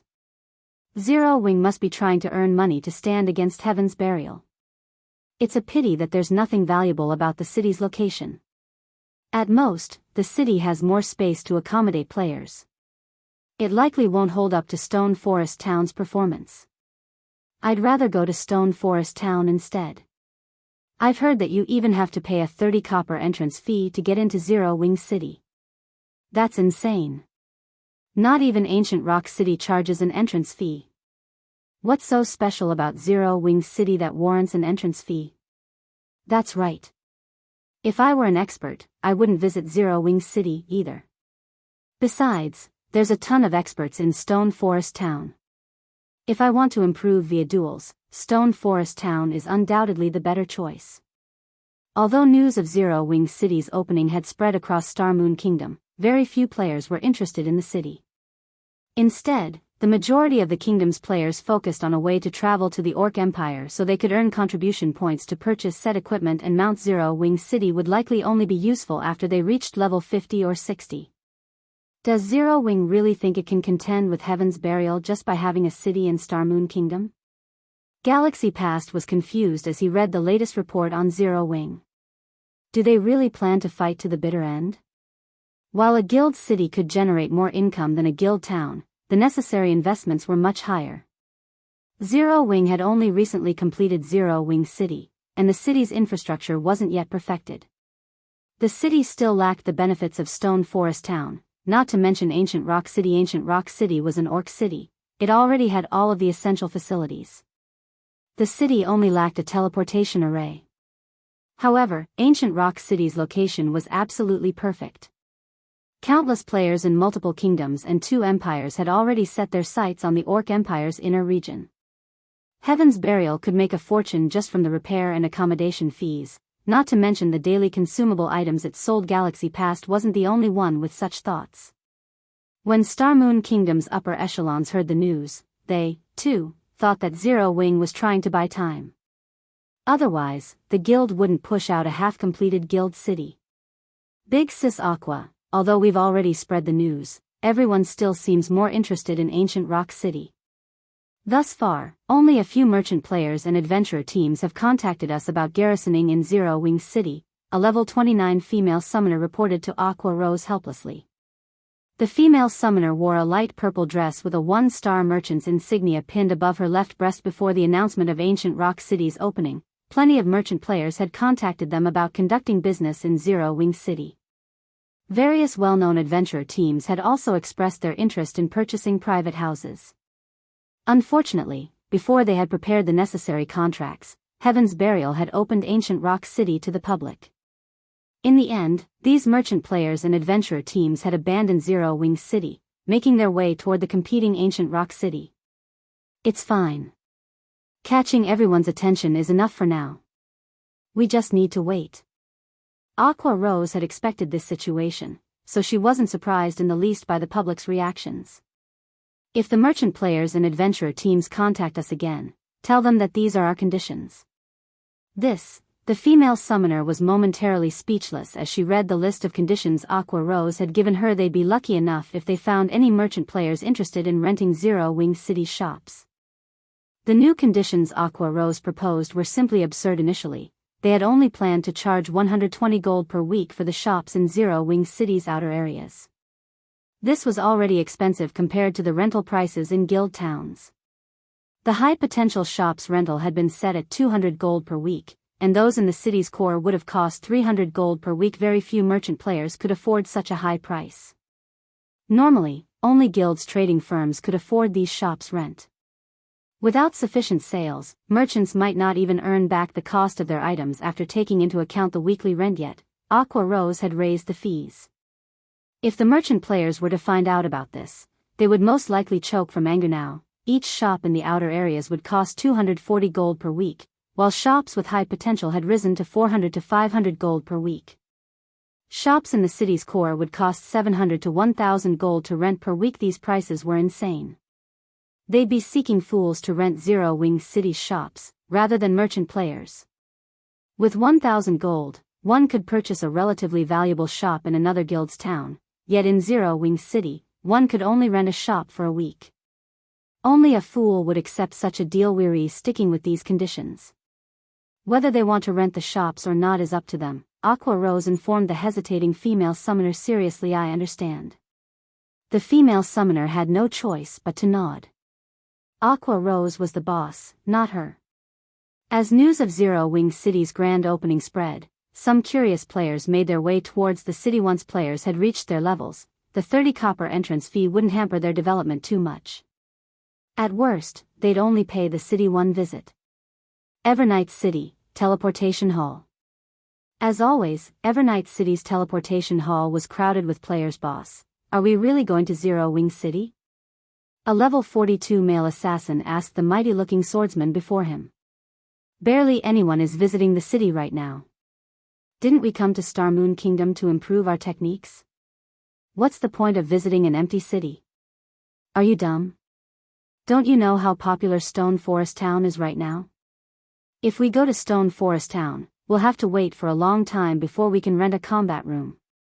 Moreover, our aim is to spar with members of our team, not other experts. Zero Wing City's environment might not be as good as Stone Forest Town's, but no one's there right now. We can rent the combat rooms there for special training. Once we've trained, we can visit Stone Forest Town, the level 44 swordsman said, laughing. Their adventurer team would have no trouble covering the 30 copper entrance fee for each of their members. Time was far more precious than the small expenditure. Hearing the swordsman's reasoning, the other team members agreed with their commander. Right now, their goal was to train in a high mana environment, following which, the adventurer team's members followed the swordsman as they teleported to Zero Wing City. What a bunch of fools. They're actually going to Zero Wing City to train. Do they not know that Zero Wing City was only recently built? How could the mana density there possibly compare to Stone Forest Towns? Even if they have to waste some time while they wait in Stone Forest Town, it's better than going to Zero Wing City.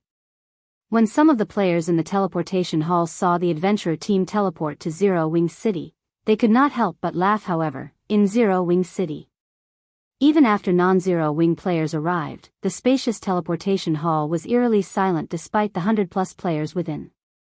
Only after some time did sound echo throughout the building. What's going on? Why is the mana density so high? It is quite high. I've been to Stone Forest Town before, so I know how the mana density is there, but Zero Wing City's mana density is at least 30% higher. Wait. Look. It isn't just the mana density that's higher. My stamina and concentration recovery rates have increased significantly, as well.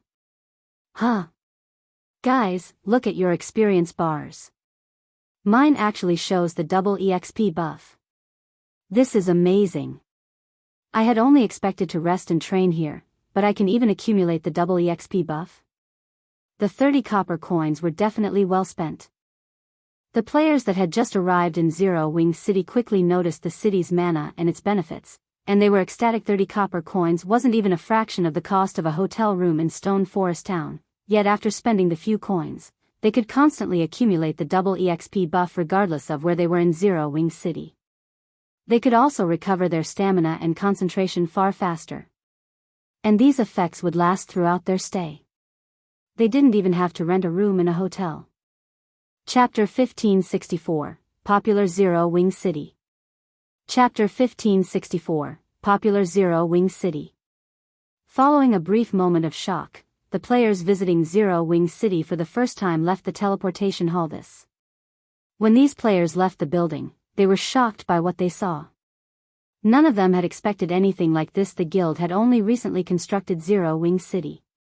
Logically, it should still be relatively empty, but although there weren't many players on the street, there were plenty of NPCs. Several wandering merchant NPCs had already set up their stalls and were busy hawking their wares. As well, these wandering merchants sold a lot more items than those in Stone Forest Town normally. Wandering merchants had no lack of rare items for sale. Adventurer teams and independent players were often willing to wait an entire day to purchase these rare items. However, these items were usually beyond the reach of ordinary players unless they were incredibly lucky. Yet not a single player stood before Zero Wing City's wandering merchants. The players, fresh out of the teleportation hall, turned to look at each other and gulped. They then dashed toward the nearest wandering merchant NPC without hesitation, terrified that other players would snatch up the rare items first. Even if they couldn't use these items themselves, they could resell them and make a profit. The 30 copper coins they had spent to teleport to Zero Wing City was worthwhile. By reselling one of the wandering merchants' rare items, they could make far more than 30 copper and profit. The players that had just arrived in Zero Wing City burnt through all of their money. Even so, plenty of wandering merchants still had rare items in stock. Scorpion, notify the commander immediately. Tell him to bring every coin we have. This is our chance to make a fortune. When faced with the large number of rare items before them, everyone forgot their original goal in visiting Zero Wing City. They contacted their friends or adventurer teams to borrow enough money to take advantage of this valuable opportunity. As more players entered Zero Wing City, more people found out about Zero Wing City's benefits. More and more players were also coming to purchase rare items. Although players had tried suppressing the news regarding Zero Wing City's benefits, some players that couldn't afford to purchase any of these items decided to publish information on Star Moon Kingdom's forums out of spite. Large numbers of wandering merchants present in Zero Wing City. Zero Wing City's mana density is even higher. Stone Forest Towns. Players can accumulate the double EXP buff just by staying in the city. Pictures and videos available. There are so many wandering merchants. How is this possible? You can accumulate the double EXP buff just by staying in the city? As players continued to post videos and pictures of Zero Wing City on the forums, many of the players who had been interested in visiting Ancient Rock City shifted their sights to Zero Wing City. Nothing was more important than gaining levels and equipment to current players. This was especially true for independent players, who didn't get to enjoy guild benefits. It was difficult for independent players to achieve a leveling speed similar to guild players because they didn't have opportunities to accumulate the double EXP buff. Independent players could also enjoy a similar benefit just by paying 30 copper. They would get more than their money's worth. There were also plenty of wandering merchants in Zero Wing City. Zero Wing City, which was receiving very little attention from players, became the target location for many independent players and adventurer teams. The players that hadn't had any intentions of traveling to the Orc Empire quickly made their way to Zero Wing City when they heard the news, hoping to get a good look at the city. As a result, Zero Wing City's player population skyrocketed. Many players in Stone Forest Town rushed over to Zero Wing City. They had only remained in Stone Forest Town because they had assumed that the town's mana density was higher. Now that they knew that Zero Wing City was superior to Stone Forest Town in this aspect, they would train in Zero Wing City instead. Shortly after Zero Wing City's grand opening, the player population rose from hundreds to tens of thousands. Moreover, this number continued to increase as time passed. Big Sis Aqua, good news. Based on Zero Wing City's current statistics, there are already over 300,000 players in the city. The female summoner named Xianxia said joyfully. We've already grown past 300,000. Aqua Rose was also ecstatic to hear the news. A player population of 300,000 might not seem like much compared to Stone Forest Town's player population, which exceeded 1 million. But the value of Zero Wing City's player population was significantly superior. Any player that entered Zero Wing City would have to pay a 30 copper entrance fee. Since Zero Wing City's player population had exceeded 300,000, that meant the city had already collected over 900 gold in entrance fees. This was net profit. As more players visited Zero Wing City, the city's income would continue to rise. It was only a matter of time before the city's population exceeded 1 million. If Zero Wing City had a floating population of 1 million, the guild would make 3,000 gold in net profit every day. Even the Candlelight trading firm wasn't capable of making that much net profit in a single day. There was also the income from Zero Wing City's hotels and battle arena. The income from these two establishments would likely be on par with the entrance fees. They also had the rental fees from shops. Big Sis Aqua, several merchant players and adventurer teams have contacted us again. They've stated that they wish to rent the city's shops. Are we really going to give them the new conditions? Xianxia asked as she looked at Aqua Rose. The conditions Aqua Rose had proposed were simply ruthless. She worried that the merchant players would flee once they informed them of the changes. Of course. Once Zero Wing City's player population hits 1 million, we're going to increase this price further. Aqua Rose said with determination. Xianxia didn't know that Zero Wing City was still an empty shelf. The many 2-star and 3-star NPC merchants Zero Wing City had contracted hadn't built their shops yet. Once their shops were complete, not only would they sell items at a more reliable rate than the wandering merchant NPCs, but they would sell even higher valued items. Even more players would be attracted to Zero Wing City then. Even a population of 2 or 3 million might not be impossible, much less 1 million. I understand. When Xianxia heard Aqua Rose, she could not help but pity those merchant players. Had they agreed to lease Zero Wing City's shops earlier, they would have been able to take advantage of the sudden development and made a huge profit. Now Aqua Rose would fleece them of every coin they had. Following which, Xianxia relayed Aqua Rose's conditions to the merchant players trying to conduct business in Zero Wing City. This is fraudulent. Is Zero Wing that desperate for money? Crap. A shop on a plot of land with good potential costs 400 gold a week. I might as well just buy a shop in a guild town. The merchant players that received Xianxia's message paled and cursed Zero Wing. If they tried to rent a shop on a plot of land with good potential, they would have to add over 57 gold to their daily expenditures. How many items would they have to sell to earn that back? Only large-scale merchant guilds would possibly dare to rent such an expensive shop. These large-scale merchant guilds were made up of merchant players spread across multiple countries. With their wide range of connections, they would be able to obtain many items that would be of great interest to players. 400 gold for a plot of land with good potential? It seems Zero Wing is confident in its city's development. Susie, whom Feng had met in Stone Forest Town's advanced auction house, smiled when she received Xianxia's reply. This is a good opportunity. I might not be able to rent a shop on a plot of land with good potential, but I should be able to rent a shop in the city's outer area. Although a large number of merchant players chose to give up on doing business in Zero Wing City, there were still a few of them that decided to bite the bullet and rent a shop in the city's outer area. Although the rental fee of 240 gold per week was still expensive, at least they could save on some of their cost. As Zero Wing City became increasingly popular, Feng had arrived at the Dark Den Central area using Moloch's Ring the World Summit. This was a place created by numerous gods. Chapter 1565, Land of Gods. Chapter 1565, Land of Gods. When Feng returned to the World Summit's outer area once again, He felt that the place had changed since his last visit. More precisely, it wasn't the World Summit that had changed, but himself. When he visited the World Summit previously, he had merely been a Tier 1 player. He had been weaker in both perception and physique. He also hadn't had a clear understanding of what kind of place the World Summit was. This time, however, he noticed far more details. He could feel a strange power filling the area. This power gave off a cloud-like feeling. Although it felt vague, it had even suppressed the disintegration power's effects in his body. The disintegrated debuff had weakened his basic attributes by 50%. Now, his basic attributes were only 30% less than normal. This strange power's effect was striking. Moreover, the closer he got to the World Summit, the stronger the strange power became. Sure enough, the World Summit is extraordinary. It should be quite possible to obtain God crystals here. Feng took a look at the distant mountain that pierced the clouds. He had been in a rush during his first visit. He had wanted to secure the Bible of Darkness and leave as quickly as possible. He hadn't bothered to explore the World Summit and the surrounding areas properly. Now that he had returned, he had to research the area. After all, gods had created this place.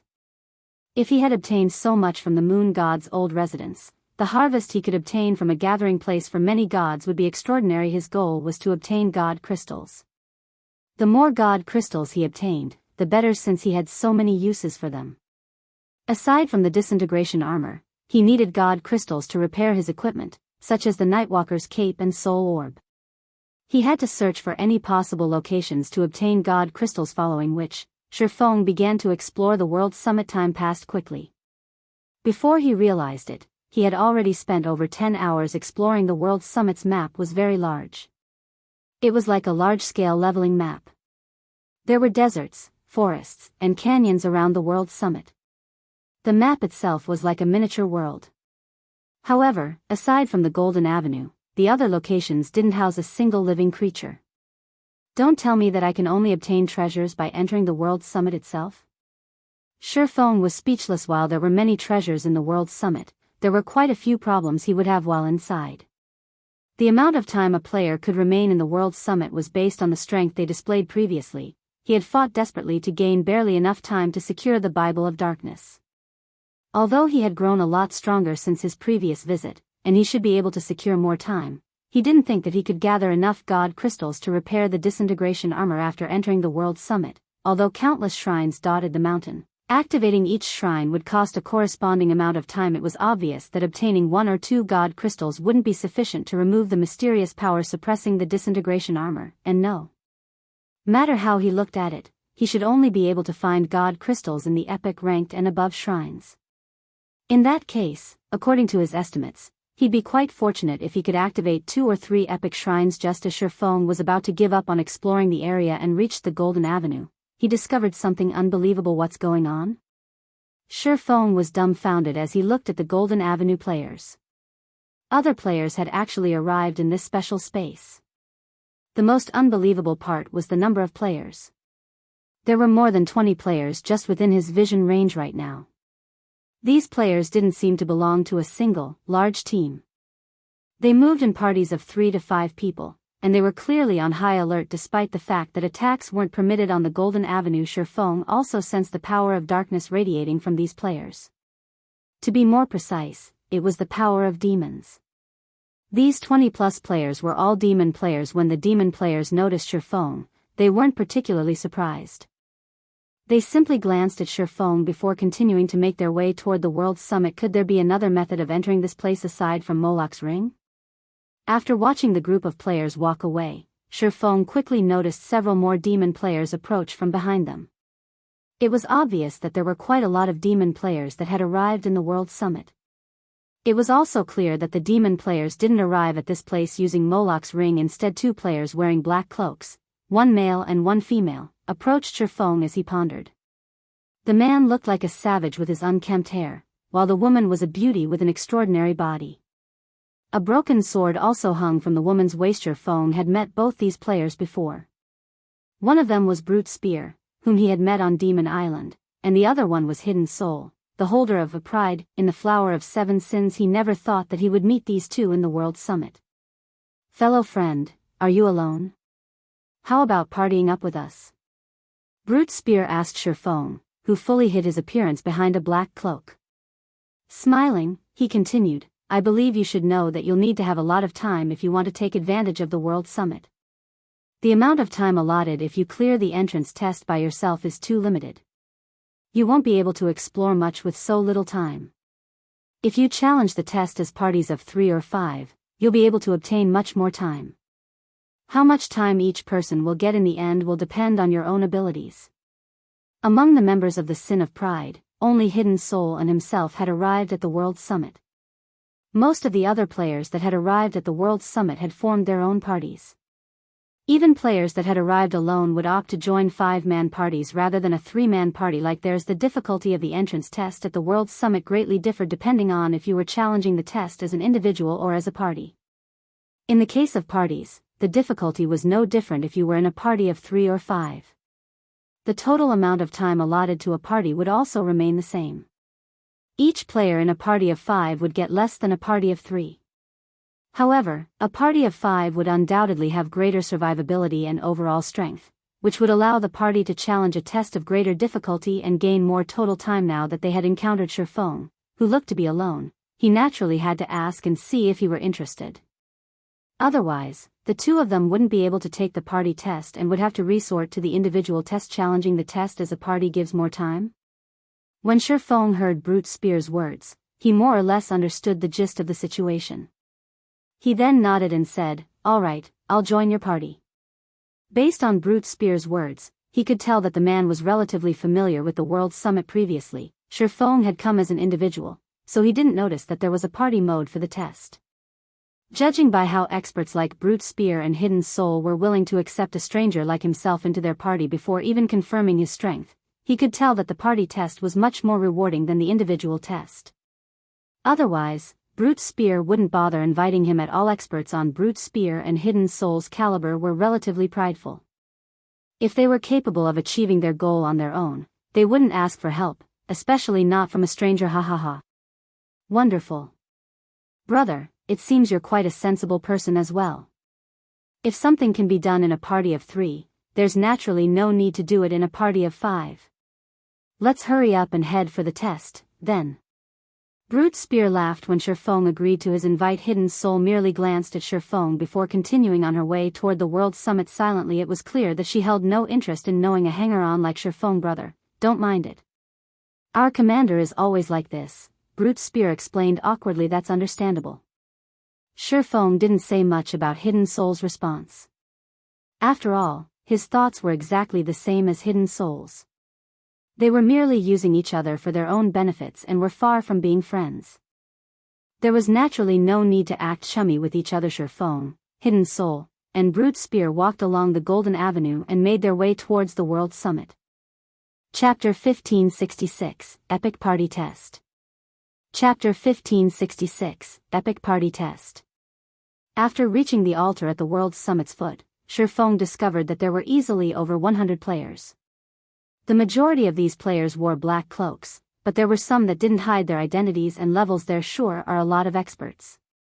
Feng looked at everyone. Has the development of demon players reached such an extent already? Even the weakest player present was level 48, while some had already reached level 49. These players could easily rank at the top of an empire's ranking list. These players also had the capability to transform into demons, which would further enhance their strength. The players that hid their names and levels were likely also powerful. There were many non-human races in God's domain. The demon race ranked near the top in terms of strength. However, these races generally developed slowly during the early stages of the game. On their way here, Feng had learned from Brute Spear that every demon player capable of entering this place was a demon noble. This was a benefit available only to demon players who had become demon nobles. However, it was not easy to come to the World Summit either.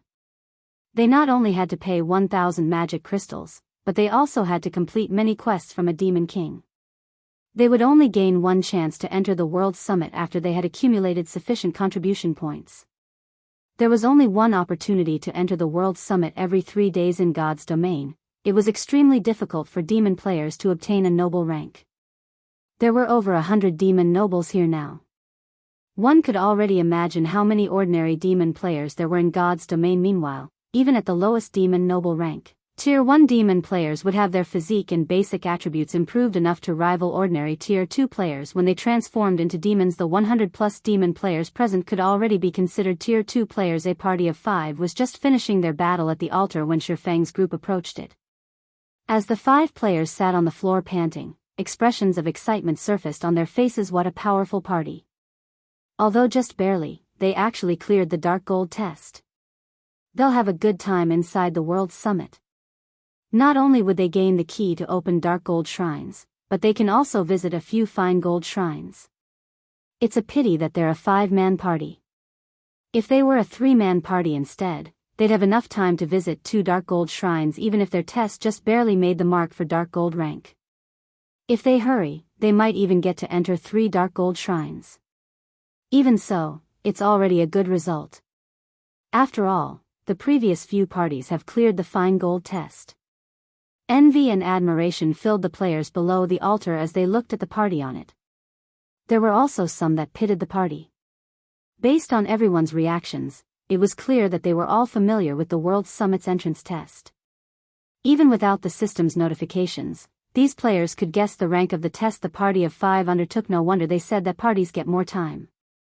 So, this is the case. Realization dawned on Feng as he watched the battles on the altar. After watching several parties of demon players challenge the entrance test, he more or less understood how the party test worked compared to the individual test. The party test presented players with a considerable advantage. For the individual test, players were required to go up against 10 monsters simultaneously.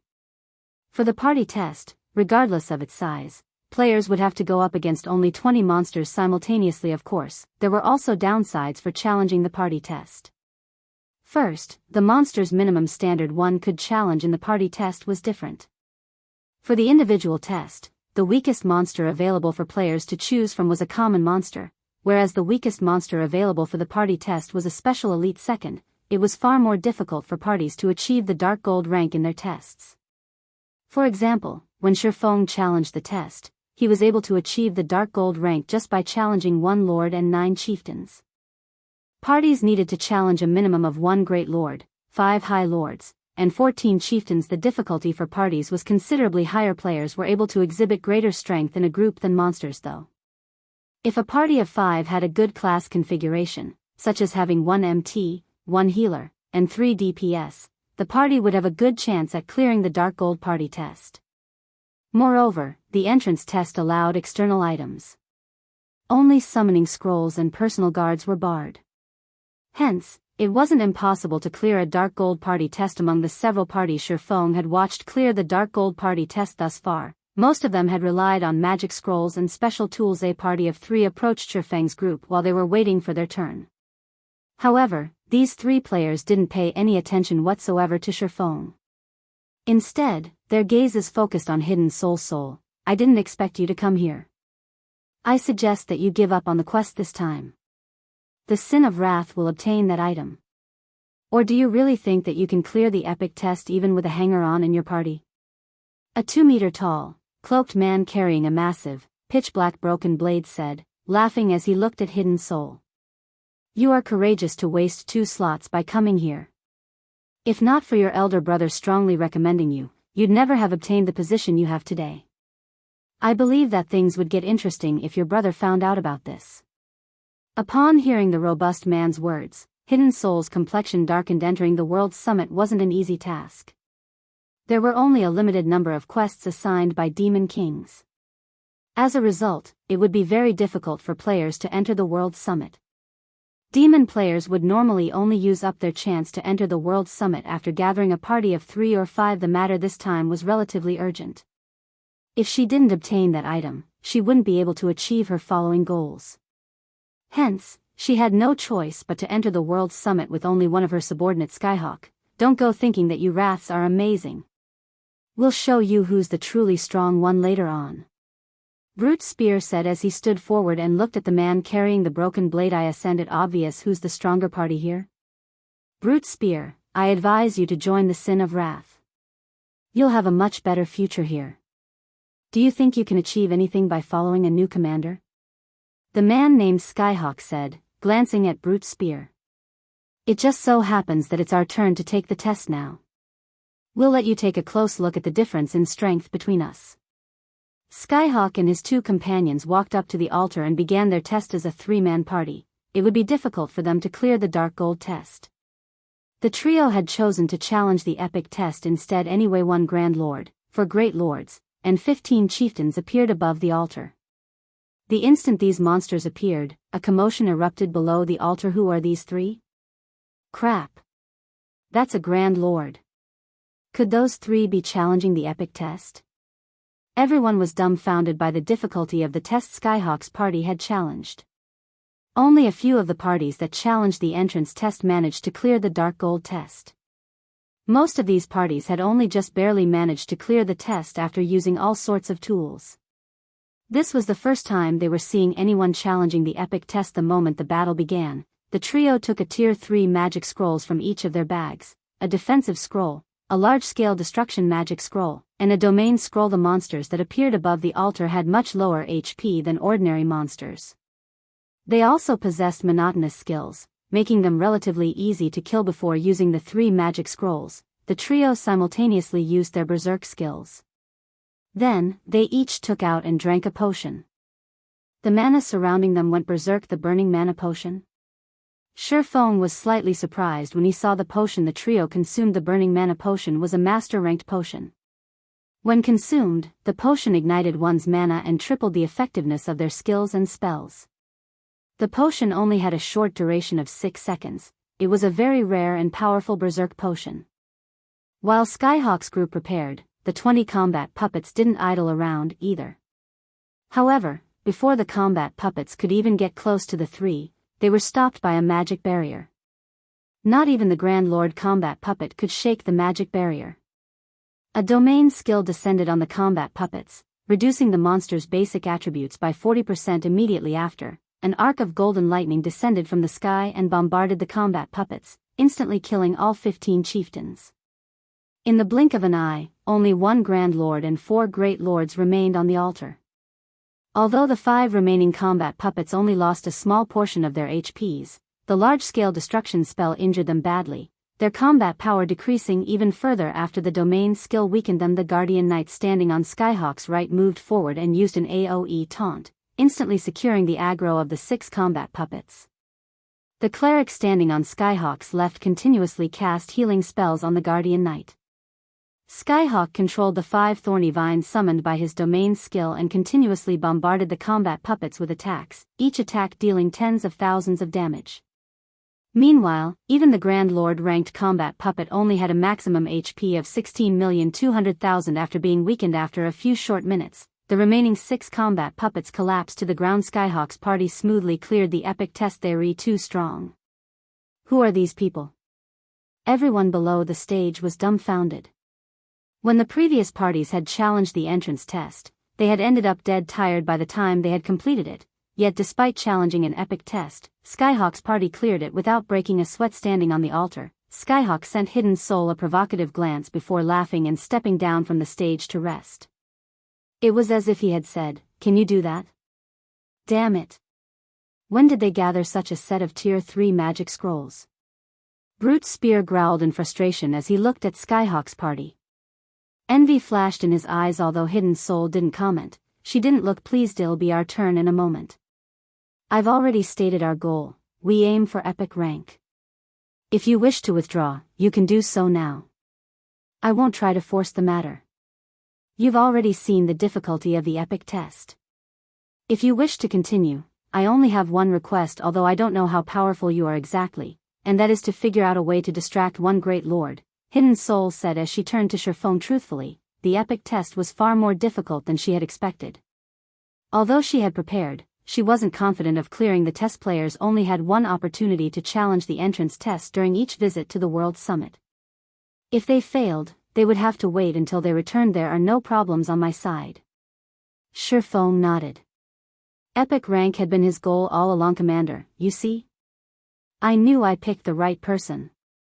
Brute Spear said and laughed when he saw Feng's unwavering attitude. Hidden Soul simply smiled and didn't say anything else. After another party finished their test, Feng's group's turn to challenge it finally arrived. All right, let's go.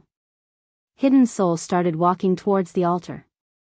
Chapter 1567, Different Goals. Chapter 1567, Different Goals. As Feng's three-man party ascended the altar, Skyhawk and the others, who rested and recovered their concentration and stamina before the mountain, turned to watch Commander. Hidden Soul's party is up next. What a joke. An assassin, a berserker, and a swordsman? Do they really plan to challenge the epic test with that kind of party configuration? If she really lets these slots go to waste, not even her brother can help her keep her position. After sending Hidden Soul a contemptuous glance, Skyhawk closed his eyes and focused on recuperation, paying no attention to the upcoming battle. He had severely depleted both his stamina and concentration in the previous intense battle. Although the World Summit was a relatively safe place, it was not completely void of danger. He had to remain in peak condition. As soon as Feng stepped on the altar, the sound of a system notification reached his ears. System: defeat all enemies before you, and you will be granted entry to the World Summit system. As a three-man party, you will gain 30 minutes for every special elite killed, 100 minutes for chieftains, 500 minutes for lords, 1,000 minutes for high lords, 2,000 minutes for great lords, and 5,000 minutes for grand lord system. Your party must choose 20 monsters to face. If you are unable to defeat your opponents, you will die system. As a three-man party, the party leader may choose 10 monsters, while party members may choose 5 monsters each. The chosen monsters will prioritize the players that chose them. Your party has 10 minutes to consider. Failure to do so will result in automatic forfeit. You will die if you forfeit. Based on our previous discussion, I'll choose 1 Grand Lord and 9 chieftains. Brute, you'll choose 3 Great Lords and 2 chieftains. Maple Leaf, you'll choose 1 Great Lord and 4 chieftains. Try to buy as much time as possible. Brute and I will deal with the chieftains as quickly as possible, and then we'll focus on your Great Lord, Hidden Soul said as she looked at Feng. Understood. Feng nodded. Feng hadn't given Hidden Soul and Brute Spear any of the names he usually used. Instead, he had given them a fake name that he had thought up on the fly. The World Summit was a paradise of treasure. It was also a hub for demon players. It certainly wasn't a good idea to expose either his Feng ID or Black Flame ID. Hence, he had decided to use another name to avoid complications. Moreover, he had the Nightwalker's cape. Even if others used high-ranking identification skills on him, they couldn't see through his concealment. When Feng nodded, Hidden Soul chose her monsters. However, once Feng chose his Great Lord, he didn't immediately select 4 chieftains. Instead, he chose 1 Grand Lord and 3 chieftains. Now that he had the rare opportunity of joining a party in the World Summit, he had to earn as much time as possible. After all, he needed to secure a large number of God crystals, not just 1 or 2. Even though an epic party test would award a lot of time, it wasn't enough for his purposes. Moreover, since Hidden Soul and Brute Spear were confident of dealing with their own monsters, trading 1 chieftain for a Grand Lord wouldn't matter much. By the time Feng finished with his selection, Hidden Soul and Brute Spear had finished choosing their monsters. Following which, they quietly waited for their chosen monsters to spawn. When their allotted 10 minutes ended, a magic array formed above the altar. Combat puppets then dropped from the magic array. Once the 20 combat puppets had spawned, gasps filled the air. What? More players are challenging the epic difficulty? Huh? Wait. Why are there 2 Grand Lords? Did they select one by accident? That shouldn't be the case. How could they possibly mess up such an important decision? If they really made a mistake, they'll lose their lives. Everyone below the altar was dumbfounded when they saw the combat puppets. In their opinion, the epic party test was already difficult enough. Adding a single Great Lord would amplify the test's difficulty, not to mention adding an extra Grand Lord.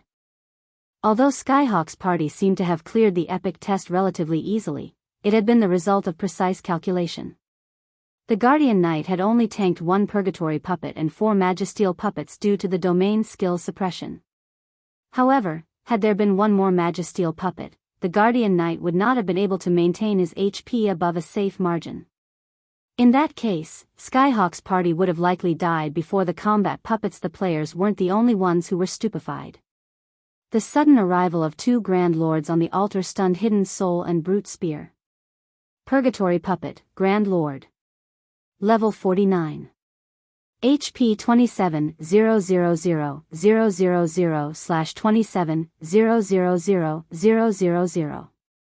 Magisteel Puppet, Great Lord. Level 49. HP 16-000-000/16-000-000. Silver Puppet, Chieftain.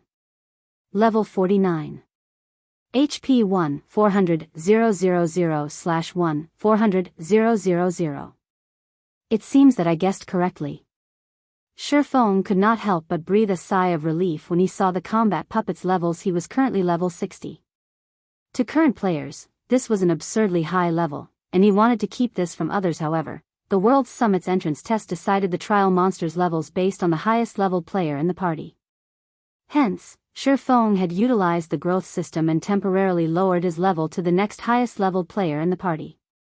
Although doing so would reduce his basic attributes, it would not affect the quality of his equipment. This mechanic had been created to allow high-level players to help their lower-leveled companions grind and level quickly, as players of significantly higher levels would take the majority of a monster's EXP. Now, however, this mechanic had helped Feng avoid exposing his level and lower the difficulty of the test. Has Hidden Soul lost her mind? Skyhawk was astonished when he saw the two purgatory puppets on the altar. He had personally experienced the power of a purgatory puppet. Although it didn't have as much HP as a normal Grand Lord, its combat power was the real deal.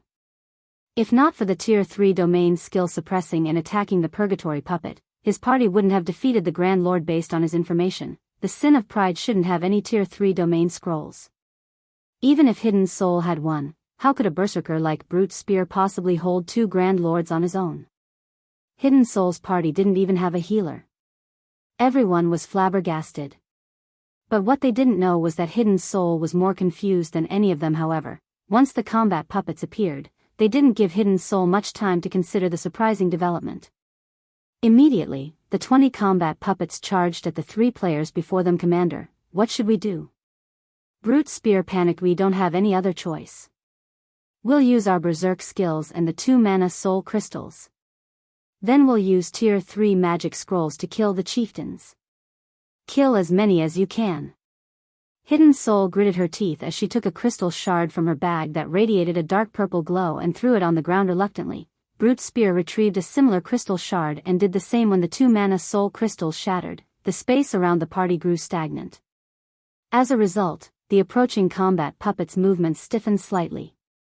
At the same time, their basic attributes decreased by 20%. Unfortunately, despite being weakened, the purgatory puppets were still significantly stronger than great lords of the same level in terms of attributes. Meanwhile, although both Hidden Soul and Brute Spear wore top-tier equipment, their attributes could only rival a great lord of the same level even after they activated their berserk skills. They were still no match against the weakened purgatory puppets. Despite knowing this, however, Hidden Soul clenched her jaw and fought with everything she had. Both Hidden Soul and Brute Spear simultaneously used a Tier 3 magic scroll, with one containing a control spell, and the other containing a large-scale destruction spell. The scrolls temporarily immobilized all of the combat puppets, but after the large-scale destruction spell struck, the silver puppets still had over 50% of their HPs remaining. Seeing this, Hidden Soul quickly took out and used another large-scale destruction magic scroll in quick succession. Hidden Soul used 3 Tier 3 large-scale destruction magic scrolls, killing all chieftain-ranked silver puppets. Although the large-scale destruction spells dealt a lot of damage, their effects were no match for those that Skyhawk had used after consuming the mana-burning potion. As a result, Hidden Soul's large-scale destruction spells. A moment later, both purgatory puppets arrived before Hidden Soul and only heavily injured the Great Lord-ranked Magisteel puppets.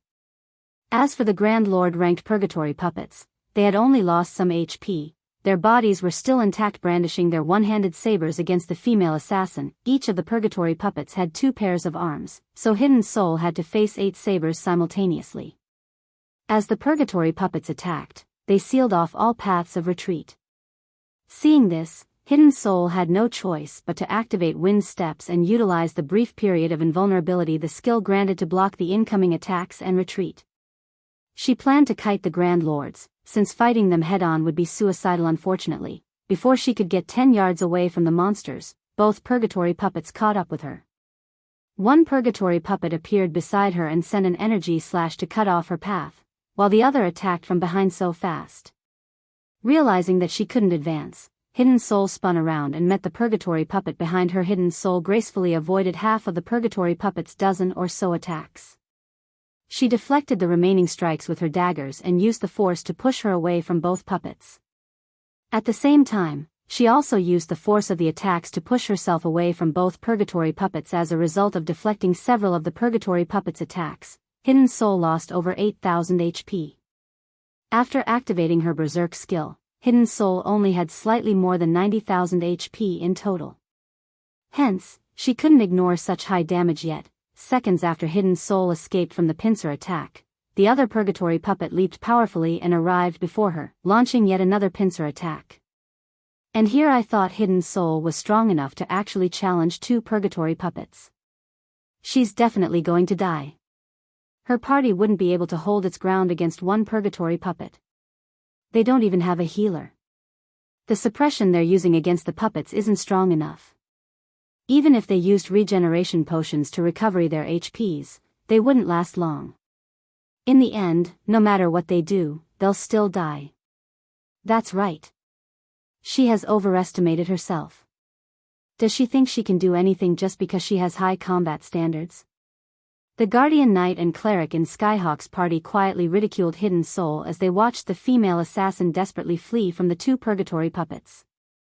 As for Skyhawk, he no longer bothered to pay attention to the battle on the altar. The outcome of this test was already evident. Is this the end? Hidden Soul could not help her bitter smile when she saw that her HP had fallen below the 30% threshold. The two purgatory puppets launched another two-pronged assault against the assassin, but just as everyone assumed the battle would end, the air above the altar rippled suddenly. The purgatory puppets, Hidden Soul, and Brute Spear felt weaker. A shadow then appeared behind one of the purgatory puppets, followed by a blue flash. The purgatory puppet was abruptly thrown over a dozen yards away, slamming into the altar as it landed. Maple? Seeing this, Hidden Soul and Brute Spear turned to their mysterious companion with wide eyes. Chapter 1568, Mysterious Demon Expert. Chapter 1568, Mysterious Demon Expert. Feng's sudden interference stunned every watching player. Impossible. That's a Grand Lord. What did he do? Grand Lords had an overwhelming strength advantage against Tier 1 players of the same level. At this stage of the game, aside from peak MTs, players could barely block a Grand Lord's attack after activating a Berserk skill. Yet, not only had Feng blocked the purgatory puppet's attack, but he had also sent it flying. Before anyone could react, Feng moved again and appeared before the other purgatory puppet. His sacred sword curved past the puppet's four sabers and struck the Grand Lord's chest like a bullet. The purgatory demon's body shot backward upon coming into contact with Killing Ray, smashing into the ground after flying across over a dozen yards. At the same time, a damage of over -20,000 appeared above its head in the blink of an eye. Feng had successfully pulled Hidden Soul from her precarious situation. Feng then used the Aura of Water's life domain, recovering 10% of both Hidden Soul and Brute Spear's HP every second for 30 seconds before Hidden Soul could say anything. Feng got ahead of her and said, "We don't have time. I'll make things simple. We need to deal with these two purgatory puppets before our berserk skills end. Otherwise, they'll whittle us down until we die. From now on, I'll tank both Grand Lords while you attack with everything you've got." Although the purgatory puppets had far less HP than a normal Grand Lord's, they still had a base HP of 27 million. Even after the Mana Soul Crystals and Disintegration Field Suppression, both purgatory puppets had retained 60% of their basic attributes, putting their HPs at 16,200,000. This meant that they would recover 162,000 HP every 5 seconds. Even if all three players attacked the two Grand Lords with everything they had, it would take a considerable amount of time to defeat them. Furthermore, only two of them would be free to fight the purgatory puppets, as Brute Spear was busy with the Great Lord-ranked Magisteel puppets. They had to make good use of every second they had. Fortunately, after stepping up to the altar, the disintegrated debuff suppressing Feng's basic attributes had disappeared, which allowed him to fight at his peak. Even so, he needed to activate a Berserk skill to suppress a Grand Lord of the same level.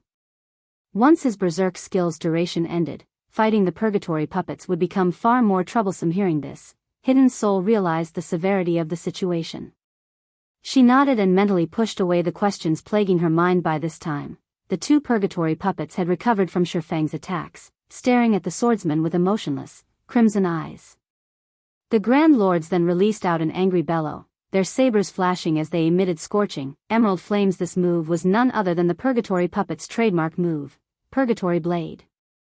It seems the purgatory puppets are finally getting serious. It'll be even more difficult to take them down now. When the spectating crowd saw the emerald flames dance on the sabers, they unconsciously gulped. Not only did Purgatory Blade increase the might of the purgatory puppets' attack significantly, but it also improved the Grand Lord's attack range and attack speed. Skyhawk's party had relied on their Guardian Knight's life-saving skill to stand against the purgatory puppets' Purgatory Blade, and Skyhawk had used a portion of the thorny vines he had summoned with his Tier 3 domain skill to help block the attacks. Only after doing so had Skyhawk's party managed to survive through the Purgatory Blade's 20-second duration. However, Feng's party did not include an MT. It didn't have any healers, either. Defending against the Purgatory Puppet's skill would be far more difficult for their party. The Grand Lord's attack range bonus from the skill was also terrifyingly vast, making their attacks impossible to dodge. I'll aggro one, Hidden Soul hurriedly declared after seeing the Grand Lords activate Purgatory Blade. It is impossible for non-MT classes to tank both at the same time. Their party's situation wasn't like Skyhawk's. Skyhawk's party had only faced one purgatory puppet, whereas their party had to deal with two. When Skyhawk's purgatory puppet had used Purgatory Blade, even the Guardian Knight nearly died after activating a life-saving skill. Needless to say, the Grand Lord's attacks would annihilate any other class. No. I can hold both of them by myself. You just need to focus on dealing damage. Feng said, grinning as he dashed at the two approaching purgatory puppets. At the same time, he activated the Abyssal Blade's Phantom Kill. Suddenly, Feng split into two copies of himself. Each copy then moved to take on a purgatory puppet, a doppelganger. Hidden Soul was stunned when she saw Feng split into two. She had never considered that he would have such a skill. Although a doppelganger's basic attributes were than the main bodies, a doppelganger's death wouldn't affect the player. Hence, using the doppelganger to waste a purgatory puppet's skill was definitely a wise decision. If the player controlled their doppelganger properly, it might even last through the Purgatory Blade's 20-second duration without mishaps. As Hidden Soul pondered, she was shocked yet again. Both Feng and his doppelganger brandished their swords and clashed with the purgatory puppet's emerald sabers. When the opposing weapons collided, not only did Feng and his doppelganger successfully block the attacks, but they also held their ground. In the end, both Feng and his doppelganger blocked every one of the dozen or so attacks each purgatory puppet launched. Although the two swordsmen lost some HP as the emerald fire burned them, the damage was insignificant with life domain's recovery effect. Seeing this, the spectating crowd was dumbfounded. What's going on? Is that really a doppelganger? Aren't doppelgangers supposed to have weaker attributes than the main body? That doppelganger seems just as powerful as the main body. Crap. That guy can actually keep up with the purgatory puppet's rapid attacks while controlling both his body and his doppelganger. What kind of reaction speed does he have? Amazing. No wonder they dared to challenge two purgatory puppets. An expert. He is definitely one of God's domain's monster-level experts. Does anyone know who that is? I know quite a few expert demon players, but I've never seen such a powerful swordsman. As the battle on the altar progressed, the crowd's interest in Feng grew exponentially. This was the first time they had ever seen a swordsman block two Grand Lords of the same level by himself. Many of the demon players present even considered trying to befriend Feng. The competition was far more intense between demon players than it was between ordinary players. They placed far more value on strength. This was due to the extreme difficulty of the quests demon players had to complete. If they could befriend a demon expert like Feng, the man might even help them with their quests. With his help, they could rise through the demonic noble rank. Sent he the player that Hidden Soul randomly invited into her party? How is he so strong? Skyhawk was astounded as he watched Feng hold his ground against two purgatory puppets. The strength Feng displayed was simply terrifying. Is he some trump card Hidden Soul deliberately hid? Experts of Feng's caliber were incredibly rare, not to mention a demon player of such caliber. In Skyhawk's opinion, Hidden Soul must know Feng personally. While the spectating crowd voiced their opinions of Feng, the two Purgatory puppets steadily lost HP once Purgatory Blade ended. Feng could occasionally launch counterattacks while blocking the Grand Lord's strikes. Every one of his ordinary attacks easily dealt over -20,000 damage, while his skills dealt over -60,000. When he used skills such as Shadow Blade and Flame Burst, his damage soared past -100,000 per hit. Meanwhile, Hidden Soul attacked one of the two Purgatory puppets in a frenzy. From time to time, when most of her powerful skills were on cooldown, she attacked with Tier 2 or 3 magic scrolls. As a result, the Purgatory puppet she targeted lost HP rapidly midway through the battle, though the duration of Feng's doppelganger ran out. As a result, Feng was forced to deal with two Purgatory puppets personally. Fortunately, he had an advantage over his enemies with his attributes, so he could still tank the two combat puppets without much issue.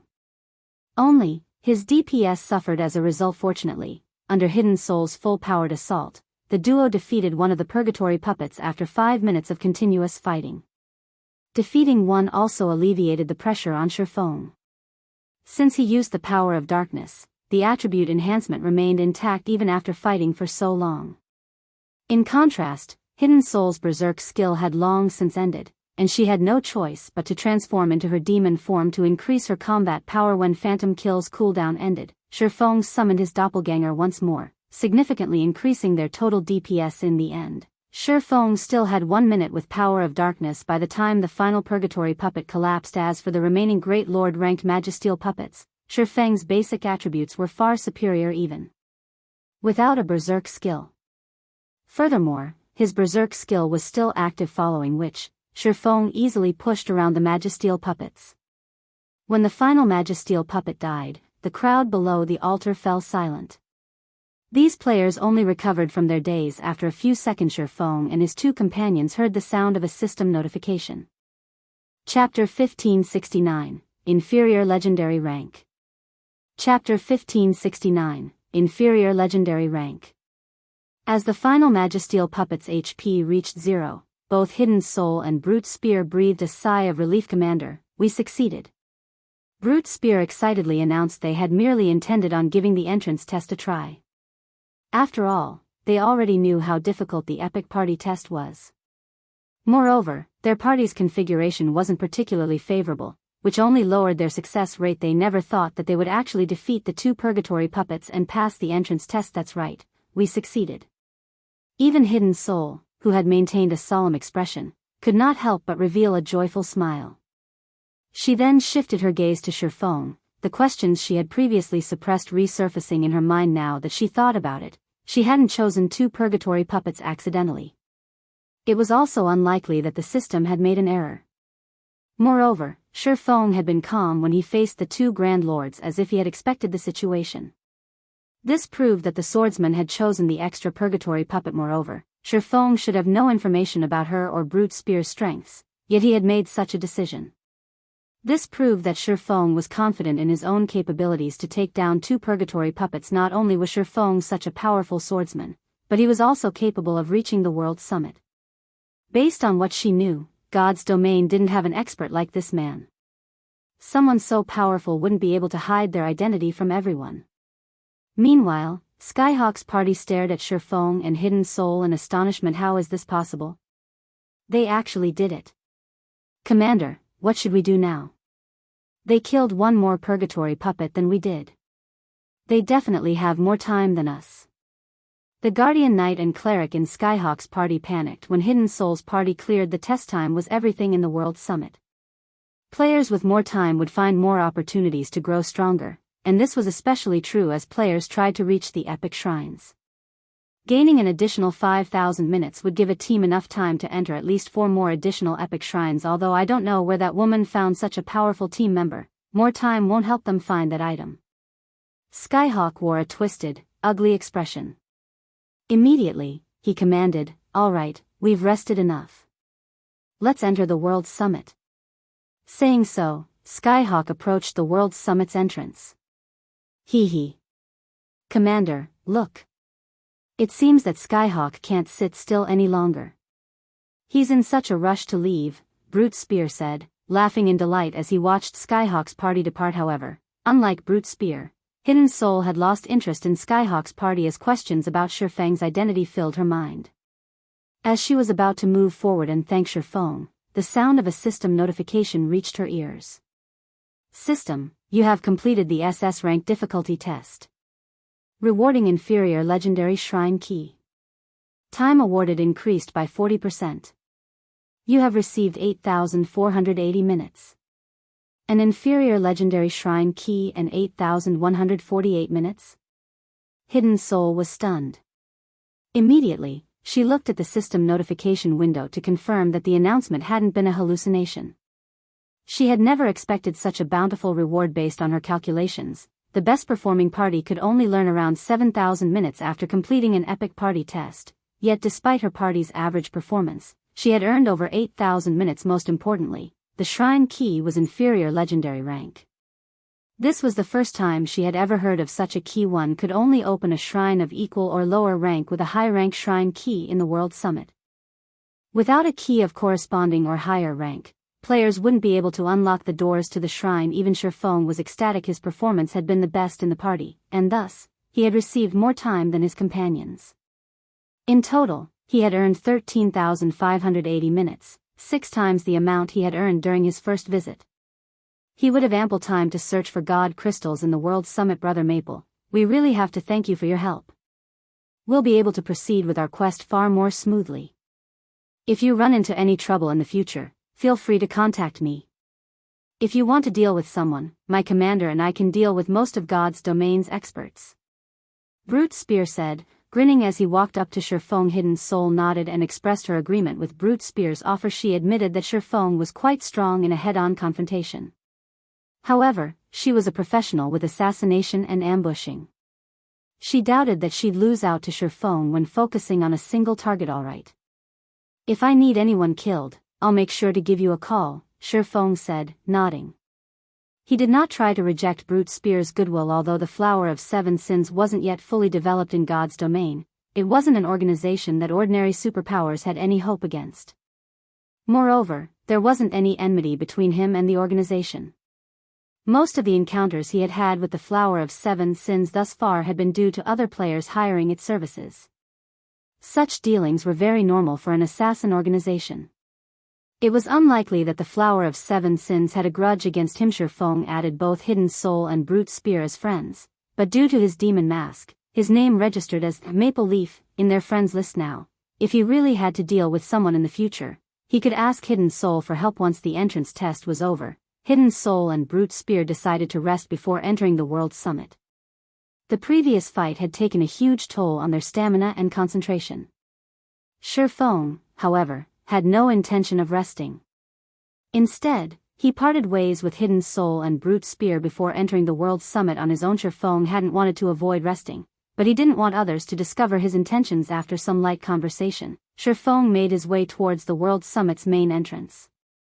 As he departed, Hidden Soul felt a little lost and crestfallen. Commander, we really got lucky. If we hadn't come across Brother Maple, we would have had to watch Skyhawk's party enter the World Summit and search for the item. If Skyhawk knew that we earned inferior legendary shrine keys, he'd lose his mind, Brute Spear said, sighing ruefully as he watched Feng's departing figure. It's a pity that Brother Maple seems to have some business of his own. If we could have convinced him to enter alongside us, we'd have a far better chance of obtaining that item. Commander, you should have at least tried to convince him. Who knows? He might have agreed. He's already helped us quite a bit. Don't get too greedy, Hidden Soul said as she eyed the grinning berserker. Commander, the boss has been looking for an expert to help him for a while now. Why don't we recommend Brother Maple? With his strength, Brother Maple shouldn't have any issue catching the boss's eye, Brute Spear said. Not only would Brother Maple be able to help out the boss, but he might even be interested in that matter. Perhaps. Hidden Soul nodded in agreement. While Hidden Soul and Brute Spear conversed, Feng arrived in the World Summit. The World Summit was far more lively than it had been during his previous visit. Plenty of players even occupied the bronze area.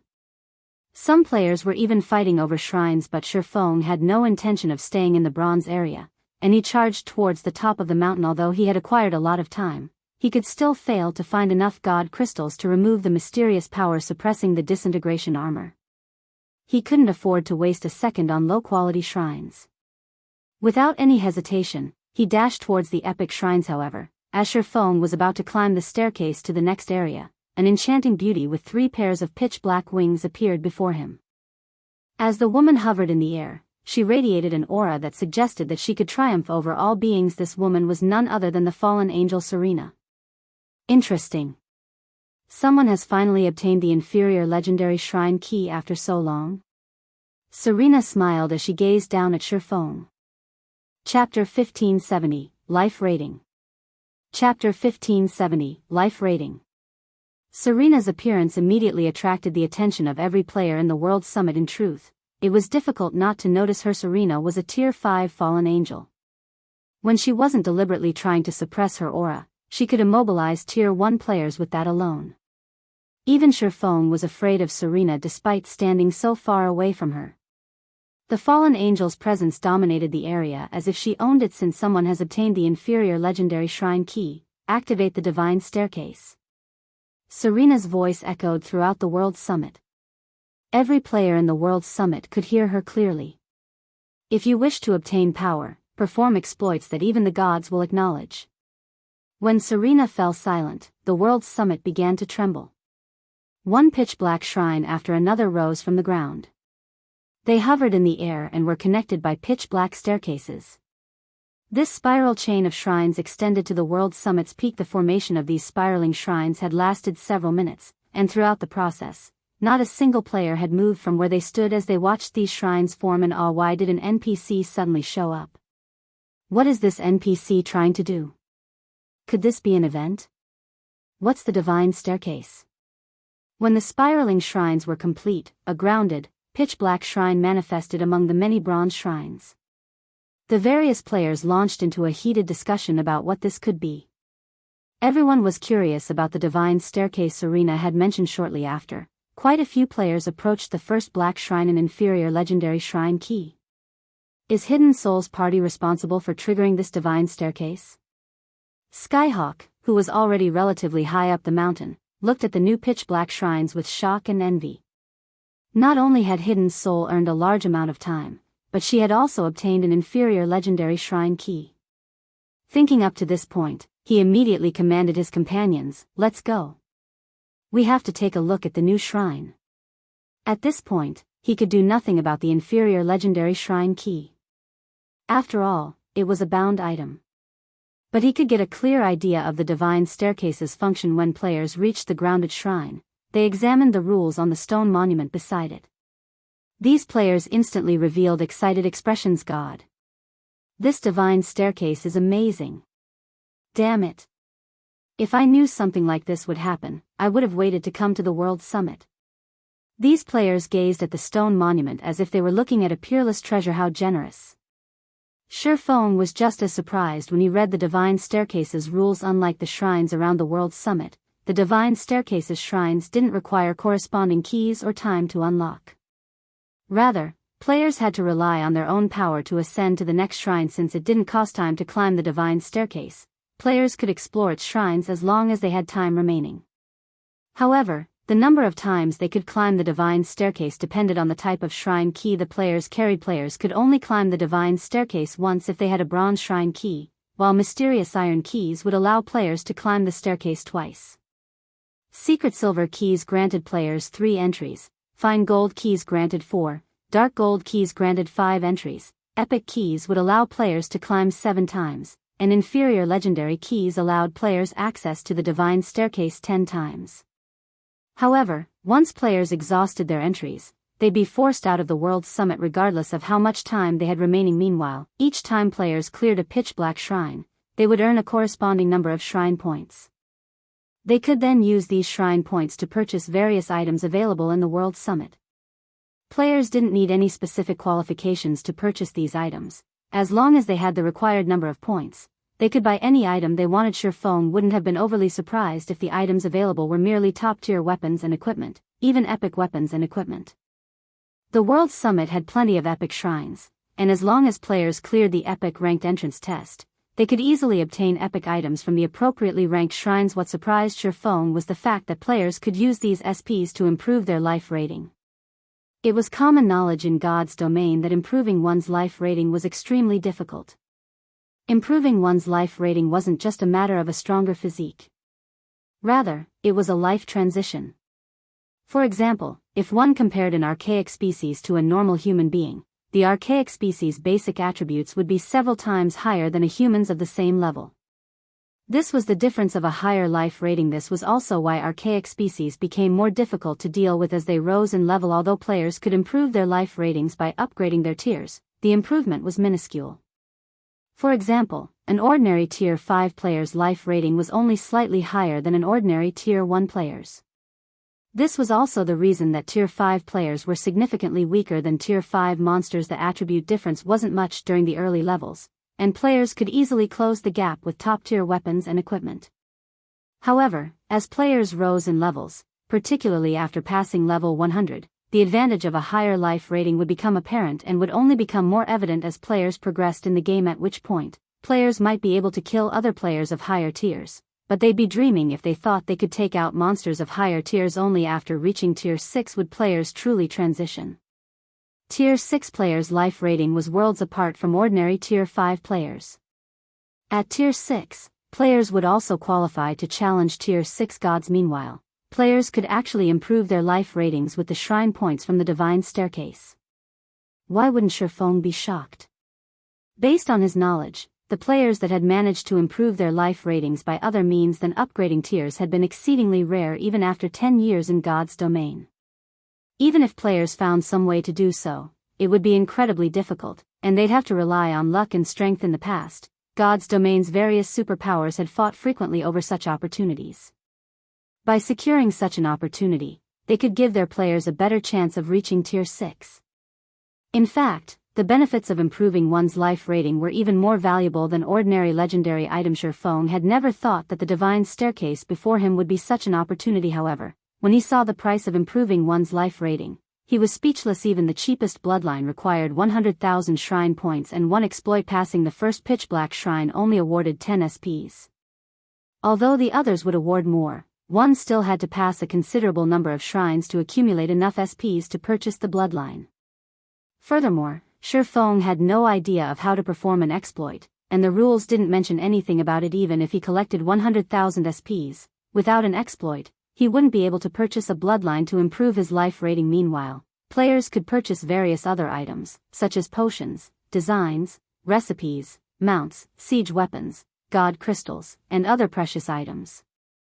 There were even fragmented legendary items up for trade. Naturally, the fragmented legendary items were extremely expensive.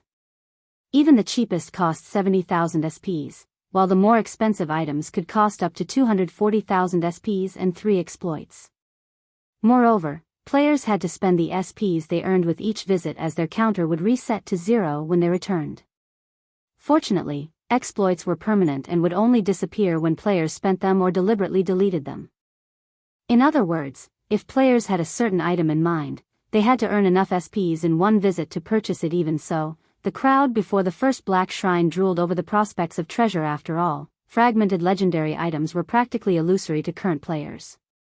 In fact, there hadn't been any news of a super guild obtaining one thus far. Suddenly, many players dashed into the first shrine and began their ascension. Feng didn't dawdle either, entering the shrine before him.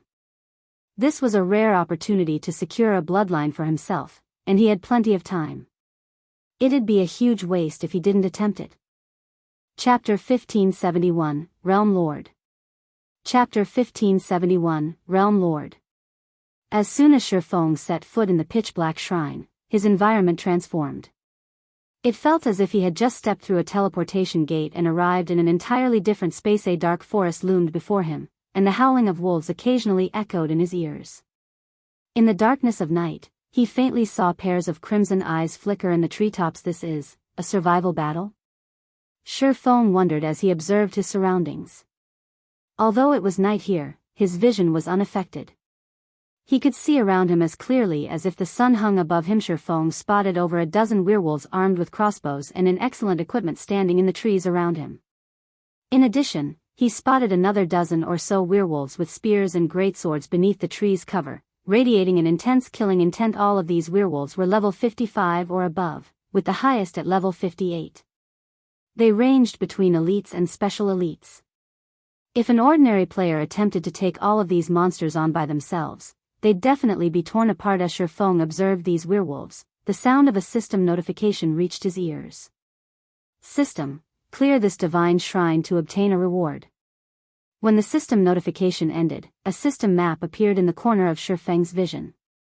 A teleportation point had been marked on the map in the heart of the forest. It was obvious that he had to reach said teleportation point to leave the divine shrine. However, before Feng could examine the map closely, the werewolves in the treetops began to attack, the triple-loaded crossbows releasing their bolts at him simultaneously. At the same time, the werewolves on the ground began to close in, forming a tight encirclement around him. How troublesome. It seems that the system banned teleportation skills, as well. I guess I have no choice but to run to the target. When Feng had noticed the werewolves' attacks, he had attempted to use space movement, teleporting to the destination directly. Unfortunately, teleportation skills were prohibited in the divine shrine. He had no choice but to unsheath Killing Ray and retaliate. A rain of bolts from above might be troublesome to ordinary players, but to Feng, the bolts were practically negligible. He easily dodged the bolts and appeared before a level 56 elite werewolf in the blink of an eye.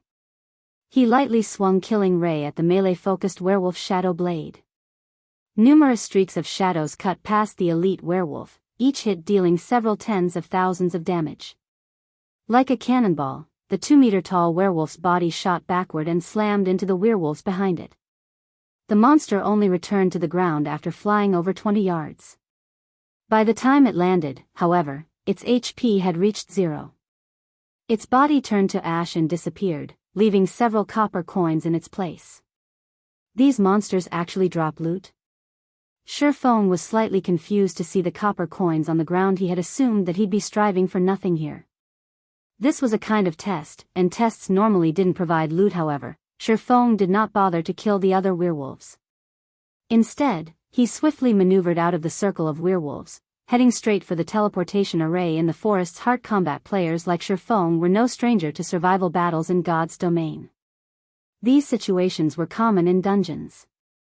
If players focused on defeating the monsters in survival battles, they'd only get caught up in an endless cycle of combat, wasting their time.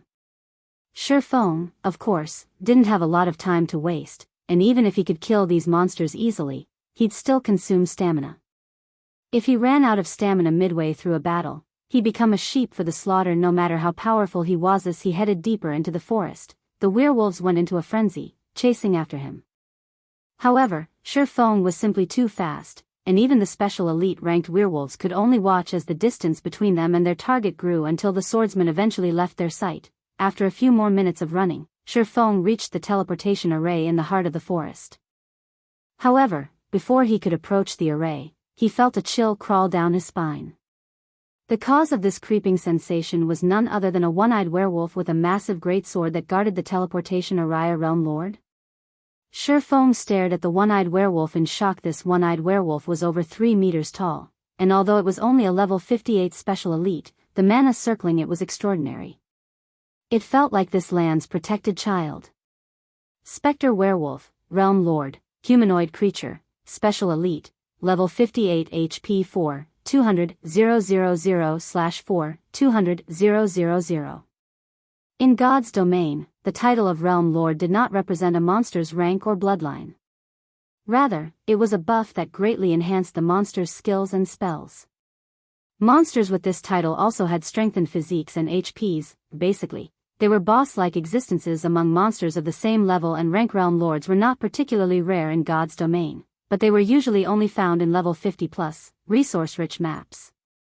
They protected these resource maps, and as long as they remained in their designated maps, they could display far more combat power than monsters of the same level and rank. Normally, player teams avoided Realm Lords as much as possible. Fighting these monsters simply wasn't worthwhile. Despite being so much stronger than monsters of the same level and rank, realm lords didn't offer additional or better loot. Is the divine shrine itself some sort of opportunity? After a moment of surprise, Feng's lips curled into a smile. When players had first discovered realm lords in the past, they had avoided these monsters as much as possible. Unfortunately, some battles were unavoidable, and players had been forced to kill certain realm lords. As players had killed more realm lords, they discovered something astonishing: the mana barrier crystal fragment. Only realm lords dropped this item, and there was no way to obtain the crystal fragments from other monsters on its own. The mana barrier crystal fragment did not possess much of a function. At most, it could be used as a support material when crafting weapons and equipment, but when players synthesized the mana barrier crystal fragments into mana barrier crystals, their value rose by over 100-fold. The mana barrier crystals were the various NPC cities' main power source for their teleportation magic arrays. Not only did the mana barrier crystal contain a frightening amount of mana, but it could also replenish itself by absorbing the mana around it. Only, the mana barrier crystal required a considerably long time to replenish itself. However, this replenishment time would vary depending on the mana density around it. In an ordinary environment, for example, an empty mana barrier crystal would require 48 hours to recover fully. To put it simply, a mana barrier crystal was akin to an everlasting magic crystal. It was the perfect power source for teleportation arrays. With enough mana barrier crystals, one could operate a teleportation array for no cost. It was easy to imagine how valuable these mana barrier crystals were. After all, mana barrier crystals were not that easy to obtain, yet the various large guilds and players were in dire need of them. Meanwhile, the special elite ranked realm lord before Feng was a walking mana source. Without hesitation, he charged forward, showing no intentions of circling the specter werewolf and leaving the divine shrine. As Feng boldly approached, the specter werewolf howled in anger. It raised its greatsword and swung the massive weapon at the impudent intruder. Over a dozen magical wind blades formed before the specter werewolf and shot toward Feng. The attacks were spread out, making it impossible for Feng to dodge them all. Fortunately, the disintegration armor wasn't currently suppressing Feng's basic attributes. In other words, his strength was even higher than a great lord's of the same level. Hence, although the specter werewolf's realm lord status enhanced its wind blades, and the attack nearly rivaled the power of a Tier 2 spell, they were insignificant to Feng's sword's orbit. A galaxy of stars formed around Feng, striking down the approaching wind blades. Feng didn't even pause as he continued towards the specter werewolf's shadow blade. Thunder flame explosion. Flame burst. When Feng reached the specter werewolf and began to bombard it with attacks, the special elite's 4,200,000 HP drained like flowing water.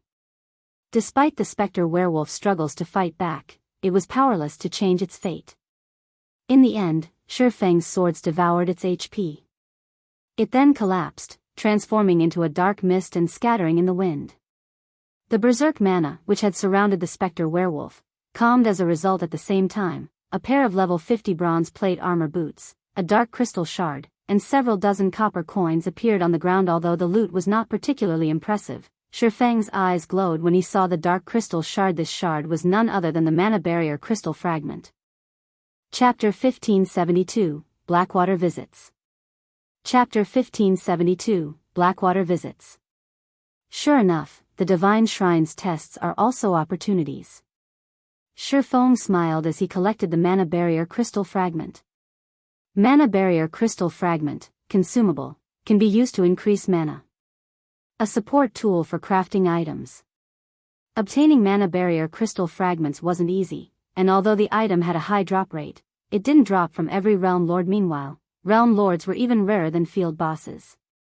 High resource leveling maps only had 2 or 3 realm lords. In addition, these realm lords' respawn time was much longer than ordinary field bosses. When the various large guilds had discovered the benefits of killing realm lords in the past, many guild wars had broken out over these monsters. Obtaining 1 mana barrier crystal fragment after killing a single special elite ranked realm lord was a huge boon from the system. Each mana barrier crystal fragment had sold for around 30 gold in the past. Of course, most guilds that had obtained these crystal shards had refused to sell them. When players collected 10 crystal fragments, they could seek out an NPC master alchemist to synthesize the mana barrier crystal with a 40% success rate. If the synthesis were successful, one would have an everlasting magic crystal. The mana barrier crystal was a priceless treasure, useful in multiple aspects, such as powering teleportation arrays, magic towers, and other such constructions. There had even been a few workshops that had specialized in hunting realm lords in distant maps, making a living from selling mana barrier crystals. After obtaining the crystal fragment, Feng moved towards the teleportation array and left the forest. When he opened his eyes again, he had arrived at the first divine shrine's exit. And the staircase leading to the second shrine stretched before him. Many players were already running towards the second divine shrine. So many people are already out? Feng was surprised. Over 100 players were already approaching the second divine shrine. However, after giving the matter some thought, he realized that he had spent quite some time fighting the specter werewolf. Most, if not all, of the players before him had likely avoided fighting the realm lord. They had simply slipped past the specter werewolf to enter the teleportation array. As Feng left the first divine shrine, the sound of system notifications reached his ears. System, congratulations. You have passed the divine shrine. Rewarding 10 shrine points. System, congratulations. You have passed the divine shrine within the time limit. Rewarding 10 shrine points. System, congratulations. You have killed the guardian boss within the time limit. Rewarding 50 shrine points. So many points. Feng was somewhat taken aback when he saw how many points the system had awarded for killing the specter werewolf. Passing the divine shrine had only earned him 10 SPs, yet killing the special elite rank specter werewolf had awarded 50. If these other players realized that killing the guardian boss would award even more points, they'd likely regret their earlier actions. Even the cheapest item available for purchase in the divine shrine cost 500 SPs. If one cleared the first divine shrine quickly and ignored killing the guardian boss, they would only receive 20 SPs. With that method, who knew how many divine shrines one would have to clear to accumulate 500 SPs? Moreover, as players climbed the divine staircase, the divine shrines would become more challenging. If players did not earn as many points as possible early on, it would only become more difficult to earn the points they needed later. It seems that I'll have to defeat every divine shrine's guardian boss. Thinking up to this point, Feng realized the fastest way to earn shrine points from the divine staircase, following which, he proceeded towards the second divine shrine. The second shrine contained a gravel ridge, and its monsters ranged between level 55 and 58. However, the second shrine had far fewer elite monsters, and nearly half the shrine's monsters were special elites. Next to the realm lord, a few level 58 elites guarded the teleportation array. To Feng, however, this slight increase in difficulty was no issue. He had only spent a few minutes to defeat the realm lord and 3 elites. This time, however, he did not obtain a mana barrier crystal fragment. He had only obtained a level 55 bronze mage top and some coins. Upon clearing the second divine shrine, Feng earned 15 SPs. He also received 15 SPs for clearing the shrine within the time limit, and 70 SPs for killing the guardian boss. Although Feng had cleared the second divine shrine, he was clearly lagging behind the other players. Even those who had entered the first divine shrine sometime after him were already on their way towards the third shrine. However, Feng did not rush. Instead, he continued to ascend the divine staircase at his own pace. Each divine shrine was a little more challenging than the last and awarded 5 more SPs when cleared. When Feng entered the fifth divine shrine, the test's difficulty visibly increased. Now, every monster he faced was a special elite. In terms of attributes, the monsters were on par with well-equipped, Tier 1 players of the same level. When facing a dozen or so of these monsters at once, even elite players would be in a bind. Even the guardian boss was now a chieftain-ranked realm lord. Not only did the chieftain possess 10 million HP, but its skills also carried great destructive power. Even Feng did not dare to meet the boss's attacks head-on. Feng only defeated this guardian boss after a dozen or so minutes of fighting. Meanwhile, as a chieftain-ranked realm lord, the boss had been very generous. It had dropped 2 mana barrier crystal fragments, instantly increasing Feng's haul to 4. Now, he only needed 6 more fragments to synthesize a mana barrier crystal. When Feng had cleared the 5th divine shrine, the shrine points he earned also undergone a qualitative transformation. The clear reward alone rose to 100 SPs, while clearing the shrine within the time limit awarded another 100 SPs, and killing the guardian boss within the time limit awarded 500 SPS. However, the ranking list before the various divine shrines also reported that players had already reached the 8th shrine. There were over a dozen players clearing the shrines with astonishing speed. Meanwhile, while Feng continued to challenge divine shrines, Zero-Wing City's fame in Star Moon Kingdom had exceeded Stone Forest towns. The city had become a holy resting ground for many of the kingdom's players due to the city's high mana density, the double EXP buff accumulation, and the large number of wandering merchants. It took no time at all for Zero-Wing City's player population to break past 1 million. The originally empty city was now so lively that Zero-Wing City could rival major NPC cities. Guild Leader Singular, Zero-Wing City's player population has grown past 1 million. The city is even charging players an entrance fee. Its daily income is incredibly high. With this, I don't think that it'll be easy to whittle Zero-Wing down anymore, Lei Jingyang reported. He currently rested in one of Zero-Wing City's restaurants, wearing a frown as he watched the crowded street outside. Initially, he hadn't cared about Zero-Wing City, but after visiting the city personally, he had to admit that it was extraordinary. Young Master Lei, although Zero-Wing City is better than we expected, Zero-Wing's celebration of the fact will be short-lived. Singular Burial chuckled. He didn't seem to mind the fact that Zero-Wing City earned considerable wealth for the guild. Don't tell me you plan to fight it out with Zero-Wing? Lei Jingyang frowned at Singular Burial's reaction. He had expected Singular Burial to finish Zero-Wing off in a few more days, but clearly, that plan was no longer viable. Not only did Zero-Wing City earn a considerable amount of profit for its ruling guild, but the city improved Zero-Wing's reputation among players.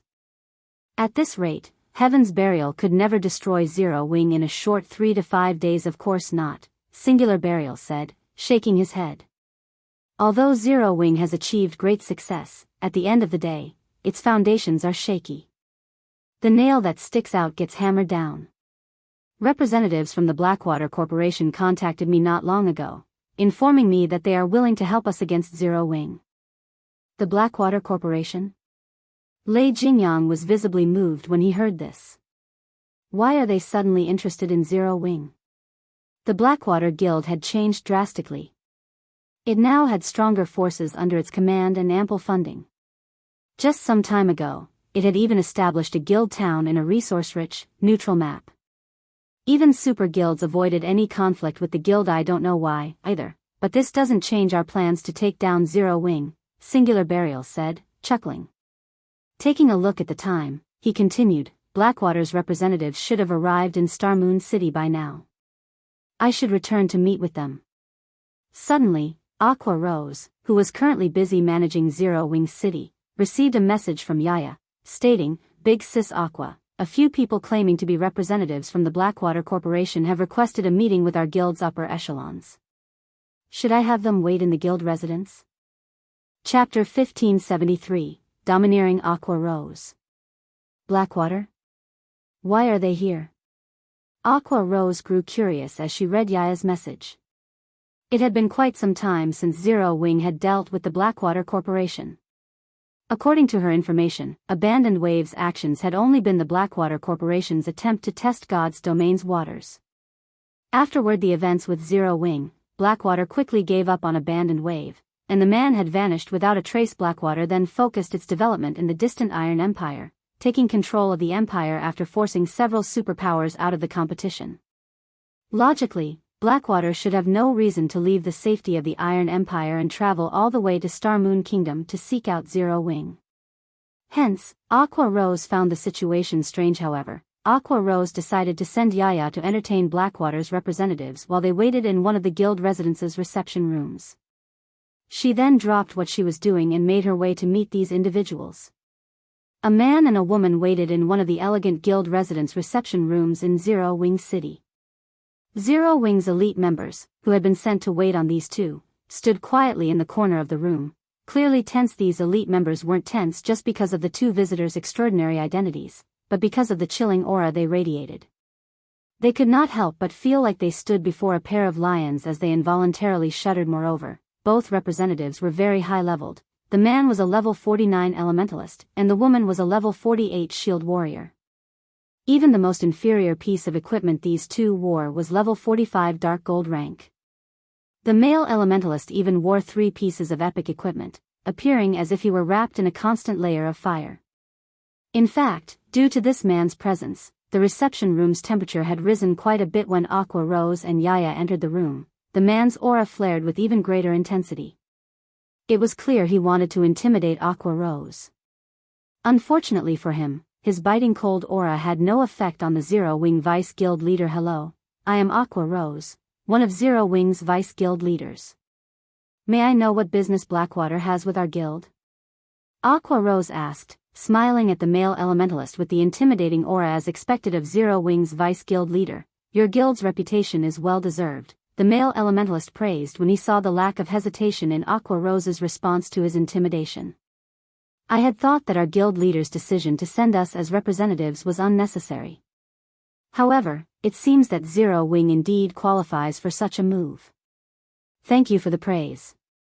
Now, may I know what business your guild has with Zero Wing?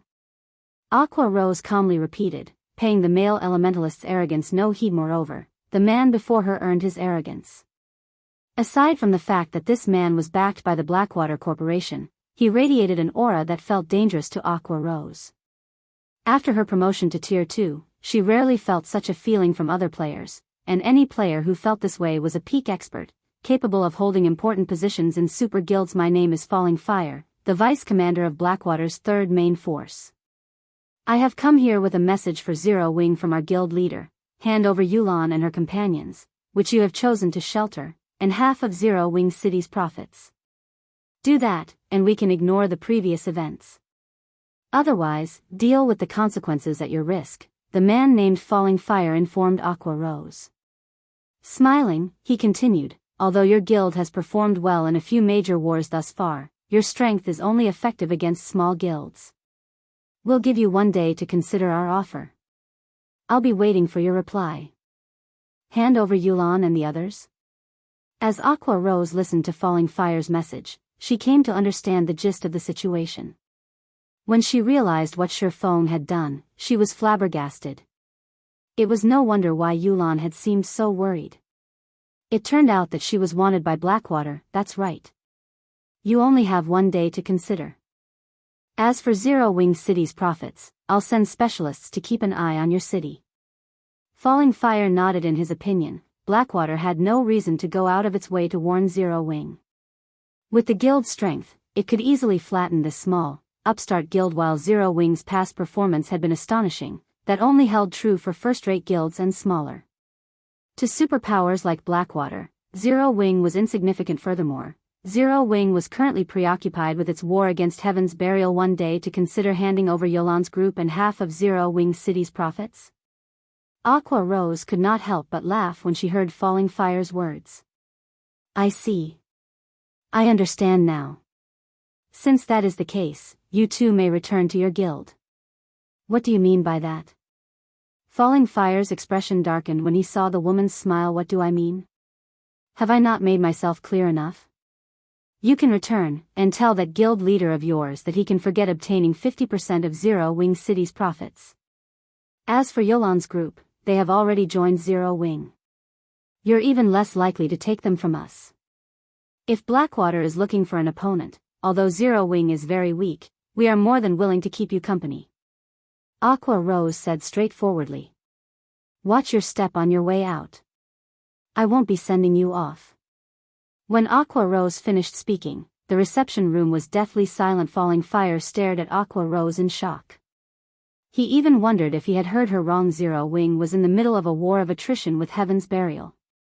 Now, it dared to declare war on Blackwater. Even Yaya, who silently stood beside Aqua Rose, gaped in astonishment. She had never realized that her vice guild leader was so domineering. The Blackwater Corporation was a titan both in and out of God's domain. In the real world, it was an incredibly famous international corporation. In God's domain, it had successfully wrestled control of the Iron Empire from several superpowers. Zero Wing simply couldn't compare. Good. Very good. Since Zero Wing dares to cast aside the opportunity we've presented, you can wait until we remove your name from God's domain. Falling Fire sneered at his host. Immediately, he and the level 48 female shield warrior stood and left the room. After the duo from Blackwater left, Yaya turned to Aqua Rose with a reverent expression. Big sis Aqua, you're so amazing. You even slapped Blackwater in the face. The look on that guy's face just now was priceless. Yaya said with admiration flashing in her eyes. That's right. It felt wonderful putting those bastards in their place. However, how am I supposed to report this to the guild leader? Aqua Rose felt a headache begin to brew. For a moment of satisfaction, she had declared war on Blackwater without consulting Feng. Zero Wing City was just starting to get on the right track. The wealth the city earned even allowed Zero Wing to fight Heaven's Burial on equal footing, but if Blackwater joined the fray, Zero Wing would be at a severe disadvantage. Meanwhile, back in the World Summit's Divine Staircase, Feng had finally defeated the 10th Divine Shrine's guardian boss, a level 60, Lord-ranked 5-headed demon snake. Before landing the killing blow, he had made sure to activate Divine Providence when the 5-headed demon snake died. Items rained from the sky normally, level 50 monsters and above had significantly reduced drop rates. However, the demon snake had dropped over 20 items. No Lord-ranked monster of this level should be capable of dropping so many a jackpot. Feng was overjoyed when he saw the loot on the ground. He had only used Divine Providence to increase his chances of obtaining mana barrier crystal fragments, yet he had triggered a jackpot. He truly hadn't expected such a bountiful reward in God's domain. Jackpots were exceedingly rare from monsters past level 50, much less from realm lords. Chapter 1574, Advanced Forging Design. Aside from weapons, equipment, and mana barrier crystal fragments, a tattered sheet of parchment rested among the many items the 5-headed demon snake had dropped. As the parchment itself was very high quality, it still radiated faint pulses of mana despite the ravages of time. Feng picked up the parchment out of curiosity. This is an advanced forging design. Feng was elated when he realized what this sheet of parchment was in God's domain. Every advanced design was extremely rare and valuable. This was because advanced designs contain techniques unknown to the general public. For example, an advanced forging design would contain a few different kinds of advanced forging techniques. If players learned these techniques, they'd increase their chances of creating a new item in the future. The various large guilds had cherished their advanced designs in the past. They had all refused to sell these designs. At the same time, the large guilds trading firms had fought over these items. Zero Wing had only obtained a few advanced designs thus far, including advanced forging designs. Moreover, the design in his hands was not just any ordinary advanced forging design. Conqueror's Armor Forging Design Fragment, Advanced Design, Fine Gold Rank. When learned, you will be able to produce the level 50 magic rune armor. Every piece of crafted armor contains a magic array. 5 pieces can be used to form the basic strength battle array. Current fragment count 1/9. I never expected the Divine Shrines to drop something like this. I've really lucked out this time. Feng was at a loss for words as he stared at the Conqueror's Armor design. Not only had the 5-headed demon snake dropped 2 mana barrier crystal fragments, but it had also dropped a fine gold equipment design that came with a battle array. Killing the demon snake had been far more profitable than killing a level 60 Grand Lord. A well-equipped peak expert in God's domain wasn't a force to be reckoned with. In fact, despite being an individual, they were capable of playing a significant role in a guild war. However, that did not mean ordinary players were utterly helpless against peak experts. Ordinary players still had a method they could use to fight peak experts' battle arrays. If a certain number of players wore equipment with the same battle array, they could trigger the battle array's effects, significantly increasing their combat power. Battle arrays provided more than just a boost to basic attributes, they also improved players' physiques. Most importantly, it allowed players with the same array to share their perception.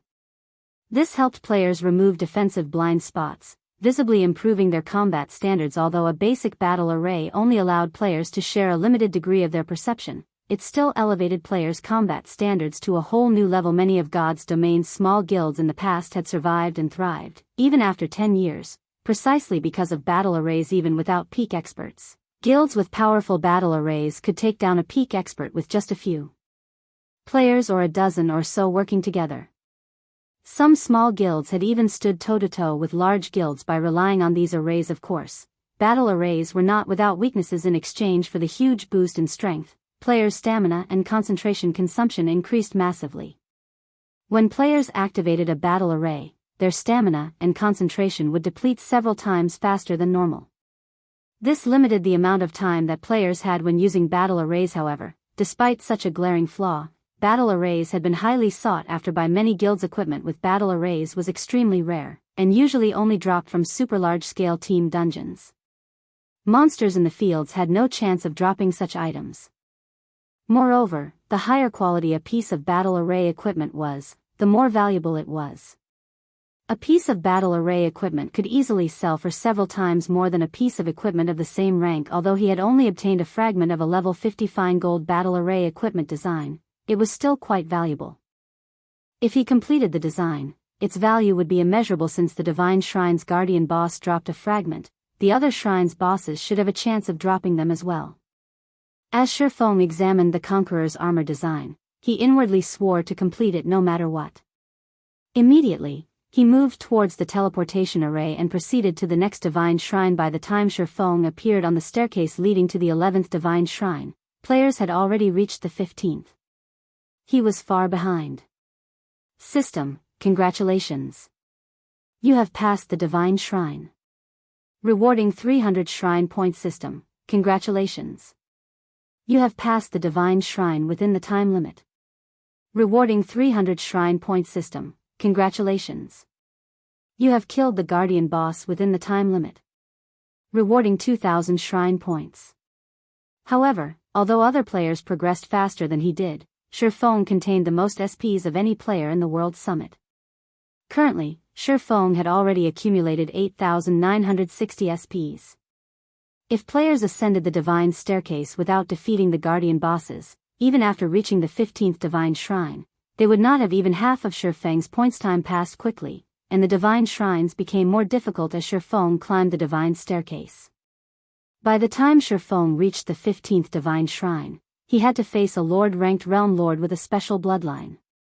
By the time he emerged from the 15th Shrine, many players had been eliminated in the 20th Shrine. As Feng had guessed, the other shrines' guardian bosses had a chance of dropping the Conqueror's armor forging design fragment if he activated Divine Providence when he killed them. By the time he had cleared the 15th Divine Shrine, he had gained another fragment. He just needed to wait for Divine Providence's cooldown to end before proceeding to the next Divine Shrine. As for Mana Barrier Crystal fragments, he now had 17. However, Feng had grown a bit weary after fighting for so long. Taking a look at the time, he realized how long he had spent in God's domain. He then consumed a drop of life essence from the blood refining crystal to boost his stamina and concentration recovery before logging out of the game. Players' accumulated time in the World Summit only decreased when players were online. Logging off to rest would not affect one's progress. Hence, to maintain their combat efficiency, many players had long since chosen to log out. After all, challenging the Divine Staircase was a long and arduous progress, and as one climbed the staircase, they'd have to navigate larger maps in the Divine Shrines. As a result, players had to spend more time clearing the shrines. By the time Feng logged out, the sun had risen high into the sky. The moment Feng's consciousness returned to his body, he was bombarded by a series of messages and call notifications. There were messages and calls from both Blackie and Aqua Rose. In fact, Feng received another call from Aqua Rose before he had the chance to leave his gaming cabin. What's with the urgency? Has something happened? Feng curiously asked after accepting the call. Guild leader, you've finally picked up. Any later and I would have sent Blackie to look for you in person, Aqua Rose said somewhat anxiously. While you were gone, Zero Wings City has developed nicely. The player population has already broken past the 1 million threshold. Once we finish constructing the NPC shops, the city will attract even more players. But some time ago, 2 representatives from the Blackwater Corporation sought me out. They told us to hand over Yulan and her companions and 50% of Zero Wings City's income as compensation. Otherwise, they'll turn the full might of the Blackwater Guild against us. Hand over Yulan, her companions, and 50% of Zero Wings City's profits? Feng frowned. The Blackwater Corporation's retaliation didn't surprise him in the least, but he didn't expect Blackwater to take action so quickly. Moreover, the corporation's timing couldn't be worse, targeting them while they were in a war of attrition against Heaven's Burial. This put Zero Wing at a considerable disadvantage. Chapter 1575, Nurturing Experts. It seems that I'll need to speed things up, Feng thought after hearing Aqua Rose's report. He was quite familiar with the Blackwater Corporation's power.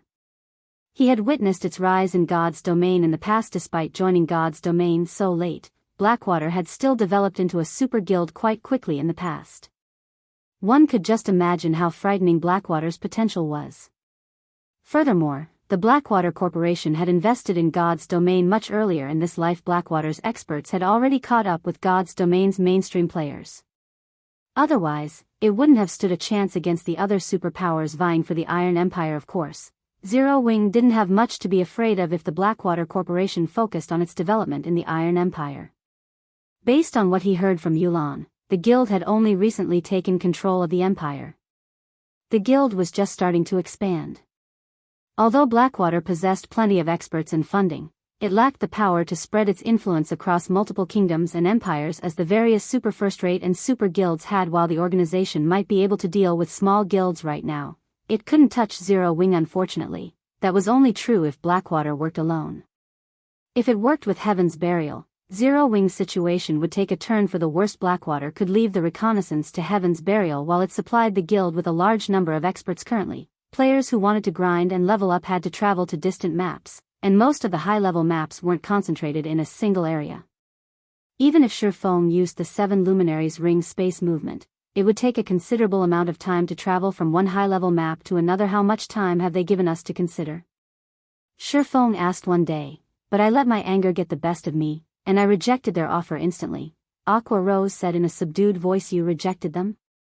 Feng stared at Aqua Rose in surprise. Did you really reject them? Emichim. Aqua Rose nodded silently, knowing that she had made a huge mess of things by outright rejecting Blackwater's offer. She had undoubtedly created another powerful enemy for Zero Wing. Ha.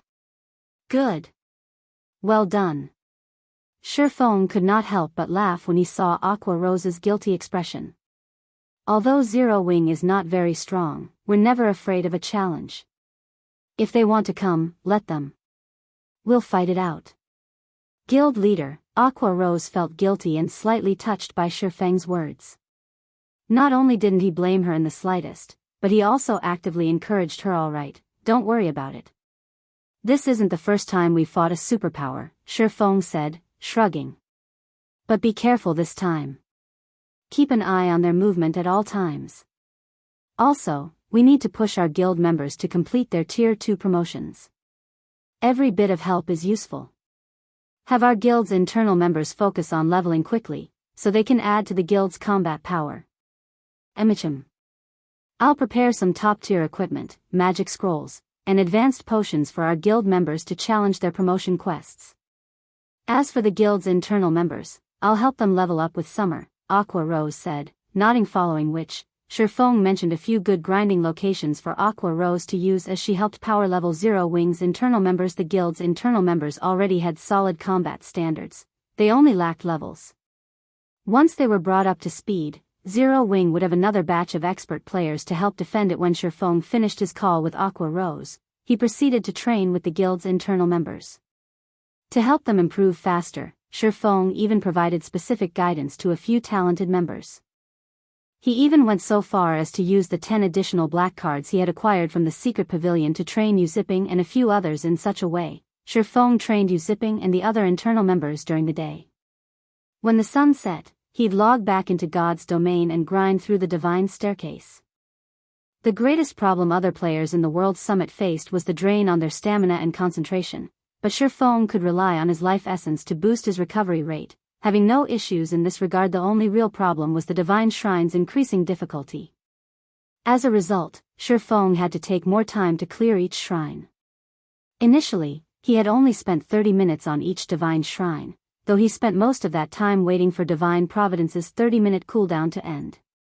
As he ascended the divine staircase, however, the amount of time he needed to clear each shrine gradually increased to 2, then 3 hours. After grinding for 4 consecutive days, Feng finally defeated the 29th Shrine's guardian boss, a great lord-ranked realm lord. He had initially assumed that he'd earn more shrine points from each subsequent divine shrine he cleared, but that wasn't entirely the case. After the 10th divine shrine, the SP reward only increased once every 5 divine shrines, yet these shrines' difficulty constantly increased as he cleared the last. By the time Feng cleared the 29th Divine Shrine, he had only accumulated 86,360 shrine points. He was still roughly 14,000 points away from affording the cheapest bloodline. Fortunately, although he hadn't acquired as many shrine points as he had hoped, he had secured a decent number of mana barrier crystal fragments. When High Lord and Great Lord ranked guardian bosses died, they'd drop at least one crystal fragment, but he had obtained up to 3 crystal fragments from a single boss. As a result, he had a total of 43 mana barrier crystal fragments. As for the Conqueror's armor design, he had collected 6 fragments thus far. He was only 3 fragments away from completing the design. He had also obtained over 100 level 50 to level 55 weapons and equipment. Their ranks ranged between bronze and secret silver, and although they weren't top tier, they were rare and valuable at this stage of the game. During this time, the White Tiger Dojo had also delivered the previously agreed 50 bottles of S-rank nutrient fluid and 20 million credits. Upon receiving the payment, Feng assigned Shadow Sword to take charge of the 500 apprentices from the dojo. These apprentices would train in Zero Wing City's battle arena, improve their skill completion rates in Stone Forest Town's advanced combat rooms, and level while grinding and questing each day. As a result, their combat standards steadily rose with each passing day. Unfortunately, Zero Wing's members had encountered group skirmishes with Blackwater and Heaven's Burial's experts in the fields, increasing the guild's expenditures. Despite the massive revenue source Zero Wing City had become, the situation took a heavy toll on the guild's funds. However, monetary compensation wasn't the guild's biggest problem, but the loss of top-tier weapons and equipment. Meanwhile, the guild only had a few teams capable of acquiring such items. Although Aqua Rose and the other core members had formed teams to hunt down the enemy experts, they hadn't obtained enough level 45 top-tier equipment to replenish the guild's stock. Guild leader, I'm afraid that our stock of level 45 top-tier equipment in the guild warehouse will run out at this rate. Many of the other large guilds in the kingdom have already surpassed our raid progress in level 50 team dungeons, Aqua Rose reported, clearly frustrated. Moreover, based on the latest reports, it seems that Blackwater has sent over 4,000 experts to target our players. Including Heaven's Burial's experts, our teams are suffering a massive disadvantage while grinding in the fields. If Feng were present, they might be able to slaughter Heaven's Burial and Blackwater's experts a few times by relying on his spatial gate, which would, more or less, make up for the guild's losses. Zero Wing's members were constantly ambushed in the fields, yet Tier 2 experts like her were limited in their ability to fend off every ambush. Unless their guild members stopped leveling and questing, there'd be no end to this problem. Moreover, level 45 top-tier equipment was required to raid level 50 team dungeons. If the guild warehouse ran out of such equipment, they'd have to stop raiding these dungeons. If this persisted, guild members might even lose interest in earning guild contribution points. If that happened, the guild would fall apart. Have Melancholic and the others focus on crafting level 45 equipment, and temporarily stop sales on level 45 secret silver and fine gold equipment. Use some of that stock to replenish the guild warehouse. If worst comes to worst, have Snow send some level 45 top-tier equipment from the branch guild, Feng said after giving the matter some thought. He had never expected Blackwater to be ruthless enough to send 4,000 experts. To make matters worse, that wasn't the guild's full strength. Blackwater's foundations had truly exceeded his expectations. Feng jumped back into his virtual gaming cabin, ignoring the fact that it was currently daytime and he was supposed to be resting. After logging back into God's domain, he immediately made his way to the 30th Divine Shrine. Chapter 1576, Divine Shrine's Opportunity. Once Feng entered the 30th Divine Shrine, the space before him transformed. Currently, he faced a dark cavern. The cavern was very large as a sports arena. Moreover, many tunnels led out of it. From time to time, he also spotted 1 or 2 lizardman patrol squads moving in and out of these tunnels. Even the weakest lizardman in these patrol squads was a level 58 special elite, while the strongest was a level 60 lord. The raid difficulty really has increased quite significantly. Feng frowned slightly as he observed the lizardmen. It's no wonder so many expert demon players had to stop after reaching the 30th shrine previously. Even the strongest non-boss monster in the 29th Divine Shrine was only a level 60 chieftain in God's domain. Chieftain-ranked monsters were at the Tier 1 standard. Hence, current players, particularly demon players, could still have a relatively easy time dealing with chieftains. However, when a monster reached the Lord rank, they attained the Tier 2 standard and were capable of using Tier 2 skills. It might be fine if all a demon player had to deal with were 2 or 3 lords. The crucial point was that, based on what Feng could see, there was a total of 30 Lord-ranked lizardmen patrolling in the cavern alone. If one entered the tunnels, who knew how many more lords they would encounter? Against 30 Lord-ranked monsters, even a Tier 2 player would get overwhelmed easily, not to mention a Tier 1 player. An ordinary Tier 1 expert would be fortunate if they could survive even 10 seconds against such a large number of lords.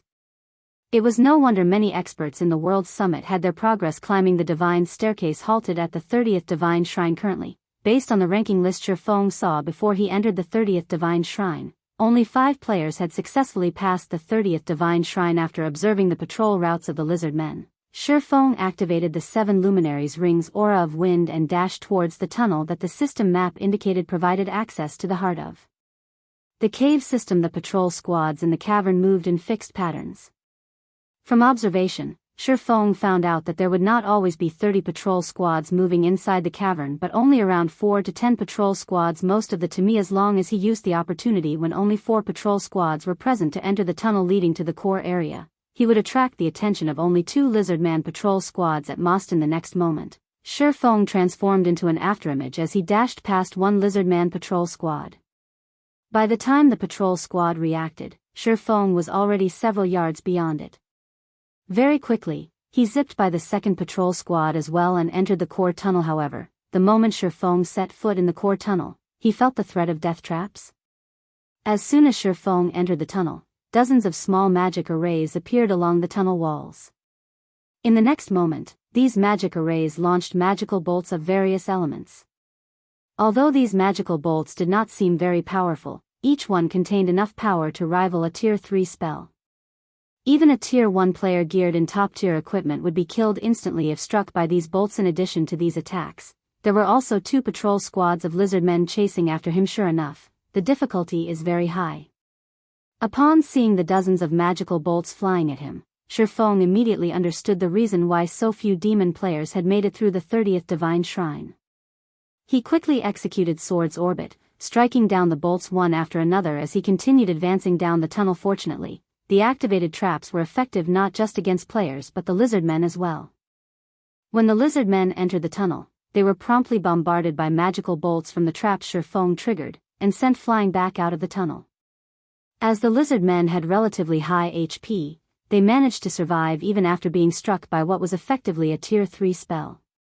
However, this situation also prevented them from pursuing Feng. Thus, they could only watch as Feng gradually disappeared from their sight. The path leading towards the core of the cave system was replete with various kinds of traps. From time to time, Feng would also come across other lizardman patrol squads. As a result, he progressed towards the core at a snail's pace. After walking for over 2 hours, he arrived at a spacious cavern with a stone altar sitting in the middle of it. Stone pillars carved with magic runes surrounded the altar. Meanwhile, above the altar was the teleportation array leading out of the Divine Shrine. At this moment, however, lizard men were kneeling around the altar. At a glance, Feng spotted over 300 lizard men. Although the majority of these lizard men were only elite ranked, there were 9 Lord-ranked lizard men in the mix. However, the Lord-ranked lizard men were no longer the strongest monsters present, which was instead the staff-wielding lizard man standing at the stone altar. Currently, the staff-wielding lizard man appeared to be offering a prayer of sorts. Lizard Man Chief, Realm Lord, Humanoid Creature, Grand Lord, Level 60 HP 42,000/42,000,000. Feng could not help but frown as he looked at the Lizardman Chief. The guardian boss of the 29th Divine Shrine had been only a level 60 Great Lord. Yet, in the 30th Divine Shrine, the guardian boss had actually become a Grand Lord. The increase in difficulty utterly exceeded Feng's expectations. Although the Lizardman Chief did not possess the HP of an ordinary Grand Lord of the same level, the enhanced spells of a Grand Lord ranked Realm Lord was no laughing matter. Even if Feng successfully blocked one of the Lizardman Chief's spell attacks with his weapons, there was a high chance that he would end up losing his life. Seeing this, Feng could not help but hesitate whether he should bypass the Lizardman Chief and head straight for the teleportation array or stay behind and defeat the Guardian boss. He was fully confident of directly passing the 30th Divine Shrine while keeping his life intact. However, he could not say the same if he chose to fight the Lizardman Chief. While he did not mind losing one challenge opportunity, he did have 10 chances after all. The crucial point was that players would still lose a level if they died inside the Divine Shrines. Fortunately, though, no items would drop upon death. A Grand Lord was in existence that served as the final boss of Team Dungeons. It was practically impossible for players to solo such an existence. Just as Feng was mulling over his options, the Lizardman Chief suddenly started chanting an incantation. The runes carved on the stone altar then lit up with a dark blue glow. The space above the Lizardman Chief also collapsed, forming a tunnel of sorts into the dark void. Immediately after, a golden tablet slowly descended from this shattered space. The moment this golden tablet appeared, the mana inside the entire cavern stirred.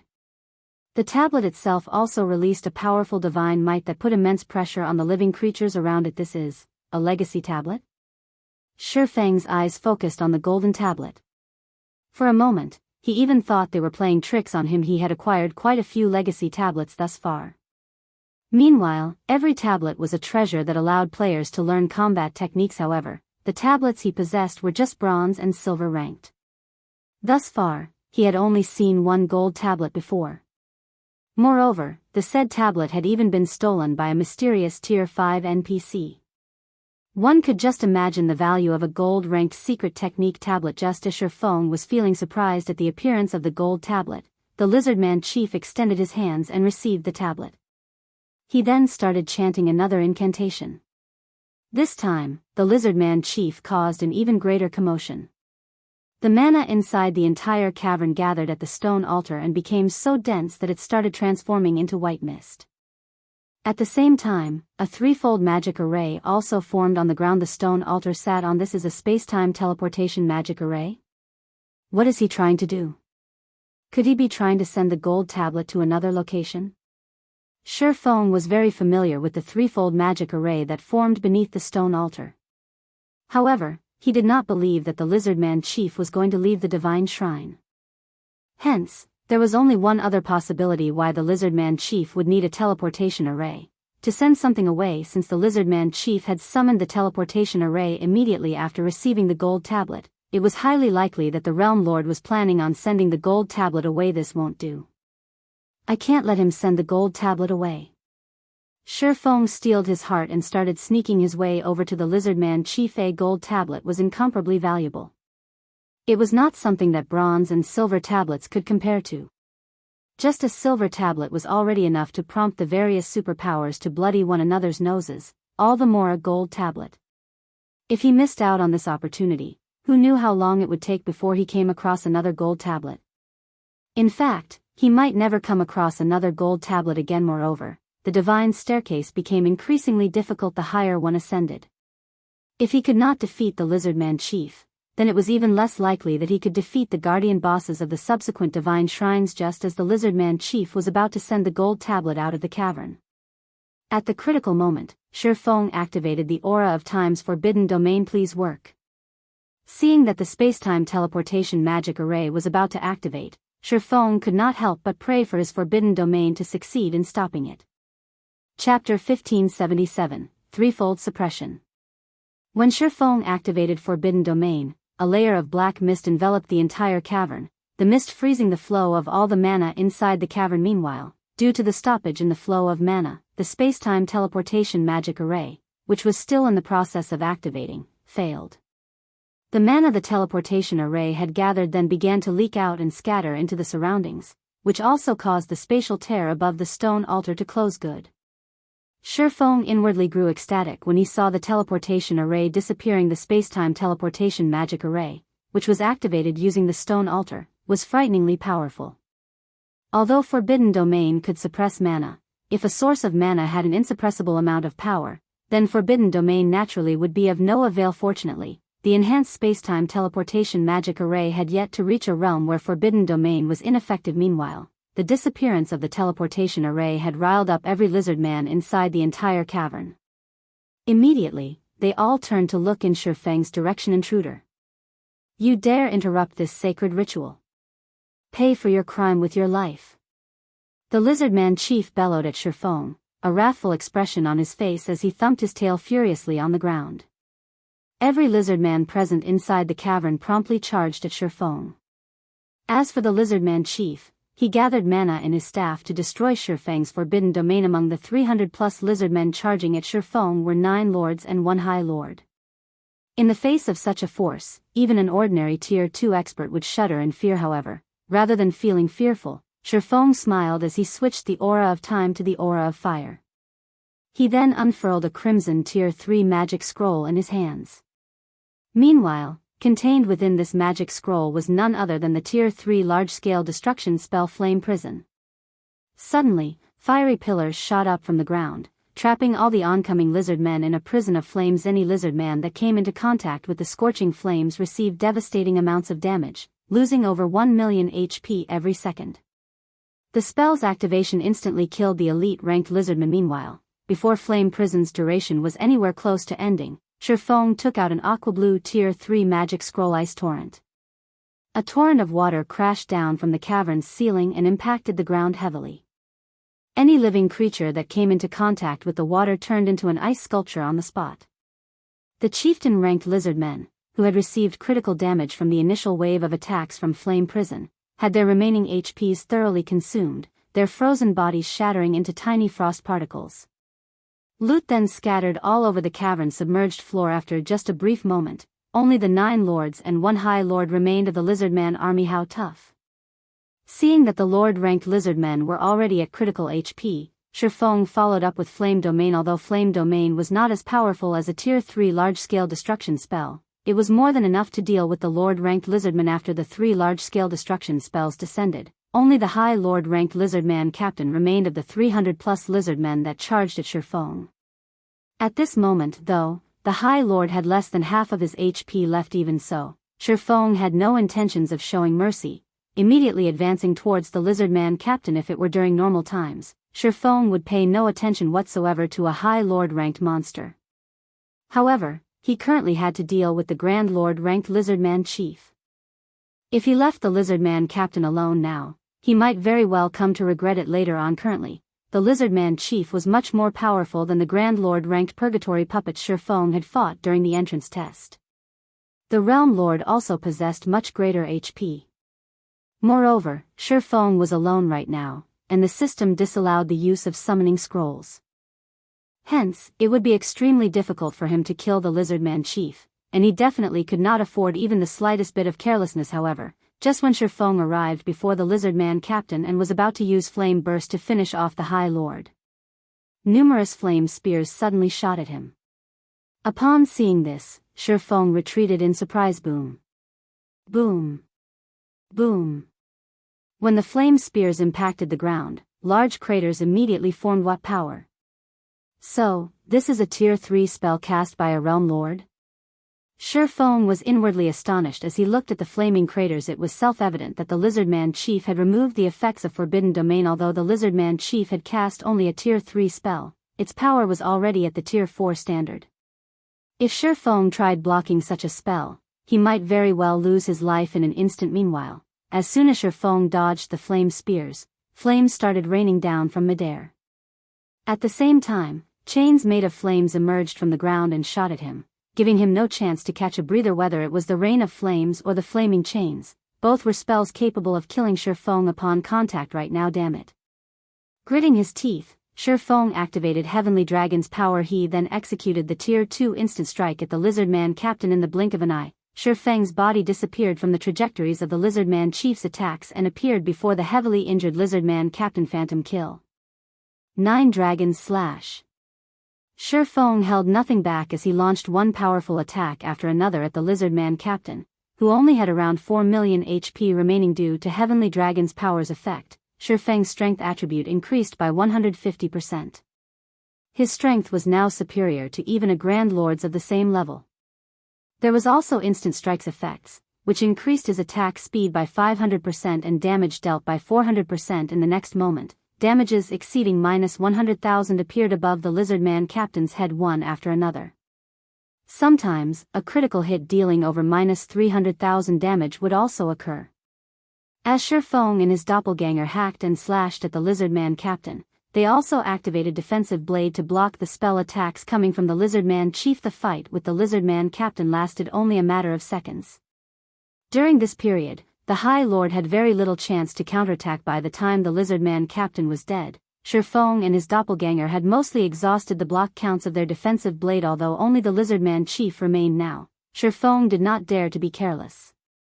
As a precaution, he stabbed the abyssal blade into the ground and activated Abyssal Curse. Suddenly, pitch-black shackles emerged from the ground beneath the Lizardman chief's feet, binding the Realm Lord completely.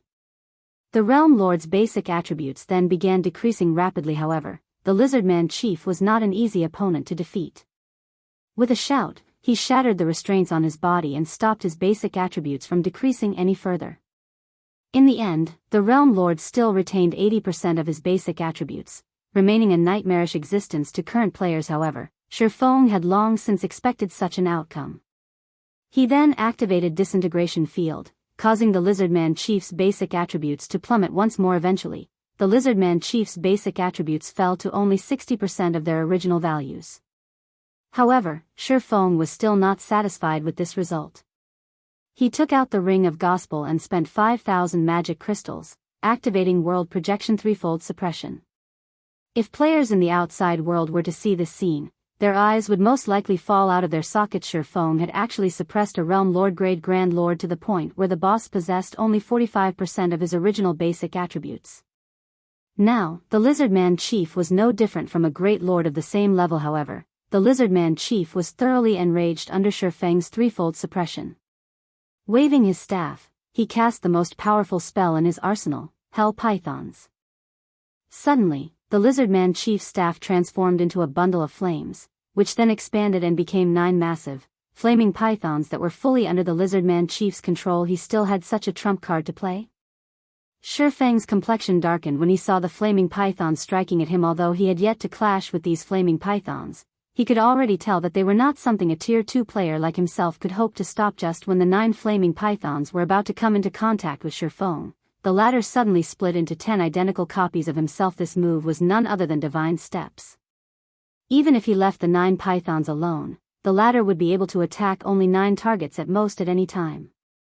With the flaming pythons distracted, Feng immediately made his way towards the Lizardman chief. Thundering Flash, Flame Burst, Shadow Blade. Both Feng's main body and doppelganger attacked the Lizardman chief in a frenzy. Although the Lizardman chief was a Realm Lord, his basic attributes were now suppressed to the point where they only rivaled a Great Lords of the same level. Moreover, the Lizardman chief did not excel in melee battles. As a result, the Lizardman chief became no different from a punching bag to Feng, whose basic attributes were currently superior to a Grand Lord's of the same level. 99%. 95%. 90%. When Divine Steps ended, Feng took out a Tier 3 defensive scroll, Sacred Shield of Water, and used it. The defensive spell was capable of blocking Tier 4 attacks even for a short moment, let alone the Tier 3 attacks of the flaming pythons. By the time Hell Python's 20-second duration was over, the Sacred Shield of Water still had over a quarter of its energy remaining. Without the annoyance of the Hell Pythons, Feng had a much easier time dealing with the Lizardman chief and was able to whittle down the Realm Lord's HP. When the duration of Heavenly Dragon's power ended, Feng promptly followed it up by activating Power of Darkness, maintaining his strength at the level of a Grand Lord. Meanwhile, every one of his normal attacks dealt over -30,000 damage to the Lizardman chief and -80,000 for a critical hit. His skill attacks dealt over -100,000 damage each and -300,000 for a critical hit. However, Feng would occasionally be forced to block one of the Lizardman chief's spell attacks with his weapons, losing 10,000 to 20,000 HP in the process. Fortunately, Feng had Life Domain and Void Shield to help him recover and block a portion of those attacks. Hence, he had no problems keeping his HP above a safe margin. The only real challenge he faced was that the high-intensity combat was depleting both his stamina and concentration at a severe rate. As the minutes passed by, the Lizardman chief's HP steadily decreased 50%. 30%. 10%. Despicable Intruder. I will not let you win. The lizardman chief suddenly exploded in violent fury and tossed aside his staff. He then started gathering a stupendous amount of mana inside his body. Following which, not only did his body turn pitch black, but it also doubled in size. Mana madness. At this moment, when Feng looked at the lizardman chief, he could feel the threat of death from the realm lord. Actually, even if his mind did not warn him about the lizardman chief, his eyes could see very clearly just how dangerous the realm lord was right now. Despite the lizardman chief just standing still right now, the ground beneath the realm lord buckled and shattered from the intense aura his body radiated. The air surrounding the lizardman chief had also become extremely heavy, as well as scorching hot roar. The lizardman chief bellowed and dashed forward, appearing in front of Feng in the blink of an eye. The realm lord then raised his massive arms and smashed down at Feng. Feng had no intention of dodging the realm lord's attack. Instead, he activated the Tier 2 Blade Liberation, increasing his basic attributes once more. Shadow Blade. Suddenly, several streaks of shadow merged with the slash Feng executed using Killing Ray, the combined attack landing squarely on the lizardman chief's fists. Boom. Feng was forced to retreat by only half a step from the resulting impact. In contrast, the lizardman chief's arms got flung away, leaving his scaly chest wide open to attack. Moreover, the counter had also forced the realm lord to retreat by 2 steps. A chance. Feng used this opportunity to activate Divine Providence and stabbed the abyssal blade at the lizardman chief. Flame burst. After launching a series of devastating attacks, Feng eventually reaped the final 10% HP the lizardman chief had remaining. Meanwhile, like a bursting balloon, the realm lord's body instantly turned into ashes and disappeared. Chapter 1578, Basic Strength Battle Array. He's finally dead. Feng breathed out a sigh of relief when he saw the lizardman chief disappearing after going berserk. The lizardman chief was simply too powerful. Not only was the realm lord's strength overwhelming, but his attacks also carried the mana erosion effect. Every time Feng clashed with the realm lord, although he appeared to have the advantage, in reality, his HP also decreased by a significant amount. At this moment, Feng's HP had already fallen below 25%. Had the lizardman chief been able to endure a few more attacks, the one to die in that battle would have been Feng. Instead, meanwhile, after the lizardman chief died, over a dozen items had dropped to the ground, including 3 pieces of level 55 fine gold equipment, 4 pieces of level 55 secret silver equipment, 8 rare materials, and 2 mana barrier crystal fragments. For a level 60 Grand Lord, this loot was quite satisfactory. Not to mention, aside from all these items, the realm lord had also dropped 3 design fragments. When Feng saw these design fragments, his eyes immediately glowed. After all, these design fragments were meant for none other than the Conqueror's armor design. With this, I'll be able to start producing level 50 fine gold equipment that has a basic battle array added to it. Feng smiled as he looked at the 3 design fragments. He then combined the 9 design fragments, forming a complete forging design. Conqueror's armor forging design, advanced design, fine gold rank. When learned, you will be able to produce the level 50 magic rune armor. Every piece of armor produced will have a magic array carved on it. 5 pieces of armor can be used to form a basic strength battle array. Conqueror's armor, chest piece, plate armor, fine gold rank. Level 50. Equipment requirement, strength 700 and agility 700. Defense plus 2150. Strength plus 64, endurance plus 72, agility plus 60. Additional passive skill dash. Life sacrifice, the lower the wearer's HP, the greater the power they will receive. Increases to a maximum of 10% strength and 20% attack speed. Additional active skill dash. Basic strength battle array, requires 5 or more players wearing the Conqueror's armor to activate. Upon activation, increases wearer's strength by 25%, agility by 15%, endurance by 15%, and physique by 10%. Grants basic perception sharing buff. Stamina and concentration consumption rates are also increased by 400%. Maintaining the battle array costs 1 magic crystal every 5 minutes. The effects of this basic strength battle array sure are powerful. Feng could not help his astonishment after reading through the Conqueror's Armor's introduction. He had seen many basic battle arrays before. Meanwhile, a basic battle array would be considered excellent if it increased the attribute it specialized in by 20%. Normally, though, most basic battle arrays only increased their specialized attributes by 15%. The Conqueror's Armor's basic strength battle array, however, actually increased strength by 25% and two other basic attributes by 15%. There was also the 10% improvement to physique. The effects of the basic strength battle array could already rival the transformation effects of demon players. In fact, the basic strength battle array provided even greater improvements to a player's combat power than a demon player's demon state did. After all, the battle array's perception sharing buff allowed players to eliminate their defensive blind spots. This, in turn, would improve a player's combat standards significantly. Moreover, coordination between players wearing the Conqueror's armor would also become much better, and they would be able to execute much more frightening attacks. If a party of 5 elite players was equipped with the Conqueror's armor, they might be able to defeat even a party of 5 ordinary experts. This was the reason the various large guilds had been extremely desperate to obtain equipment with battle arrays in the past. Moreover, the basic strength battle array was only a basic battle array. If the Conqueror's armor had an intermediate or advanced battle array instead, it could provide even more frightening improvements to a player's combat power. In the past, it was also because of some special battle arrays that many insignificant small guilds had managed to survive despite not subordinating themselves to a large guild. Currently, the value of the Conqueror's armor design was worth even more than fragmented legendary items. After going through the Lizardman Chief's loot, Feng approached the stone altar and carefully picked up the gold tablet placed on top of it. Feng was very curious to find out just what kind of combat technique.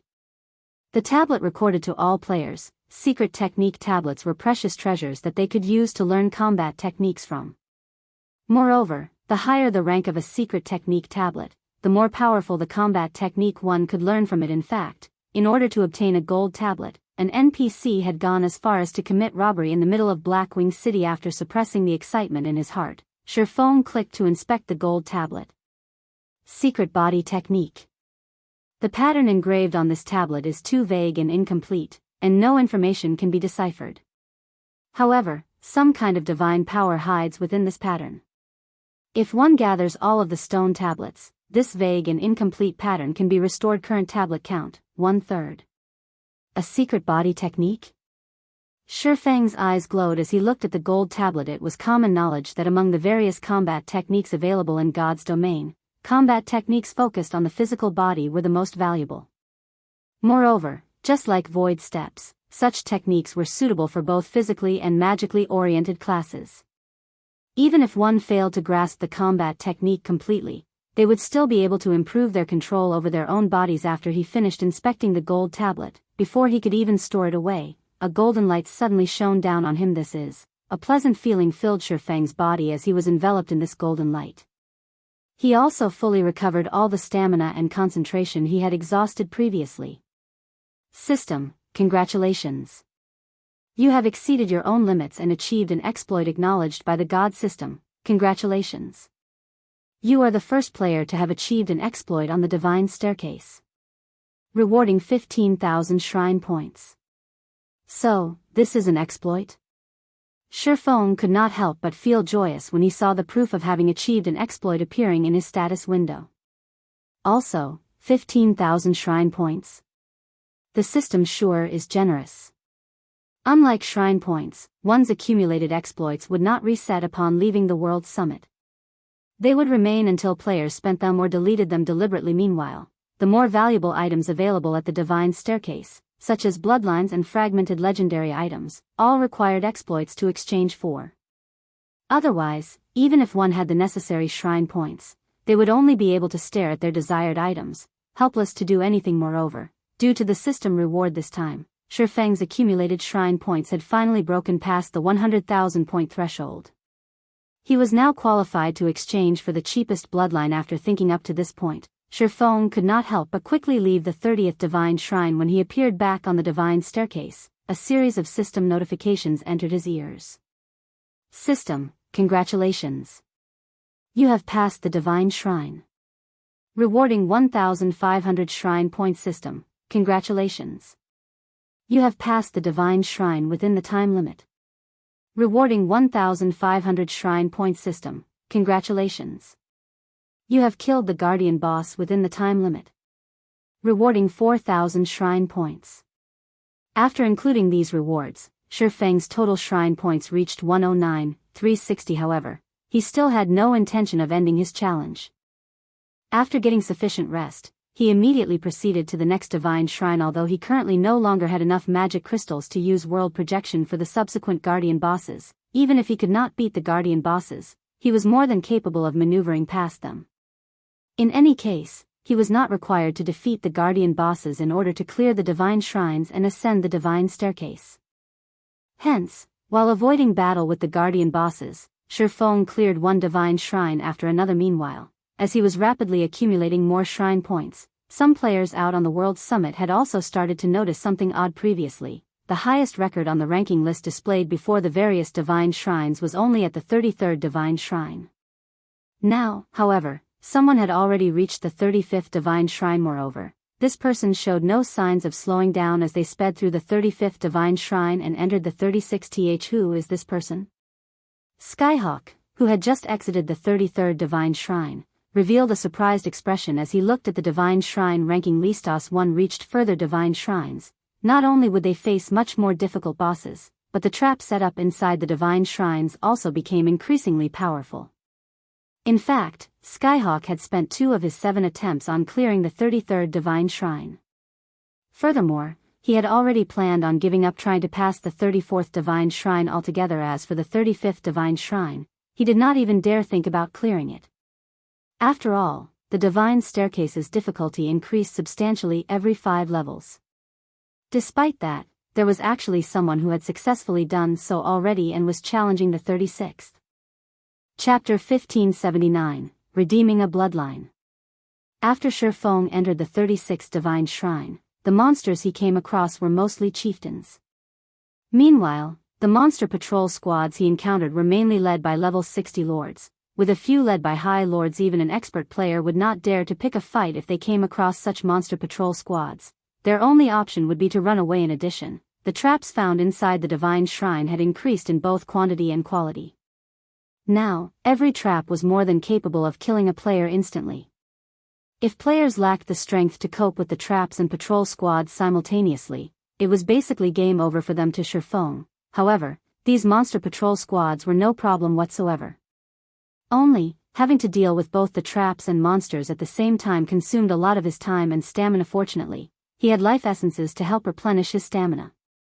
Hence, he still managed to arrive at the teleportation array of the 36th Divine Shrine relatively easily. From the 35th Divine Shrine onwards, the Guardian Bosses had become Grand Lord ranked archaic species.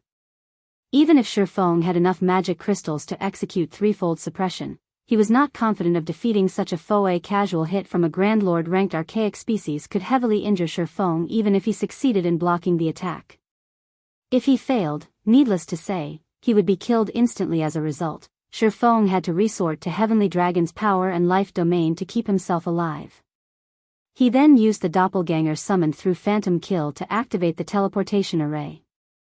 After the teleportation array was ready, he swapped positions with his doppelganger and promptly left the 36th Divine Shrine. Although Feng failed to kill the Guardian Boss, passing the 36th Divine Shrine still granted him a total of 4,000 Shrine Points. Through this method, he smoothly ascended the Divine Staircase all the way up to the 40th Divine Shrine, causing a huge commotion among the players in the World Summit. After all, the second-ranked player only managed to clear the 33rd Divine Shrine. Meanwhile, Feng directly chose to give up on the challenge after passing the 40th Divine Shrine. The reason for this decision was the Guardian Bosses no longer being Grand Lord ranked archaic species, but mythic monsters, instead, from the 40th Divine Shrine onwards.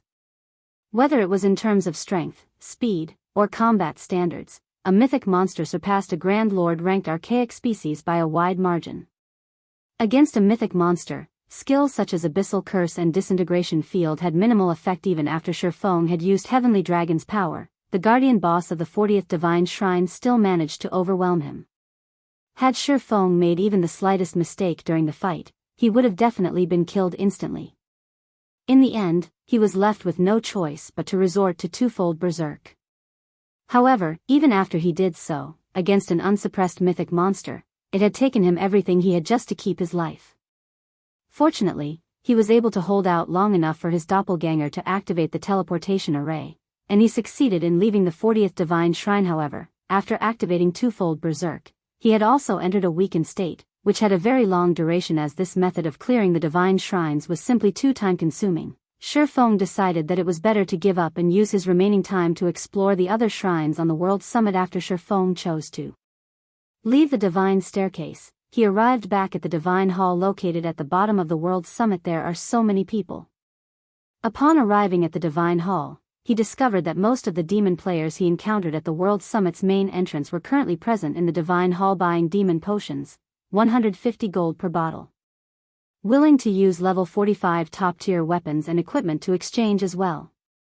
Purchasing set pieces for level 50 dark gold or fine gold set equipment. Prices negotiable. Among the players present inside the Divine Hall, very few were here to exchange for items using their shrine points. Instead, the majority of the players were purchasing items exchanged using shrine points. Rather than an exchange center, the Divine Hall looked more like a marketplace right now. At this moment, a cloaked player approached Feng and asked, "Fellow friend, you just came out from the Divine Staircase, right? If you still have points remaining after you're done exchanging for the items you want, I'm willing to purchase those points at a high price. I'll buy 20 points for 1 gold. I'll buy 10 points for 1 gold if you have over 1,000 points, 10 points for 2 gold if you have over 3,000 points, and 10 points for 3 gold if you have over 5,000 points. How about it?" Hearing the cloaked player's words, Feng was inwardly astonished. The purchase price was simply too frightening. If players had over 5,000 points on hand, that meant passing the first Divine Shrine alone could already earn them 6 gold coins.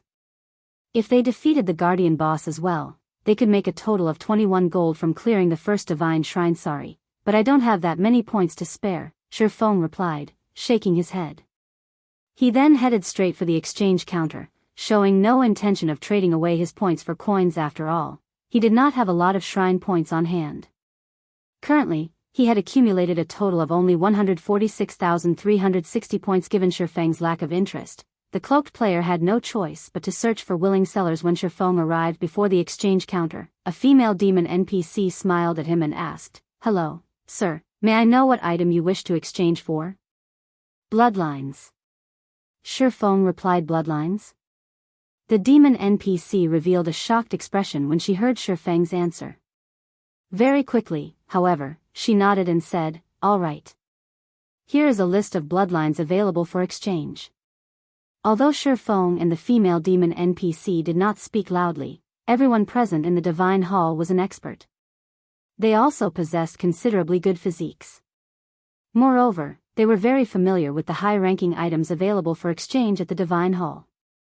Hence, upon hearing the word bloodline, they turned to look at Feng, who stood before the exchange counter, their ears immediately perking up. "What? That person is actually trying to exchange for a bloodline? Even the cheapest bloodline requires 100,000 points. Previously, I heard that the monsters that managed to pass the 31st Divine Shrine only obtained 32,540 points. They are far from reaching 100,000 points.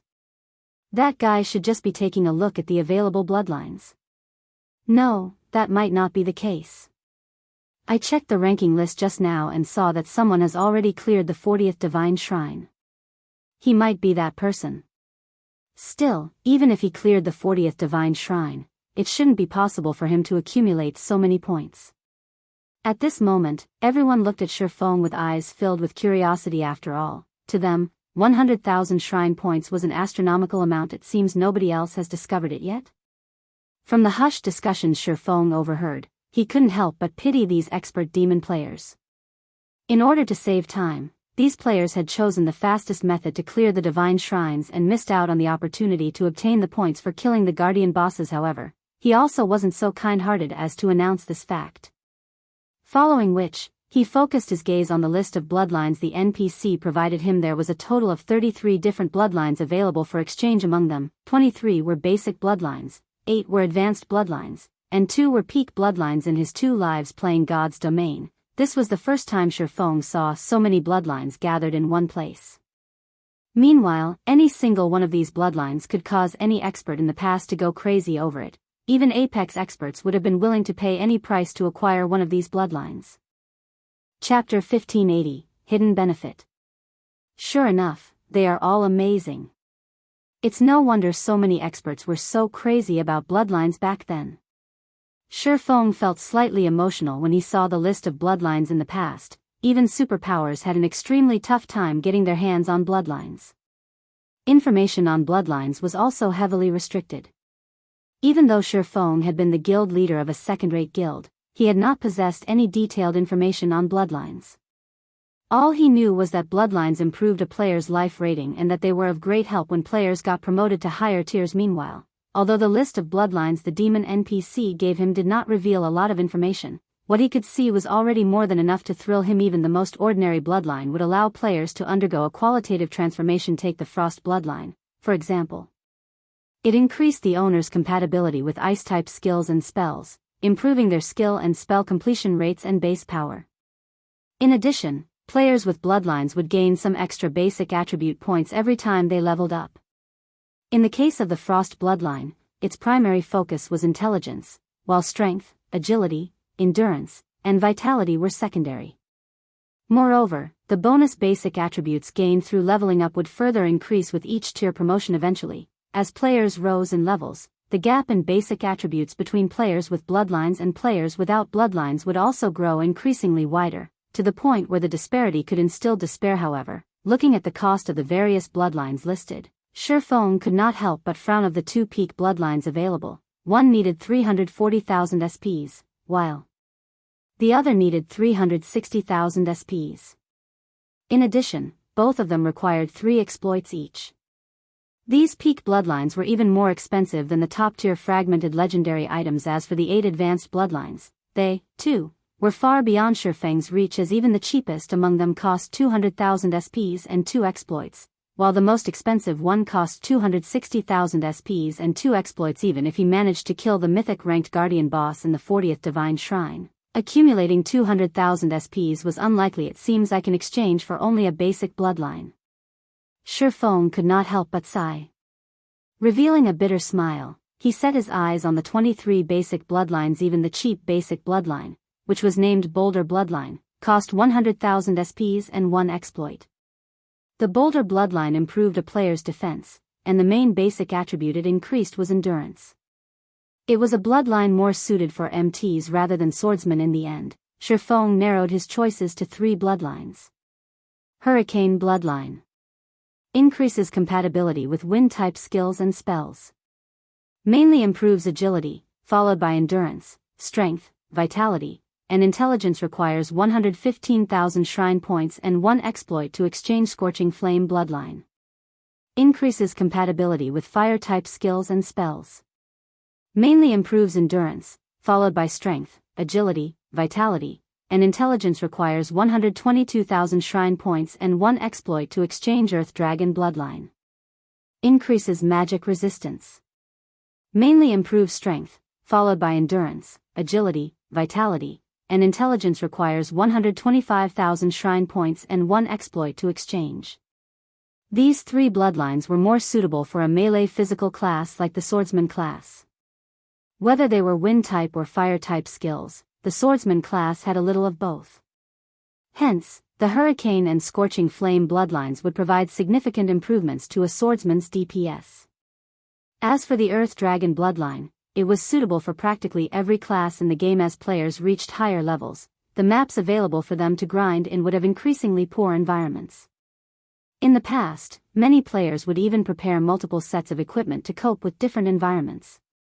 Hence, magic resistance was very helpful to players. All 3 bloodlines were considerably good. At the moment, Feng did not know which bloodline to choose. "Sir, should I recommend you a few bloodlines that are suited to yourself?" the female demon NPC asked, smiling as she looked at Feng's hesitant expression. "May I know what your recommendations are?" Feng could not help but ask curiously. Recommendations from NPCs were generally very accurate. However, it was not easy for players to get one from them.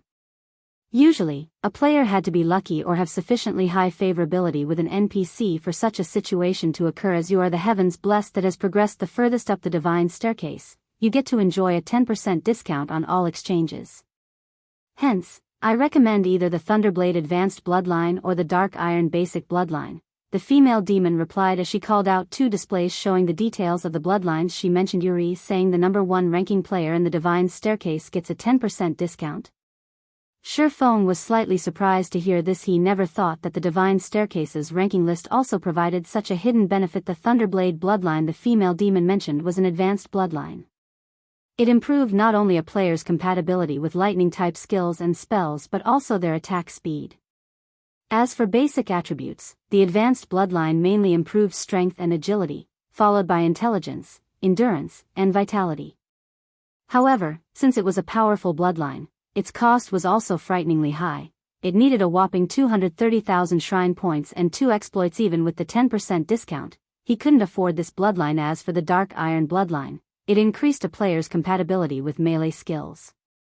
As for basic attributes, the bloodline mainly increased strength, followed by agility, endurance, vitality, and intelligence. The bloodline's price was, likewise, very high, requiring 150,000 SPs and 1 exploit. Currently, he had 146,360 SPs. If he included the 10% discount, he would have more than enough to exchange for the Dark Iron bloodline. I'll exchange for this Dark Iron bloodline, Feng said, inwardly ecstatic as he looked at the Dark Iron bloodline. Among the many basic bloodlines available, the Dark Iron bloodline was the most suited to melee classes. Since he could afford it, he naturally wouldn't go choosing other basic bloodlines. Alright. You have to pay a total of 135,000 shrine points and 1 exploit, the female demon said, nodding immediately. A payment window appeared before Feng. Without hesitation, he chose to complete the transaction. A moment later, the female demon retrieved a pitch-black crystal bottle from a magic array beside her. She then carefully handed the bottle over to Feng. So, this is a bloodline? As Feng looked at the pitch-black liquid inside the magic crystal bottle, he could sense vitality radiating from the liquid. Moreover, the liquid also contained terrifying power. This is the Dark Iron bloodline you've purchased. Please store it away properly. May I know if you have anything else you wish to exchange for? I wish to exchange for the cheapest god crystal available. When Feng took a look at the shrine points he had remaining, he saw he still had 11,360 points left. Meanwhile, the cheapest god crystal up for exchange cost 12,000 SPs before discount, which was significantly less expensive than an epic item.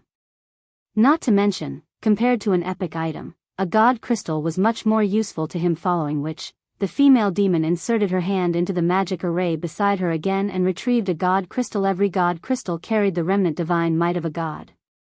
Hence, the mere appearance of a god crystal caused the players inside the divine hall to feel an enormous pressure bearing down on them. What is this pressure? It's so strong. What kind of item can give off such a powerful pressure? Who is that person? Just now, he seemed to have exchanged for a bloodline already. Now, he's even exchanging for such an item. Just how many points does he have? The crowd inside the divine hall stared at Feng in shock. The players that previously doubted him now looked at him with eyes brimming with envy and admiration. A bloodline. That was something that could allow even an ordinary player to become an expert.